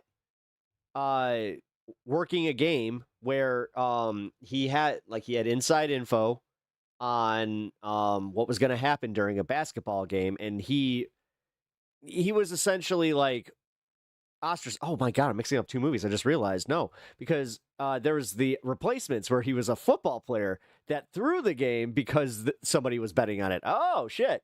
But yeah, Hardball, another one where he's a degenerate gambler. I'm starting to wonder if Keanu Reeves had a problem. A policymaker, central bank employee, like all those people, they know information ahead of time. And a couple of years ago, they couldn't. Your mods are the shit. Hell yeah, they do are. Anything about. Thank you for that. It or with it. And now they can make a quick 3x anonymous. Hear that, guys? It's great. Hey, future of finance. No, it actually reminds me a lot of the Pelosi stuff. You know, people go, get her. Oh, Nancy. Get her. This is the problem that I have with these motherfuckers. They think that that's a gotcha. Like, oh, so you guys support Nancy Pelosi doing this. It's like, no, we don't. I never have. Pelosi's such a great trader. They forget it's Paul Pelosi that's placing those bets. Yeah. Her husband, right? And that's always been the plausible deniability of the whole thing. Exactly. I can't obviously trade. That is going to be up to my husband. My husband's just interested in the market, right? The Replacements was awesome. And that's awesome of course what you can say here too. It's like, oh man, well of course as an armed service member I wouldn't trade, but my wife, the soccer player, got really interested in poly market. Or the football player. My bad. Or betting. Right? I forgot. So I have a, this European is audience the here. problem. I appreciate you alerting people. Pelosi guilty as fuck. Yeah, dude. To these I mean, yeah. Both of them. Accounts. Yes. Of course, you're just highlighting obviously suspicious activity. But if you're only focusing on them and not Trump, you're a joke. And yeah, like fuck off. Where you don't care about anything. Like you do not care about actual fraud. If you are like, yeah, go after Nancy Pelosi for insider trading, but totally okay with what Donald Trump just did. At Bubble Maps that's my president. On X, this is where we post our most hot topics. All right, big thanks to Nick for coming on. I found that conversation fascinating about the connected poly market accounts. You see how some of this stuff is starting to get more sophisticated with multiple accounts placing these trades. But what I'm really hoping to do here is not to just point to one specific example. Part of what I want to do is show you several examples across time, across different markets, to show the problems with these interconnected, increasingly tweet-based markets, which are so subject to manipulation. Because guys, I think what's so frustrating for people, my cat just fell asleep, is when anybody is talking about these things online, on TV, they're so careful to hedge that it's not insider trading in any I wish you could hear him right now. He's not just purring, he's literally one specific case, because of course without the SEC's information or CFTC's information, we don't know for sure. But by presenting enough case studies, what we can know is that some kind of insider trading activity is happening, and we should all be against that. Fundamentally, anyone it's so cute right who is not part of the rigging, the cheating, they should be pro-investigating, they should be pro-shutting this down. Unfortunately, I don't see how that's going to happen anytime soon, because whoever's benefiting probably doesn't want this to stop. I think, though, if you are part of the SEC, if you are part of the CFTC, you really do need to look at this, because you're creating a trust problem in the markets where if people believe the markets are rigged, eventually they're going to stop playing the game. Or Yes, that's the thing. It's all going to collapse. They're going to get in on rigging it themselves. I mean, this is, I think, the downward spiral is if the only... Well, no, because it's literally, it's where the NFT game and all that bullshit, crypto, like, it's right there. Like, we're at the beginning stages of, like, where crypto was, right? But we're already past the point where you, as the little person, could get in on it. Because didn't you just hear that you as a little person could get arrested if you get caught? Alpha is being... Isn't that wild? But these people can just do it en masse, and it's just like, yeah, you know what? They're rich. They could do it. An insider, Yeah, then we need the bubble increasingly to pop. people are just trying to cynically profit off each other, right? Cynically try to get the insider information before the next guy. So I think it's bad all around, and I think it needs to stop. I just don't know when it will. Little baby, look at you. Oh, yeah. You're so cute. It won't collapse at all. Look at retail ownership and investment groups. It's like 5%. Retail investors account for 5%. Well, again, it's not even just it's not the retail investors that like I'm worried about. It's more so like them crashing everybody's 401k and then somehow making out with the fucking like bandits on it. Robber barons, you know, them types. All right, this is hilarious. I saved this. I watched this a little bit of it last night, but I wanted to save it for today. So. And look at that face, the face of an utter... Now, I'm going to warn you. I know it's already blocked out as far as the word, but the cop that is like going after Bongino, he does suck because he called him an F word, which defeated man. But let's take a look at... That's like on my hard no list. All the memes. So, yes, I get it.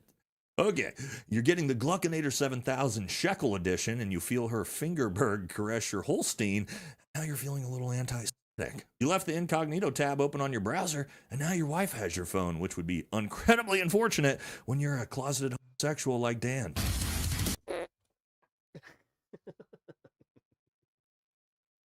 I mean, bro, this is your opening. Are we really doing that? I mean... They think it's so badass, but they don't realize how gay it is. Like, I see that opening, I'm just like, gay? Welcome back to the channel, everybody, and guess who's back in the news this week? Yes, the Deputy Director of Hotel Corner Chairs, the King of the Cucks, the Sultan of Sims, Dan Bongino. Danny. And what's he in the news for this week? Well, nothing good as usual, because Dan was at an event recently and he got brutally frame-mogged, as the Gen Z kids would say, when a heckler walked up and called him a pedophile protector to his fucking face. What now? Face. Something, what, frame-mogged? What's that? And... Oh, no. He knows lingo I don't even... Oh. Uh-oh. Dan had an epic crybaby crash out over. Oh, God, every time. Oh, and just like that, I got another gray hair. So that's what we're going to talk about in today's video. Don't forget to like, comment, subscribe. Helps the channel. Follow us on Patreon. Grab some merch. Let's... You never heard that term? Jump into it. Let's watch old Danny boy get absolutely... Man, I hope I get to keep my hair and I just look like fucking, you know, Raiden. Absolutely from Mortal Kombat, the movie. Embarrassed in real... The first movie. Time. All right, so first thing we got to do is watch the actual viral clip that's going around, and then we're going to watch Dan's crybaby response to this, which makes it even... That's what my wife calls my gray hairs. Funnier as he continues. My wizard hairs. Continues to crash out, realizing that for the rest of his life, even in person, people will be calling him a pedophile protector to his fucking face. Right, After she did that one time, it was funny because like I was picking my beard and I realized I pulled like one of the gray hairs, and I was just like, I put it on her, and I was just like, here's my magic. Hey boy actually got roasted by multiple people here. Here's the first. This guy was a lot nicer than the second guy. Hey, coward, Dan. Ow. God's watching you, man. Look at this face, by the way. Just absolutely horrified. Wait until you see all the memes people have been making of this exact frame. Remember, we reap what we sow. God's watching us. Go all out against the deep state. Don't be afraid. Don't be afraid of Satan, man. I'm telling you. I'm ready. I'm ready to be in Congress. I'm ready. I plan on it. I'm not afraid of Hillary. I'm not. God bless you, man. All right, now, here is the second person that he engages in a conversation with. So, yes, friendly reminder from the first person speaking here. Yeah, Dan Bongino, his entire shtick was bringing down the deep state. Remember that tough guy Bongino? Yep. He was going to enter the FBI and bring the deep state to its knees. And turns out, what did he do for 10 months? Just redacted Epstein files and protected elite files. But that's not where the major crash out came from. It's this clip. You're a pedophile protector, a pedophile protector. How art thou, brother? Pedophile protector. I'm good. I was a cop for 9 years. You're a pedophile protector, fag. You're a pedophile protector. Fag, fuck you, dude. Fuck you.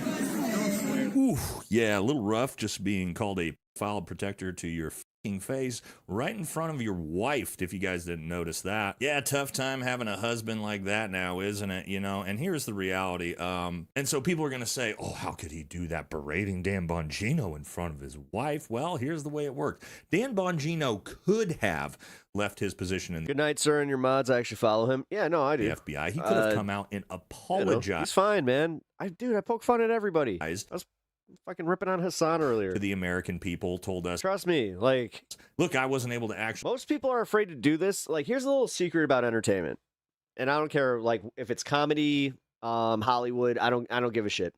Most agents or managers will tell you to like, if you are talking about somebody, to not go too into detail, like, about how you feel about them. So, for instance, if you have a crush on somebody, you're not supposed to, like, say that you have a crush on XYZ personality, especially if you're in, like, a business where, like, you are interviewing people. You're also not supposed to rip on, like, do what I'm doing essentially as a living. But do what I'm doing here, where, like, I just say what comes to my mind, and honestly, if I rip on them, like, that, who cares? But in their mind, that's taking away future possibilities of me collaborating or working with them. But in my mind, it's like, nah, because I can usually talk my way around that kind of stuff and just be like, listen, it's in jest. Like, and also, I'll just walk some shit back. But if they're really that butthurt by something that I say, then fuck them. Actually accomplish anything, that's my bad. And out of my naivety, I thought I'd be able to, and it turns out I was worthless. Now, that's just my attitude with it. Could have come out and apologized. You know, when I'm in my when I'm about 10 years from now, right? In 10 years, I'm going to be 49, which is fucking weird. But in 10 years, 49, if I'm still doing this, and it's, you know, it's like I'm a very, like, isolated personality online, I wouldn't necessarily be surprised, but it's not like I'm working to do that, man. Like, I honestly do want to, like, you know. But instead, he came out and declared war on the entire internet. And so, nobody, you're the one who made the decision to be an arrogant Carter little Lee for the $1.99. I really appreciate that. 10 months protecting Oh. files, and now you're going to enjoy this for the rest of your life in front of your wife and in front of your children. Yes, your wife and children are going to... Stop it, bro. You're spiking my hypertension. I'll be 41. Grow up and know that their husband did everything in his possible... I think my ankle just blew out telling you that. ...fucking power to protect billionaire pedophiles, buddy. You might be able to lie to them at home and talk about what a great job you did at the FBI, but don't worry, they have the internet and social media, and they'll find out, and your kids are going to find out from their peers at school. So congrats, that's the legacy you've left your family. And again, let me be clear, he deserves every bit of what he's getting here, and this is going to continue and ramp up everywhere he goes in public, because he continues to try to talk shit to everybody on the internet about what a fucking tough guy he is, when in reality, look how fucking rattled he got off of that. He almost... In 10 years, you are going to be as big as Howard... Jesus Christ. Crying. Fucking... trying to butter me up here. And then in classic Dan fashion, wow, he comes out later on his own podcast. Dude, I don't usually get like this kind of... And completely misrepresents what happens and acts like he's the tough guy. And all of a sudden, these guys show up at a MAGA event calling people, you get the point. Well, yeah, Dan, they showed up to a MAGA event to call people what they are deserved to be called, which was calling you a pedophile protector, buddy.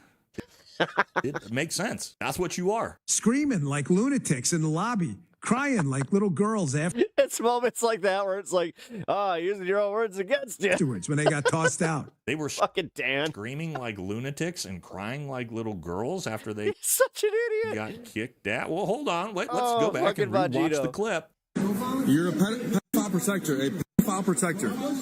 File protector. I was a cop for 9 years. You're a faggot. You're a pedophile. File protector. Fuck you, dude. Fuck you. That one hits. Looks to me like you just ran away like a little bitch, Dan. Why didn't you tell your audience that? Why didn't you tell your audience you got called a pedophile protector and then you ran away like a little girl that you are? Yeah, maybe don't invoke little girls when you're being in a PDF. Because it turns out you're not a tough guy when you get confronted in public. Isn't that right? Now, if you don't want to be a skinny, fat little chud like Dan Bongino, the best way to do that is to hit the gym. And if you're going to hit the gym, you... No. Don't you sell your fucking creatine bullshit. I'm sorry. And don't worry, the internet's all over it. Let's take a look at some memes that have come out from this glorious confrontation. And look at that face, the face of an utterly defeated... He really is. Because he realized that he doesn't have an audience, an organic audience. I mean, dude. Man. But let's take a look. He's definitely got a botted audience. Look at all the memes. So first one, POV went and redacted, and now you have to redacted because redacted... That's a bitch about me going to vertical. Is all of a sudden everybody's just like, you remember you left the garage door open when you left the house 4 hours ago. It just happened to end up in an you algorithm. left the incognito tab open on your browser, and now your wife has your phone, which would be Could you imagine if they aren't bots, though? Just for a second, could you imagine there's that many shitty people? Incredibly unfortunate when you're a closeted homosexual like Dan. Who, me? You're getting... Okay, you're getting the Gluckinator 7000 shekel edition, and you feel her finger... Oh, are you talking about Dan? I mean, honestly, Roddy, I don't know who you're talking about, but yeah. Even if you like, I'm an industry plant, guys. I'm like Billie Eilish. Now you're feeling a little anti-Semitic. You sold out to the cabal out of fear of your life, but now the people who supported you... Well, dude, I mean, he was okay, am I misremembering this? Isn't he an ex-Secret Service member who worked for Obama? Call you a file protector. Again, I thought that's where he came from. And then he just happened to like Trump. Times for King Cuck, but it's not going to stop. I mean, obviously, this is going to happen to him at every event he goes to for, again, the rest of his life. This is what his legacy is. This is what he will forever be known for. And he should have actually just stuck to fucking being the Secret Service agent that was with Obama. The hilarious thing is you can go look at this guy's the embarrassment that fucking where you look left his position in the FBI. The second he posts, it's just 100% people dragging the shit out of this guy. He might be the most hated former government That's what I thought. In U.S. history. I mean, Kash Patel and Pam Oh, daddy boy, the files are calling. Money are up there. But I mean, this guy. That would be funny. Oh, dude. Oh, we gotta get some bagpipes for the next protest in front of Dan Bongino. That would be fucking fire. It's tough to beat. And what else has he been up to this week? Well, of course, like every other Zio Cuck in the paid smear campaign, attacking Joe Kent. Let's see what he had to say. We still don't know what happened in Butler. We don't know what happened with Charlie Kirk. And by no means am I saying, like, the Israelis did this or... Stop. One, this is particularly disgusting because there's an ongoing trial. Dan Bongino's hairline is something to just to behold. Wow. Wow. Look at it. Just look at it. It's just... That's like a 7 head. It's just, wow.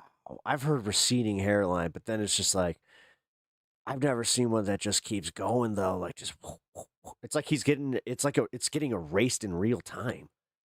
It's fucking. And I'm not going to take part in this right now because it would be unethical. However, here we go again, where I'm not saying anything. Did you hear it at the end? This is the hidden knowledge scam. No, but you just look at it. This is the mark of a look. Times Square watch salesman. You ever go to Times Square back before Rudy Giuliani cleaned it up? Hey, I got a Rolex here, $25. $25 for a Rolex.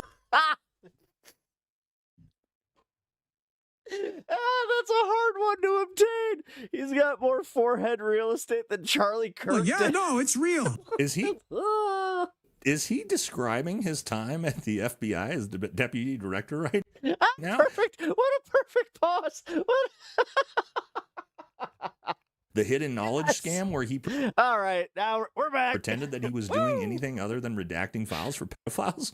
Okay. And you're claiming you've got some kind of hidden knowledge? Really? Interesting. I got hidden knowledge, but I'm not going to say it. You know something? Do you know something, Dan? You're the one who saw all the files and all the files and redacting them. I'm glad that you're asking because I was about to be like, I mean, what do you know? What do you know? Charlie Kirk is killed publicly. Jay Hara, what up? How you in a doing? very horrific way, and we're not really even allowed to look into that at all. Okay, this is some of the most disgusting, unethical, and immoral stuff I have ever seen. Okay, stop. Think about this. Dan Bongino. Dan Cuck Bongina just had the audacity to say that Joe Kent saying Charlie Kirk was assassinated in a brutal way and we're not allowed to ask questions. Okay, that's the most disgusting thing Dan Bongina has ever seen? You mean all those videos and photos that you saw of elderly, gross billionaires raping children? That wasn't more disgusting than Joe Kent questioning the Charlie Kirk assassination? Could you imagine? I mean, it makes sense, right? He probably doesn't find any of that disgusting. He probably actually found it a little erotic and a little bit of a turn on, if I had to guess. Somebody should probably check old Bongina's hard drive at home, don't you think? But again, this guy's fall from grace needs to be studied. I mean, think about how popular he was before he took that position of deputy director at the FBI. Just again, the fake tough guy, the whole routine, bring down the deep state, gonna get accountability for the Epstein files. And then he turns into a giant coward pussy and does literally nothing to help the country other than redact Epstein files. And again, then has the audacity to leave after 10 months of service and come tell the rest of America we're the problem. Well, okay, Danny boy. Okay. But again, this isn't the last of this you're going to see. You're going to see this anytime. I do like how they're not just letting him like back. People are going into the podcast sphere. Like he thought he was just going to leave and boom, audience would come right back. Brutally heckle him because, again, deserves it. Yeah, he really does. I mean, fuck, he does. Okay, let's see. What do we got? Got something to take us into this space. Let's go. All right.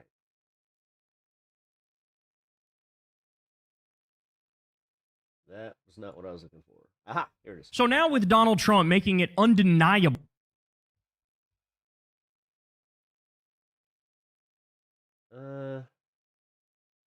No, we'll do this. Actually. The streamer appears to have just hit his pregnant wife on camera, and the scandal has exploded from there. Your new DHS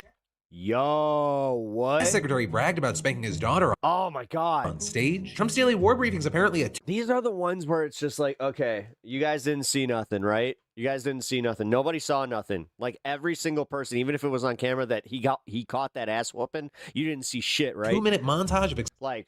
Oh my fucking God! I got $0 for that shit. Explosions like he's a top. Whoa, boy. A chunk of Mom Downey supporters are now furious with him over this case he dropped. And OpenAI killed Sora with Disney's billion-dollar deal just dead. We're talking about all of that and even more on today's brand new Wednesday Philip DeFranco show. You daily dive into the news, starting with this. A streamer appears to have hit his pregnant wife on camera, cut the stream, and then went live a few hours later and brought her on to tell his viewers that he didn't actually do that, while people were also pointing out that she looks like she has a black eye on her face. And you're also now seeing old clips of him punching walls and throwing things, servicing, getting shared around. And so let's talk about what happened and what's happening. See, that's called anger management, my guy. So this is Jordan Sisko.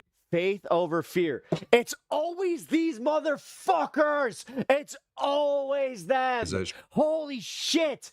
Streamer across several platforms with just under 60,000 followers on Twitch. But he's now... That was a sassy way of doing the...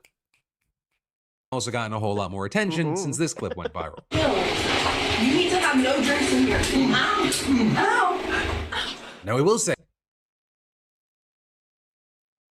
you can't see him actually make contact, but you do have people noticing two sharp arm movements in rapid succession, each followed by a quick thud, immediately followed by his wife's ows. You have a lot of people saying when you put... Oh my God, in a court of law, that's enough. All of it together, it looks like he hit. With some also pointing out that when his hand comes back into frame, it looks to be in a fist. But then, a few hours later, you had Sisko going live again, and he insisted that he didn't hit her while also begging his fans not to send hate to his family and saying they could send it to him, which by that point, it was definitely already happening. And as far as his explanation, he said he was having a panic attack because he spilled an energy drink on his PC and he was hyperventilating by the time that his wife walked in, and he said he was moving PCs around and pushed her because her fingers were trapped under the computer. She had her fingers right here, and she literally, that's when she was like, she couldn't get it on the PC. So I pushed her, and she literally was saying ow because of the it was on her fingers. It was literally on her fingers. And then he even asked his wife to back him up. Wife, can you come and record this, please? Wifey? By the way, I just wanted before, I'm talking about come here. before I'm talking about everything else, like, if I... Yo, dude, in the time that I have been doing this, I don't think that I've actually felt like the actual rage where I'm just like, no, like, guys, you know what I'm talking about? Did hit her. You know what I'm talking about? Yeah? Which... You guys didn't see nothing, right? It is insane. I would never hit my wife. And holy fuck. Holy fuck. She's pregnant and stuff on her face. God, I mean, you could So you guys can look here. literally see. Like, I have shorts I mean, on. There's nothing on. I don't know what else to say. I mean, I don't know what else to say. But then with that, you had a lot of people pausing the footage. You know, I mean, I see it. You see it. I see it right here. You see that shit? You see that shit right here? It ain't just a blemish. Pointing out what appears to be a mark on her face, saying that it looks like a black eye. Right then, you had Cisco going on stream again later, still. Oh, I whooped this motherfucker's ass. Defending himself. I grunted in that. I mean, dicey. Grunted, but did you really just pull a fucking Schwab on me? Yeah. Fucking dicey. I wasn't. Ew. Hitting her, bro. I pushed her. Fucking ew. That's the only thing that I did. I didn't fucking hit her. I would never hit her on her face, bro. That's fucking crazy. But then also with everything here, you have a number of people saying, you know, this is not the first time he's been violent on stream. Right, so now other clips of Surface showing him throwing things and punching walls. In one clip, he's freaking out, punching things, and a woman who appears to be his wife runs in, grabs him, and is I can't believe you just begging him to stop. You just got me banned. You just got me banned. You just got me banned. Stop! You got me banned. You just got Stop!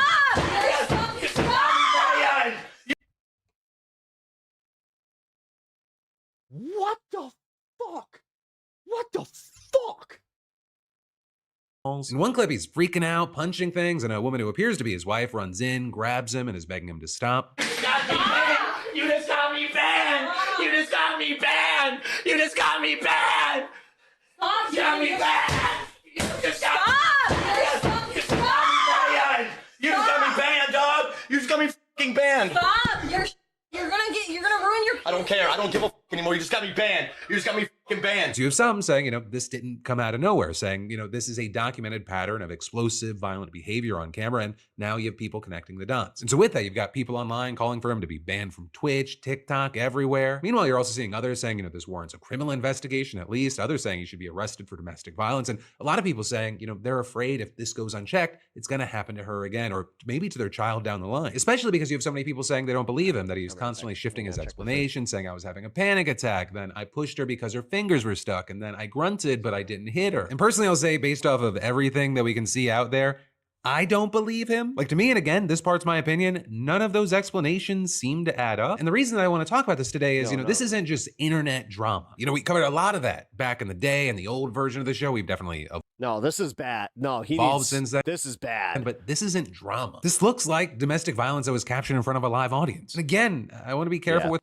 man, I want to finish how this. I talk about this, but it looks a certain, like, it would literally make more sense if he said, oh, it was actually a prank. It was really like, it was a distasteful prank. We were just trying to go viral, which, I mean, also at this point, I wouldn't even believe them if they said that. And as someone that was around and witnessed abuse growing up, like even the having your pregnant wife go on camera and tell everyone, oh, he didn't hurt me. So many parts of this, it feels like a textbook pattern that I think almost anyone familiar with like abusive dynamics is going to recognize. And so with all that in mind, it's why you're seeing so many people saying the platforms have a responsibility here. Twitch, TikTok, every platform that that was fucked Cisco streams on, they need to look at his footage, look at the old clips, make a decision. But for now, that is where we are. That is a story. Then, of course, again, my opinion, and I'll pass the question off to you. What are your thoughts here? Whether you agree or disagree with me, I'd love to know your reactions in those comments. Especially, I don't care if it's bipolar or not. Because these old clips aren't the only ones resurfacing at the moment.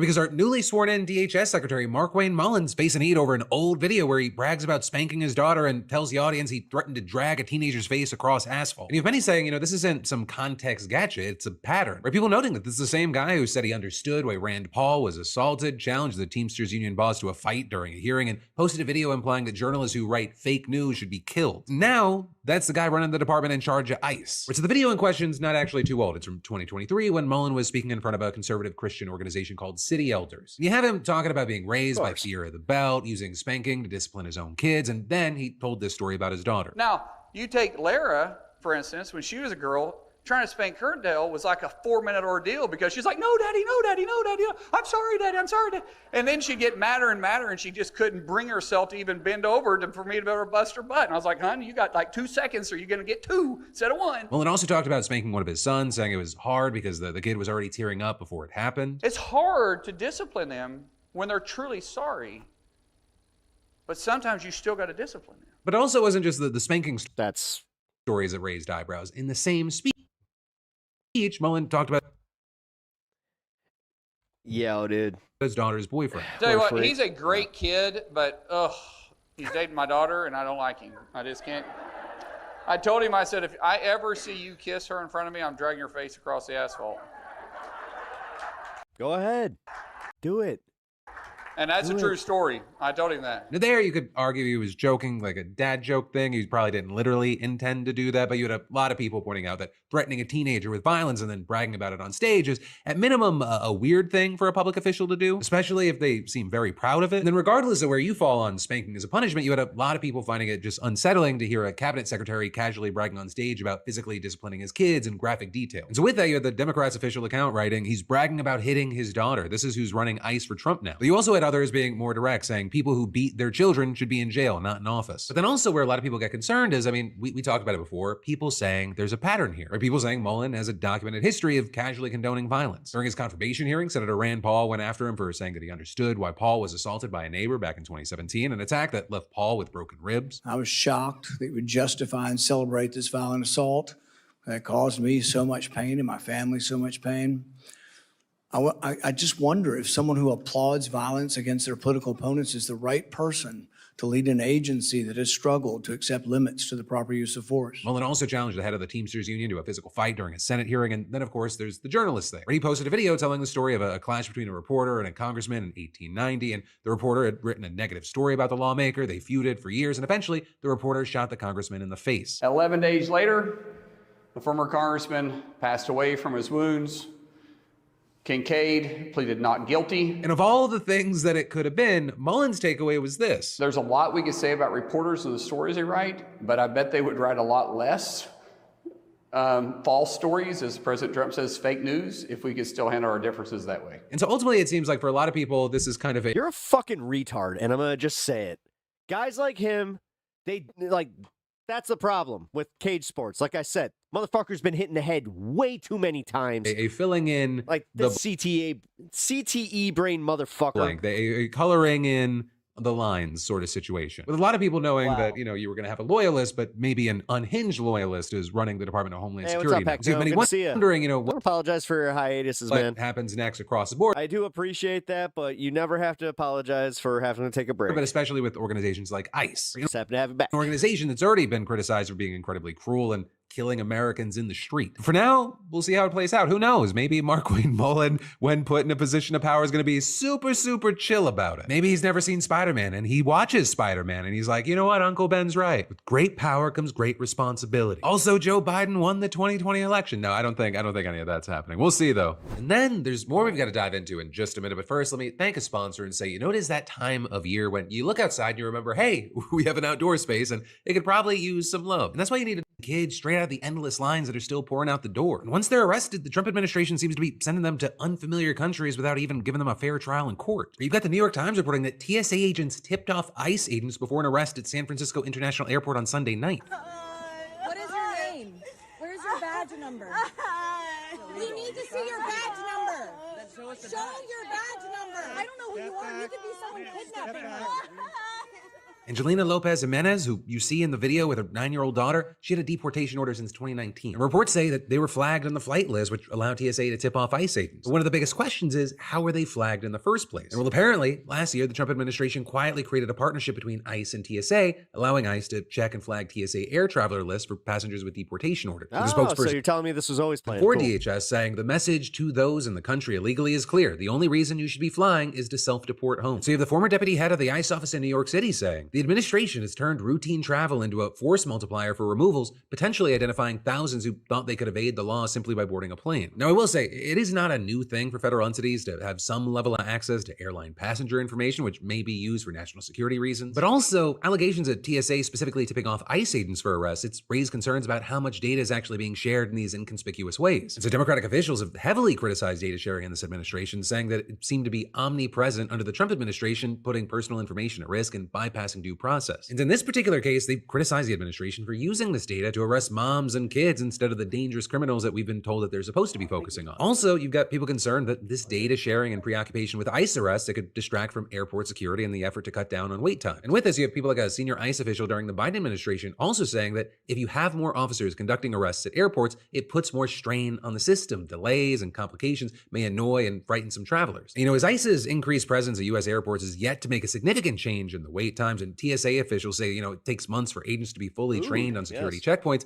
this whole incident, it makes you question if the data sharing and the arrests were the real agenda to begin with. And then just adding insult to injury, these ICE arrests are leading to quick, sloppy deportation processes that are violating people's basic rights. Right? Earlier this month, the federal appeals court allowed the Trump administration to resume expedited deportations, which reports say are landing people in unfamiliar countries without even giving them the time to fight back in court. Now, a judge had previously decided that these rush deportations were a violation of migrants' due process rights, leaving them vulnerable to that exact problem. But the policy being used allows migrants to be sent to those countries if authorities, quote, either have credible diplomatic assurances they will not be persecuted or tortured if sent there, or have given migrants as little as 6 hours of notice that they are being sent to such a place. And you have DHS saying that despite these dangers, the appellate court was right to remove the restriction because they must be allowed to execute as lawful authority and remove illegal aliens to a country willing to accept them. But then also, even if that wasn't enough, these expedited deportations are leading to overworked immigration lawyers, especially in Minnesota, where Somalians have been taking a huge hit in the immigration crackdown. In fact, 2 Minnesota legal providers have filed a lawsuit claiming that the administration has been denying Somalians the right to a fair hearing. Right? And they say that the Justice Department has placed Somali nationals on a separate docket and scheduled hearings with little notice, leaving their lawyers with almost no time to prepare proper representation. And Kelsey Hines, who owns Hines Immigration Law, one of the groups that filed the lawsuit, said, this is not about efficiency or docket management, saying this is undeniably targeted policy that singles out one nationality designed to rob. And this is all just because some of the due process.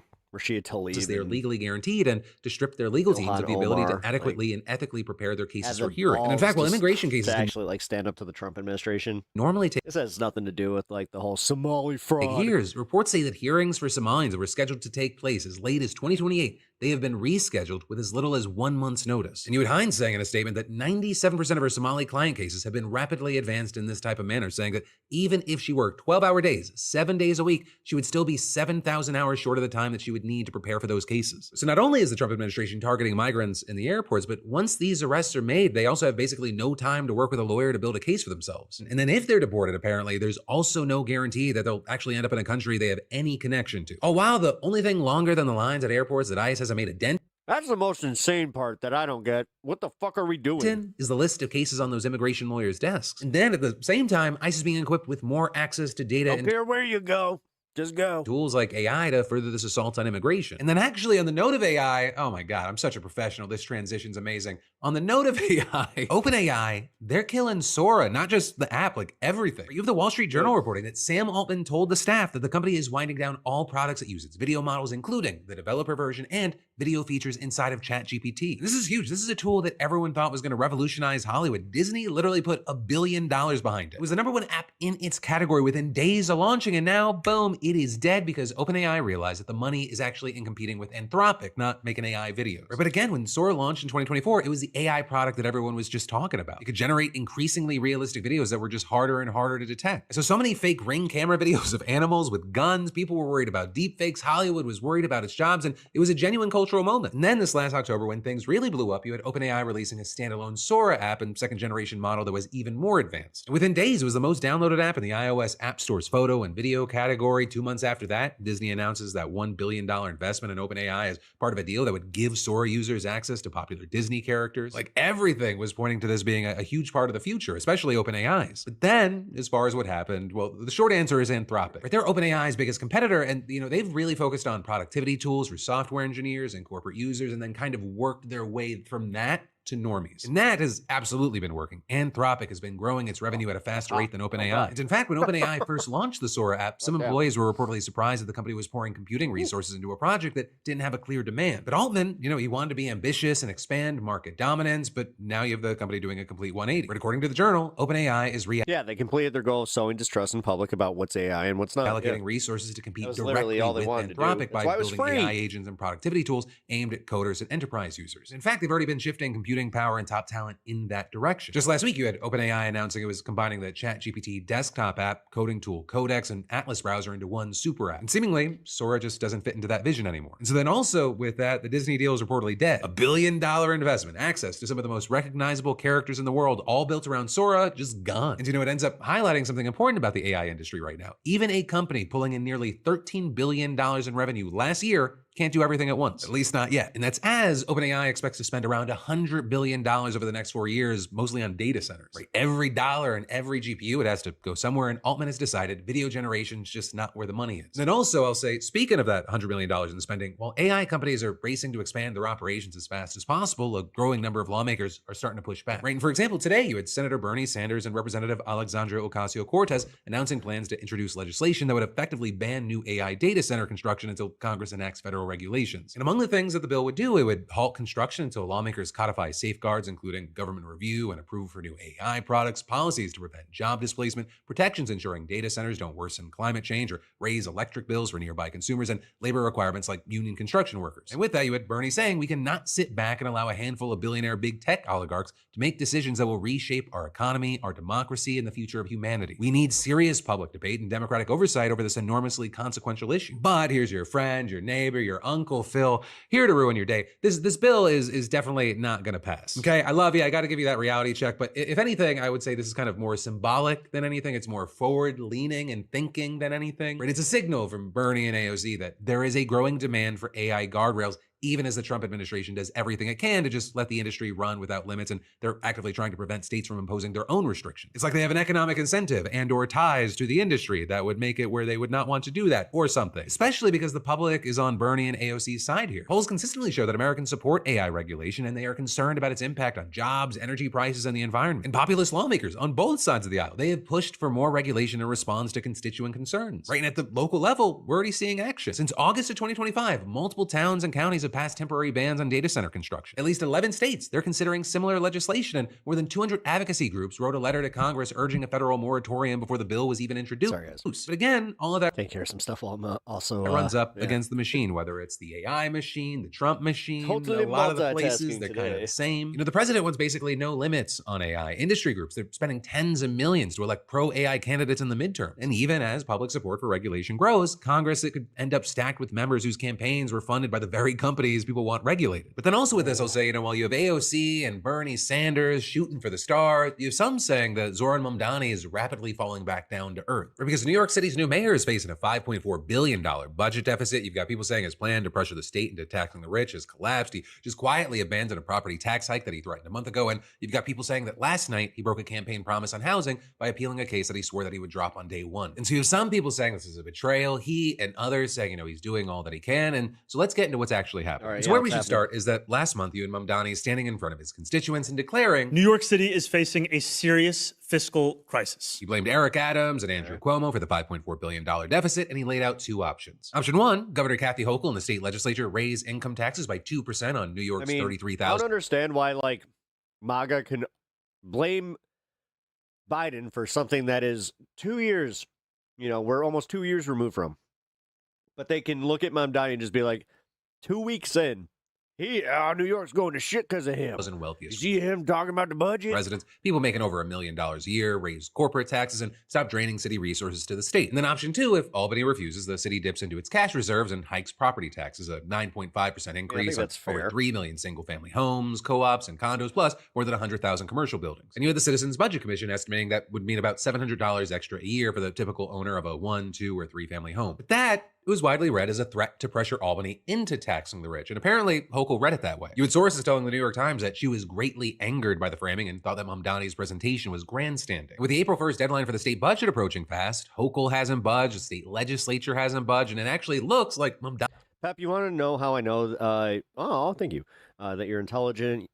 Even unlike other streamers, you see a chat with zero context and extrapolate about what they're talking He's about. the one who buckled. You now have the Times reporting that he has all but given up on hiking property taxes. Local elected leaders from across the political spectrum, left progressives, centrist Democrats representing black homeowners, they told him it was just a non-starter. In fact, City Hall officials were reportedly taken aback by the level of opposition. And you had a former colleague from the state legislature telling Mamdani directly, if you go through with this, you'll be a one-term mayor. So he quietly retreated. He told city and state lawmakers that he was highly unlikely to pursue the increase and said that he was optimistic about getting more state aid to close the gap. But he still wants to hike up income tax on millionaires, and according to New York Focus, he's now also asking the state to raise taxes on corporations, unincorporated businesses, and high-value real estate. But the leverage play, right, the property tax threat that was supposed to force Albany's hand, that looks like it's dead. And then with all this, we've got to talk about city FEPS, right, the Fighting Homelessness and Eviction Prevention Supplement. It's this rental assistance program created in 2018 that now covers over 65,000 households, and the way that it works is that low-income tenants, often people moving out of homeless shelters, find a private apartment and pay 30% of their income in rent while the city covers the rest. Currently, this program costs $1.2 billion. It's projected to hit $4.7 billion by 2030,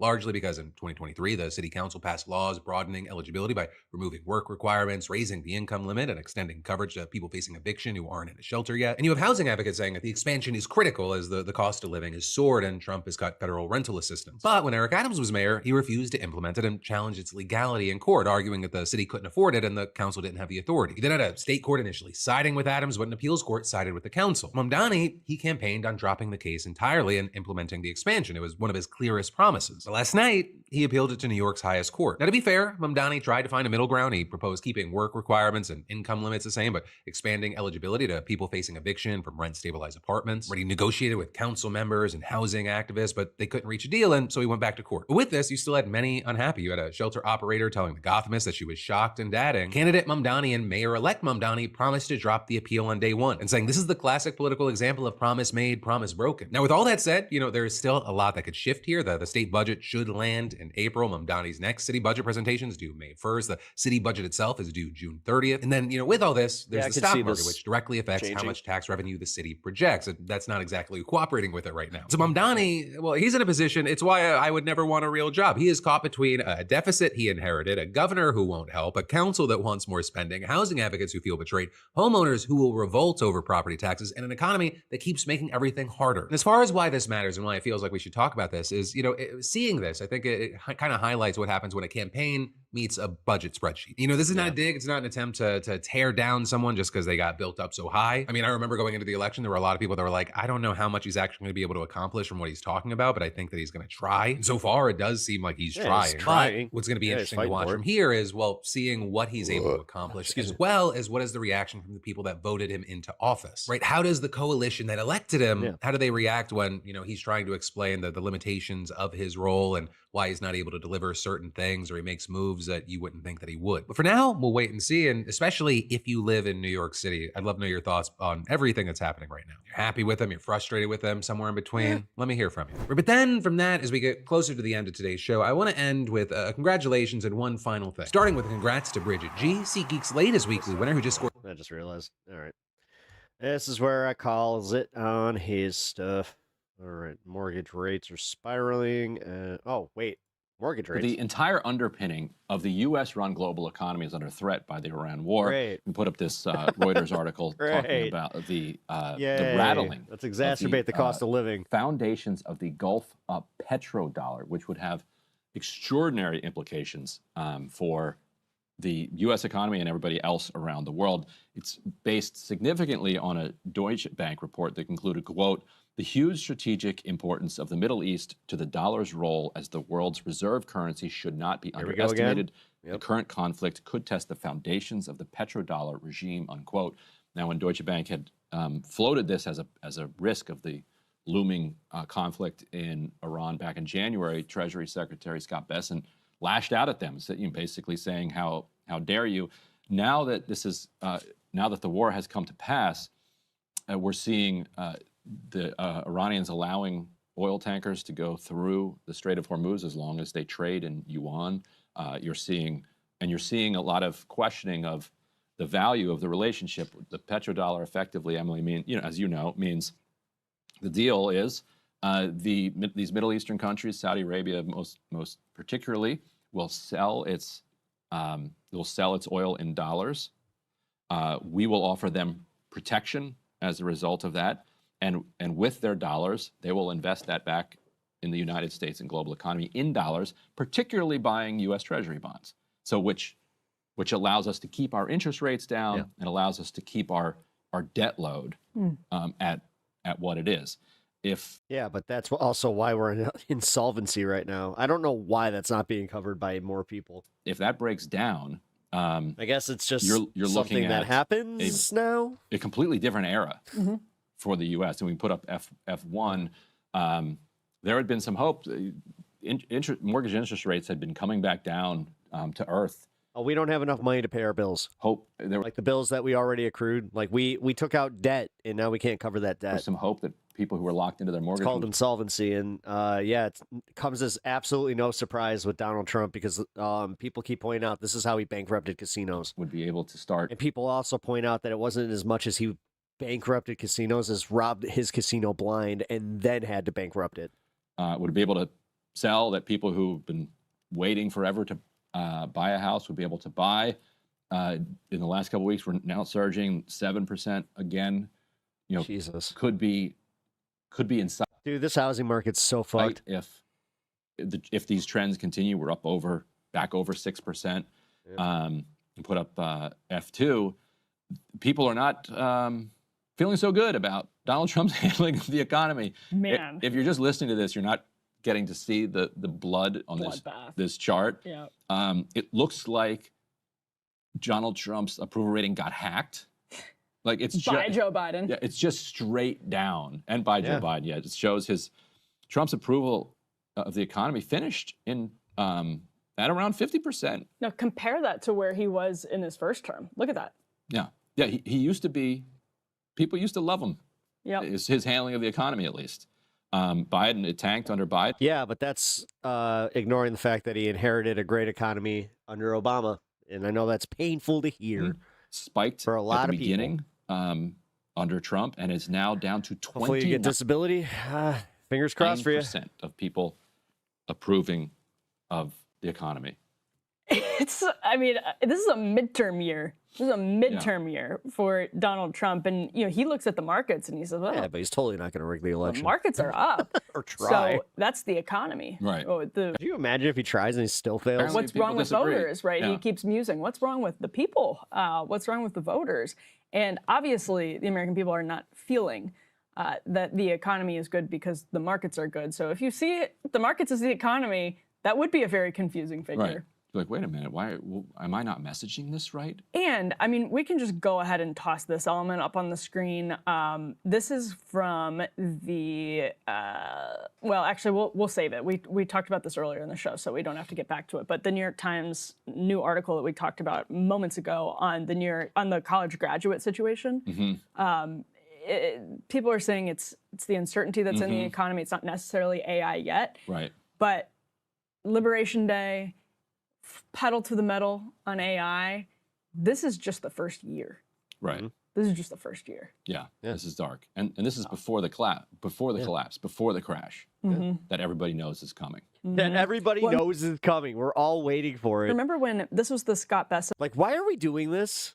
Why are we doing this? Pull your money now. Fuck these assholes. Letter. Seriously, nobody in the private sector nobody in the public sector should have their money in stocks right now, specifically AI stocks. Give up just stop. Because we need this bubble to burst right now, and we don't need us getting taken with it. Where he said, quote, Trump I'm telling you, it's going to be so much worse if we do not start acting now. Pursue a weak dollar policy rather than implementing tariffs. Weakening the dollar early in the second admin would make U.S. manufacturing competitive. A weak dollar and plentiful cheap energy could power a boom. I mean, what? Yeah. Is this what we're witnessing? I don't know. I guess so. So to find out how voters are thinking about this, let's bring in State Representative Chris Robb, who is running for... All right. That's where I'm calling that one. All right. Oh, dude. Dude. Okay, I know exactly what I'm doing for a bit. Okay. But because I'm going to do that... Let's see. Where's the janky bit?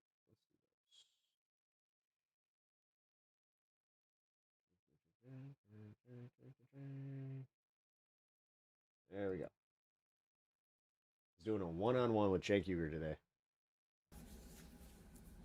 Hanging in there, brother. I'm worried about you because last week, or whenever the last time you were on, we had a pretty civilized debate, and then the last 5 minutes you completely exploded in a way that even by your standards, let's just remind viewers of what happened, because I was taken aback by it, hence why I wanted to get you on one-on-one to discuss things in a slightly calmer manner. Let's take a look. The Israeli Adelsons gave Jonathan Pollard a trip on their private jet back to Israel and celebrated him like a hero because they love people betraying America for Israel. But you don't so think, you don't think, I can prove it! I can prove it! So tell me! What's the difference between Iran and Vietnam? Trump had an exit plan for Vietnam. If we should put American troops or Israeli troops in. Okay, tell my dad that why one. are we putting our guys in? Ben Ferguson, that traitor, said that it was no big deal that 13 Americans died. It's a huge deal. Never said that that. 13 Americans died. Why do you send your goddamn Israeli friends into a war? Take the They blood started pressure meds, bro. They It was started never it. said by me. Now, Cenk, as you know, I like it. When I come to LA, we meet up, we have great bagels together, we chew the fat, I'm a big admirer of you, what you do, the Young Turks, all of it. I love you. You're probably one of my biggest repeat guests I ever have on Uncensored. But even I was worried about you. It looked like every blood vessel was about to erupt and your spleen was going to collapse in front of me live on Uncensored. I don't want your body uncensored on my screen. Why were you so angry? And do you think it actually is constructive to get that angry when we're trying to debate these things? Yes, I do. I don't apologize for it at all. I love that I yelled at Ben Ferguson. He had it coming. Your viewers loved it. Everybody in America loved it, and I'll do it again. No, my health is perfectly fine. So if I die for any reason, you should ask around. It is not my heart. My heart's perfectly healthy. And in my real life, I'm very optimistic, very hopeful guy. We literally have a segment called Operation Hope on the Young Turks. You're very calm. Why you're do a calm I get guy. so exercised about this? When I meet you, you're a calm guy. Yeah, he gets passionate. That's actually, I mean, this is the one thing that kind of got me to watch Cenk in the first place, was he was always passionate about what he talked about. Just a chilled out dude. Sometimes That's right. But you seem to work yourself into this rage, and I have to say, it is always what I would say. Look, I would say this. You said to me you would like to come on and have a one-on-one, a proper discussion between us about all this. I would say, as a dispassionate observer, that the rage is invariably fueled by Israel. So what is it about Israel in particular that makes you so enraged? Be honest. Yeah, 100%. Believe me, I'm going to be honest. I don't have a problem with that. So first of all, just real quick on your program and on any program, the only time that I raise my volume is when people interrupt me. And Israel First has a strategy of interrupting everyone else who talks because they want to monopolize the time, they want to monopolize the propaganda. So I don't let them talk over me, and I never will. So they'll always fail at that, and I don't care how loud I have to get. And I'm being loud on behalf of the American people. All right, now to the core of the issue, why does Israel enrage me so much? So there's several issues. First of all, I remember growing up thinking, I wonder what I would do if I was growing up in the 1930s and 40s. Would I have tried as hard as I possibly can to fight the Holocaust? And I always thought I wish I knew, and I would hope that I did, right? Well, unfortunately, we got an opportunity here because there was a genocide in our lifetime. And so I'm fighting as hard as I possibly can to save as many lives as I can. And Israel's not finished. Israel's still bombing Gaza. Yeah, it's the second one, right? Yugoslavia was not a genocide, I guess? Trying to annex West Bank. There is out-of-control terrorism in the West Bank by the settlers. And they just invaded Lebanon, and they just caused a war with Iran. I mean, if you can't get upset about that, you're not upset about fascism, you're not upset about over-the-top terrorism, I think everybody should be as angry as me. But those are part of the issue. To be the fair, other part he's not here wrong. that is so important is that Israel is obviously controlling our politicians and our media here.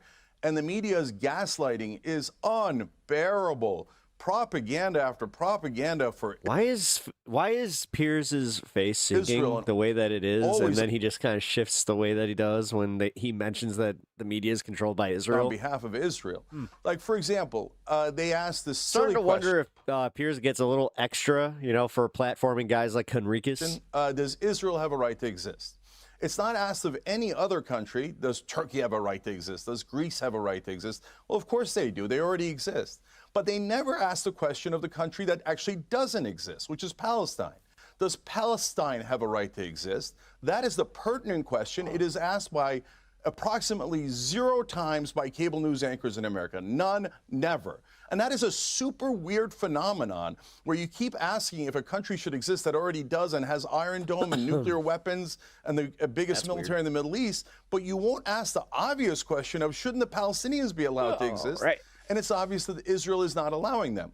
Why do we have this overwhelming propaganda? Those are very legitimate questions, and those are things that are enraging a lot of Americans, and I'm just speaking on their behalf. Okay, so as you know, a lot of people have tried to frame your very regular attacks on Israel as anti-Semitic, a charge that you have always strenuously denied. And for what it's worth, I have never detected, when you come on my show, that what you're saying is driven by a hatred of Jewish people.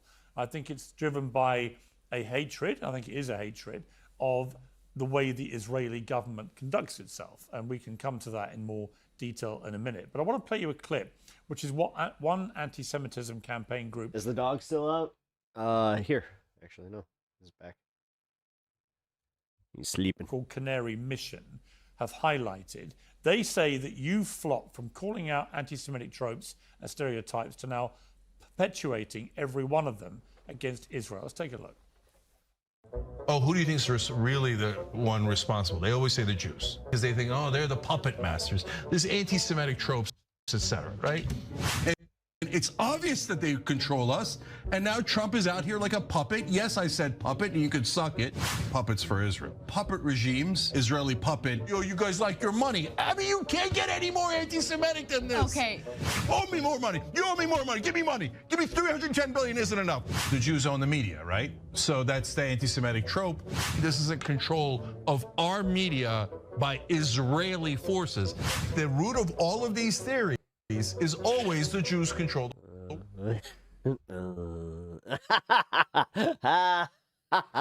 That's a perfect freeze frame face. Just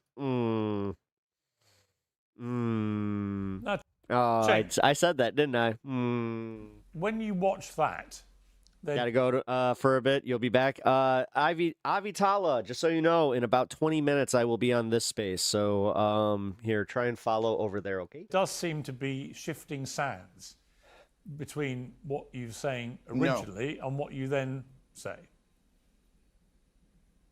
Absolutely not. First of all, of course, Canary Mission, I'm really glad you brought them up. So there are these Israel First thugs in this country. And if you've never experienced it, actually now you have. Yeah. Before, when you were for Israel, you never experienced it.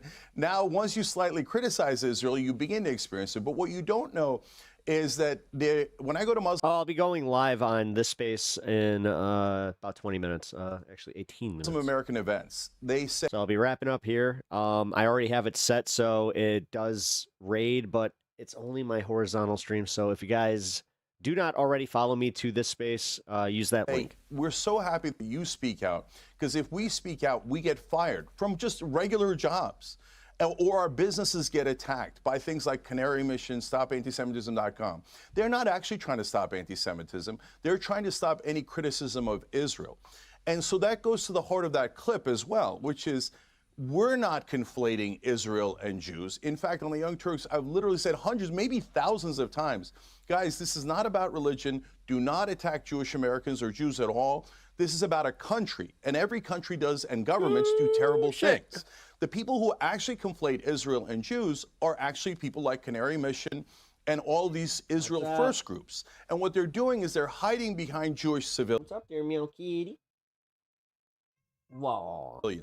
And they're saying if wake your brother you up. criticize Israel at all, that means you hate all Jews. But wait a minute.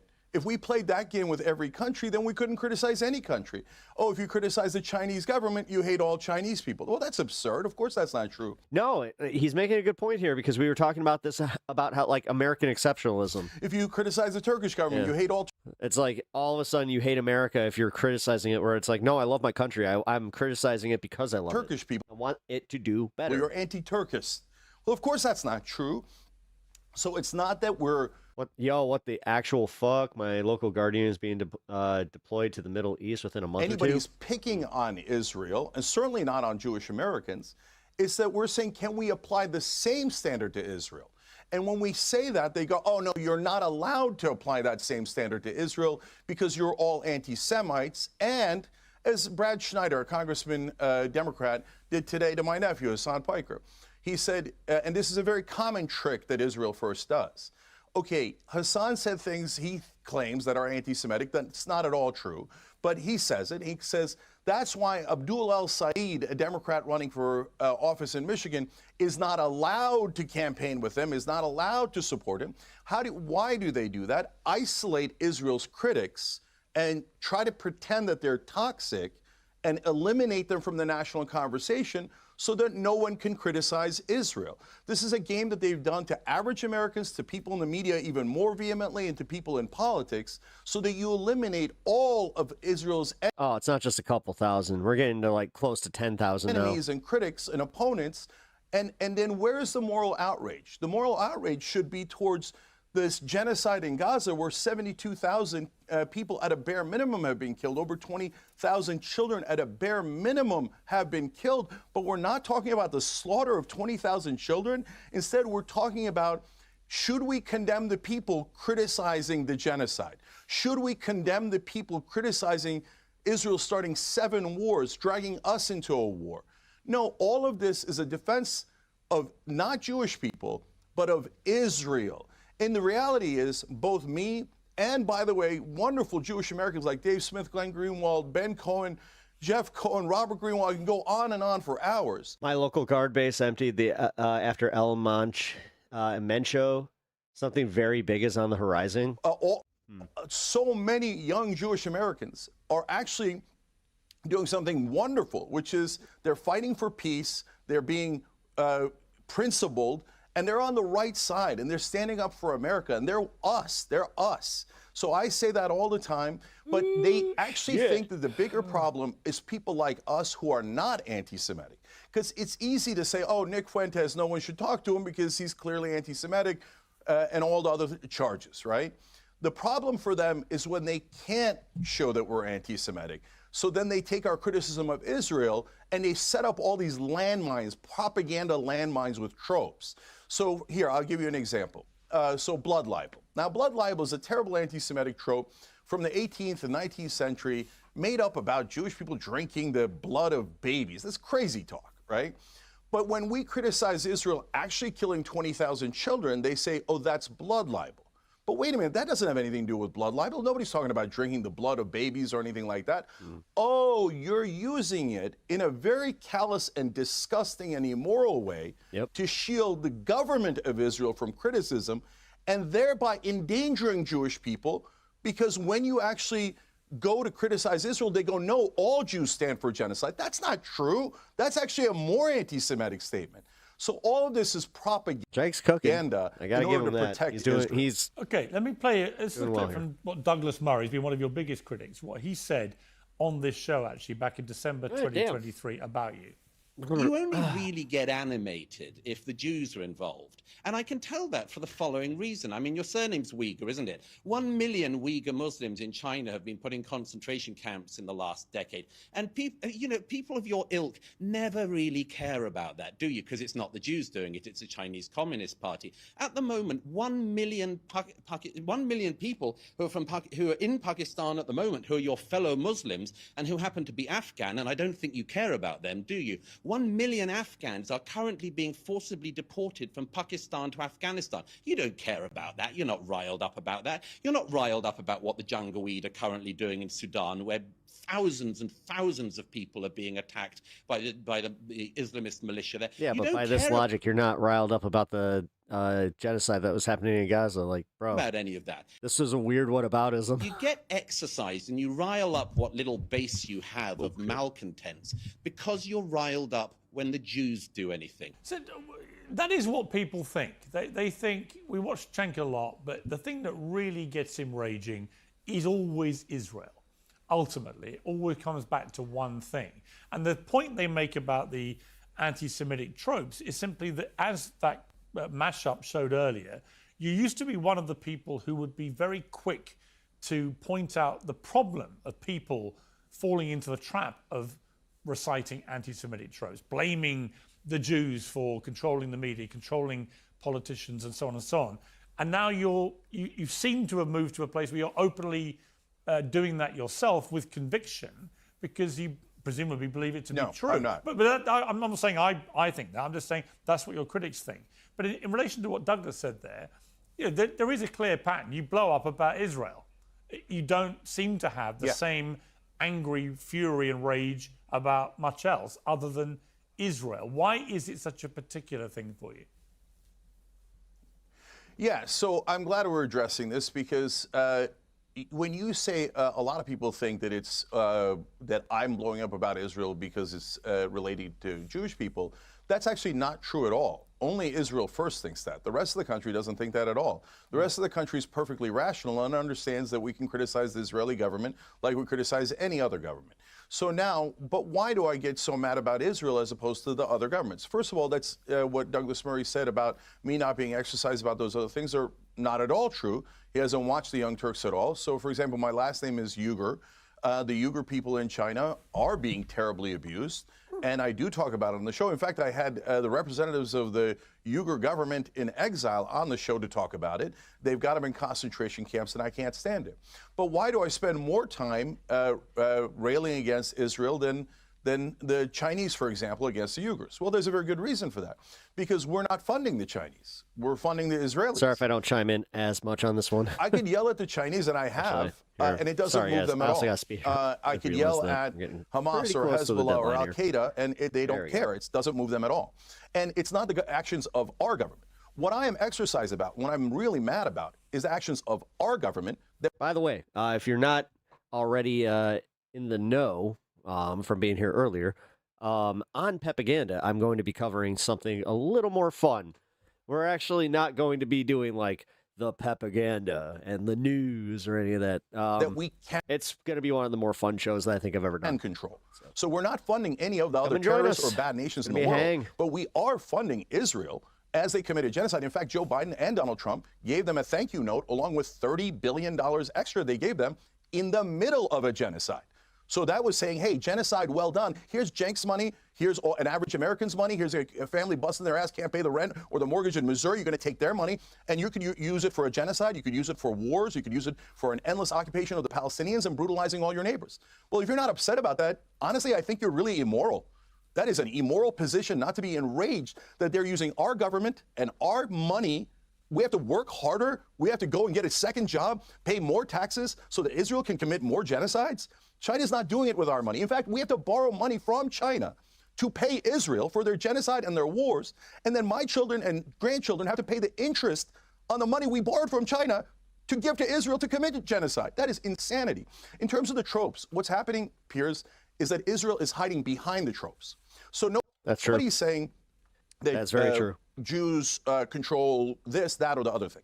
We're saying there's a lobby in America. By the way, there's a lot of lobbies who control our politicians. So when I say on the Young Turks, as I've said definitely thousands of times, maybe getting into the millions, big pharma, big oil, defense contractors, big banks, etc., all completely control our politicians, and I can prove it. And in fact, that's what I was yelling on the last time. I can prove it. So big pharma says that we're not allowed to negotiate drug prices. That's insane. We live in a so-called free market in capitalism, and we're not allowed to negotiate prices. Why? Because our politicians are deeply corrupt. They're 100% corrupt. So they say, Americans, we don't care if it even kills you. You will pay whatever the drug companies demand because they don't work for us, the politicians. They work for the drug companies. The oil companies are the most profitable companies in the world, but we give them $35 billion. Yeah, hence bearing all renewables. Dollars in subsidies. And somehow we all bought it. I don't know how in the fuck this happened so quickly where they were just like solar panels. Sun's not always out. God. Wind. Wind's not always there, brah. Years. By the way, plus it causes cancer, brah. Nearly. Meanwhile, we're literally we get rid of smog laws, so now we're about to see an increase in fucking smog and pollution. 10 times. Yeah. That's what Israel gets. Yeah. It all fucking makes so much sense. So I am very exercised about that, and I'm furious the about curse that. in this world right now is actually being gifted with intelligence, like with an actual, like, fucking suboptimal IQ. Not the best way to say that, but for real, like if you have just like even a point over the average, goddamn, dude, like it is not a fun place to be because somehow, some way, the monkeys are fucking controlling everything. And I'm not furious at the oil companies in Israel as much as I am furious at our politicians and our media. So when I question... Loud enough, they clap enough, and they throw enough poop, we're all just like, I guess, you know what? They got the narrative. Big Pharma and how much money they give to the politicians, I get no pushback. Oil companies, no pushback. But when you get to the Israeli lobby, they want special rules. And they hide behind the tropes. Are you saying that money controls politicians? Yes, I'm definitely saying that. Are you saying Jewish money controls? No, I didn't say Jewish. You said Jewish. No one ever said Jewish. By the way, if the Bolivian lobby was as strong as the Israeli lobby, and they had given billions of dollars to our politicians, then I would be livid with the Bolivian lobby. But it's not the Bolivian lobby. It's not the Malaysian lobby. It is obviously the Israeli lobby. And Piers, can you not see that they are asking for special rules, that you're allowed to criticize every lobby except Israel's? Well, you know, what I would say about it is, them... look, as you know, I for a long time after the start of the war in Gaza, I supported Israel's right to defend itself. I then became increasingly concerned and critical the longer it went on and the more disproportionate I felt Israel's response had become. Interestingly, I've said that Ben Shapiro, the moment I began to get more critical, refused to come on the show anymore or have anything to do with me. And the same's happened with Douglas Murray. He hasn't appeared on our censors since I became more critical of Israel. And I've got a problem with that, with both of them. I like them both. I've always enjoyed interviewing them and debating with them. But I don't see how you can be, as they both are, big supporters and defenders of free speech and sort of self-appointed crusaders of free speech, but shut down debate with people who are becoming more critical of something that you have been supportive of. So to your credit, you always come on. And also to your credit, today we've managed to speak for 20 odd minutes and you haven't shouted at me once. So I think we are moving to a good place here, Cheng. Your spleen has had a better afternoon. Yeah, but he wasn't shouting at you to begin with. But my point being that you will debate anyone. That is to your credit. I think I don't know why Douglas won't come back on. I think it's probably for the same reason that Ben Shapiro doesn't. And it's just they don't like people who are vocally critical of what Israel's been doing in the last 3 years. And I don't know anyone who's fair-minded about it or clear-minded about it who can't find things. That means that they can't really defend it. To criticize the Israeli government. My opinion. Whilst at the same time, in my case, I won't dignify it. Supporting Israel's right not just to exist, but to defend itself. I know a lot of Israelis, like them very much as a people. I know a lot of Jewish people. And I have to say, all the Israelis and Jews that I know have been saying to me how fair-minded they think the show is, how I get everybody on, they appreciate that. And they themselves are very critical of what their government's been doing, in the main, of all the people I've met. So I don't know why people who profess to be champions of free speech are not able to take legitimate criticism. Sorry, less yawns will be had. Government that is. So on that point, you and I are totally in agreement. Look, I've got to leave it there. Cool. All right. Perfect time to leave it there because I have to start wrapping up the show. Man. But this is not the end, folks. It's one of those magical Wednesdays where I am taking y'all with me. I've already set it up, so if you guys can just hang out until the end of the show, I'm going to play the wrap-up song. Then you guys are going to see a little cue that gives you the option to go and join this space. Wow. Okay. Let's restart this. This space is live right now, so we will be rating them, and yes, it's going to be a really, really fun propaganda. Like, I'm fucking excited. I set this up last night, so hope you guys are ready for some fun. Because when I say fun, I mean for real. We're not really doing politics. This is going to be just like a real fun show. That's all I could say without giving it away. So, all right, folks, I appreciate y'all hanging out. I will see you over on this space. Who the heck is Pep Talks? I'm not gay, but I fantasize about Marco Rubio. Pep Talks. Pep Talks. Pep Talks. Let's eradicate the Kung Flu. I'm literally coming. Pep Talks. Pep Talks. Who the heck is pep talk? They want our women. They want our children. Pep talk. Sometimes no means yes. Grab them by the pep talk. Grab them by the Marco Rubio. Obama is a racist. Pep talk. I'm literally coming. I'm literally coming. Pep talks. We found weapons of mass destruction. My fellow Americans, it has been confirmed today from pep talks that we are indeed all high on politics.